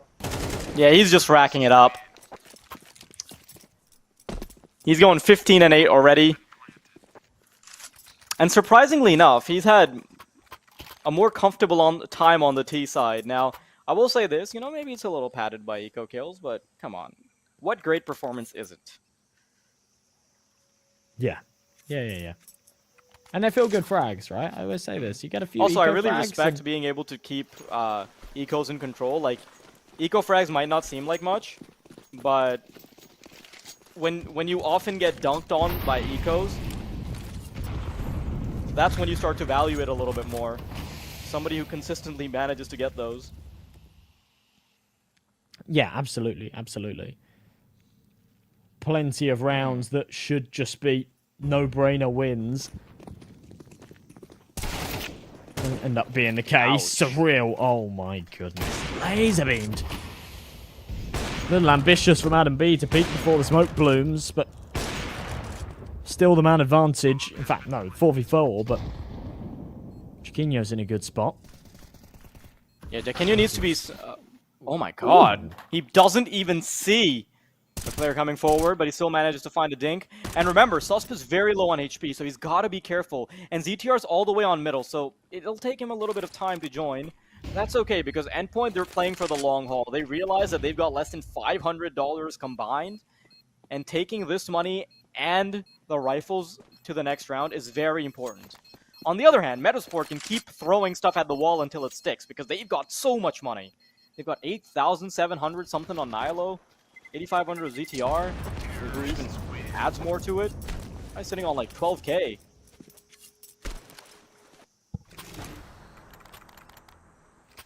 Well, potentially the final round of this series, Metasport have clawed their way to 12, and Endpoint still lacking quite far behind. Since map number 1, there really hasn't been a lot from them. A couple of big individual plays, but outside of that, it's been pretty lackluster here from the British squad. I'm a little... This was always going to be a hard game, though, right? We were talking about this at the start. This was always going to be a hard match. Also, I don't know if I'm just tripping, or, like, wasn't their money like 8,000 something? But their loss bonus wasn't enough to make it like 12K, was it? Okay, so the bomb plant, the bomb explosion, plus that, I'm not sure. I'm probably doing the math really wrong on the round win. Well, yeah, okay. Never mind. I did the math in my head again. It's okay. It's a round win bonus plus, yeah, with the bomb, okay. The bottom line is for Endpoint to actually even entertain any idea of a comeback here, they have to do a hell of a lot to break that Metasport economy. They've got 2 at least, possibly even 3 buy rounds in the tank. Susp charging it forward with the UMP. He's not the one to find the kill, but it's Nilo instead. He never let go of his keyboard. Yeah, he was full send. All the way into CT spawn, and the fact that they've got full control of the B site in the first 15 seconds of the round, that is insane. They've even got plenty of util 10k in the bank. 10k in the bank, and he's bought a UMP. Yeah, just flexing on his opponents at this point. However, I think it might be a little short-lived. I love how ZTR takes the long way around. He hides all the way. He's just making sure that one player is engaged all the way, and now he's going to try to come back to fight Azubu. And in the meantime, he's completely disabled their ability to fight in from ramp. It was so important for Azubu to be around, and ZTR has played it to perfection. Metasport with a 13th, and it is complete destruction for Endpoint.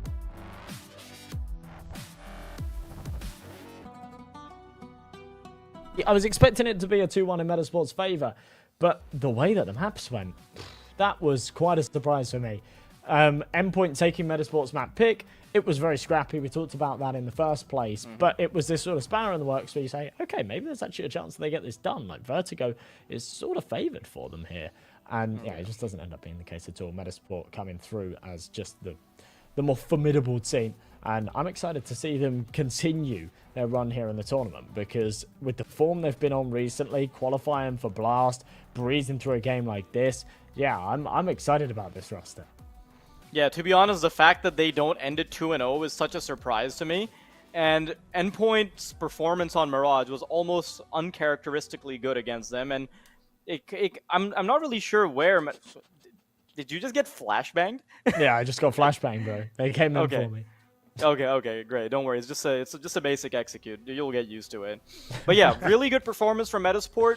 2-1, which honestly could have very easily been a 2-0. And the reason I'm saying that is because I'm coping, and I don't want to admit that I was in fact wrong and that Endpoint would be able to get a map off of them. But you know, it's great work. Metasport, you're right.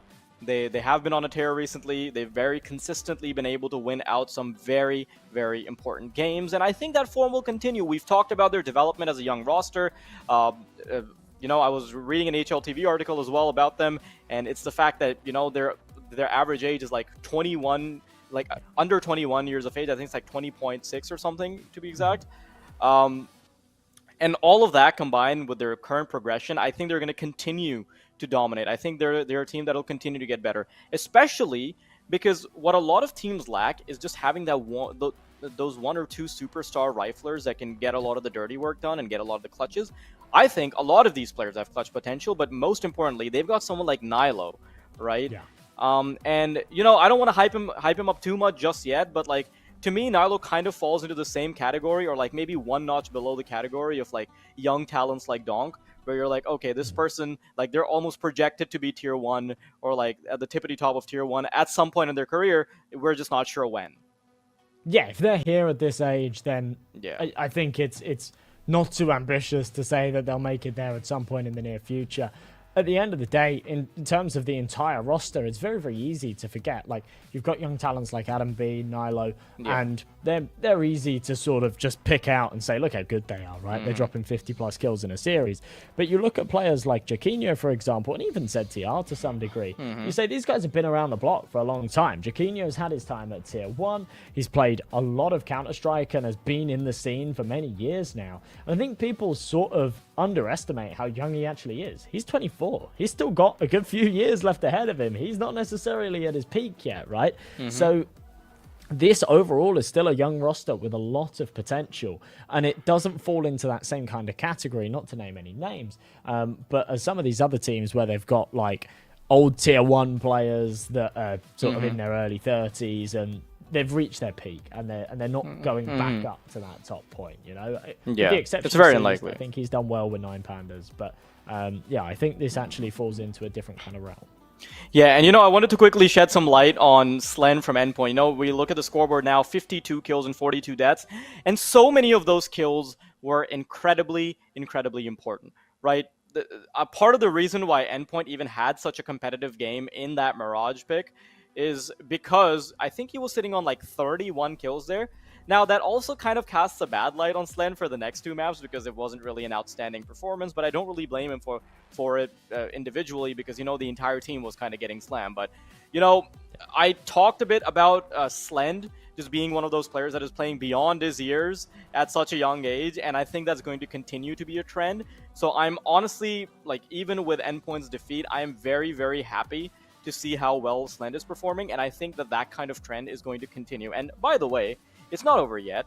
This wasn't the disqualification or elimination game. This was just the 2-0 bracket. So kind of happy days for us as commentators, right? We don't have to wave anyone goodbye just yet as far as teams exiting the tournament is concerned. But we do have to wave goodbye to you guys. We'll be back again on Monday. Not us. It's going to be a different set of casters. But yes, Yellow and Compass is always on Monday through Thursday. So we'll catch you guys in the next one. See ya. See.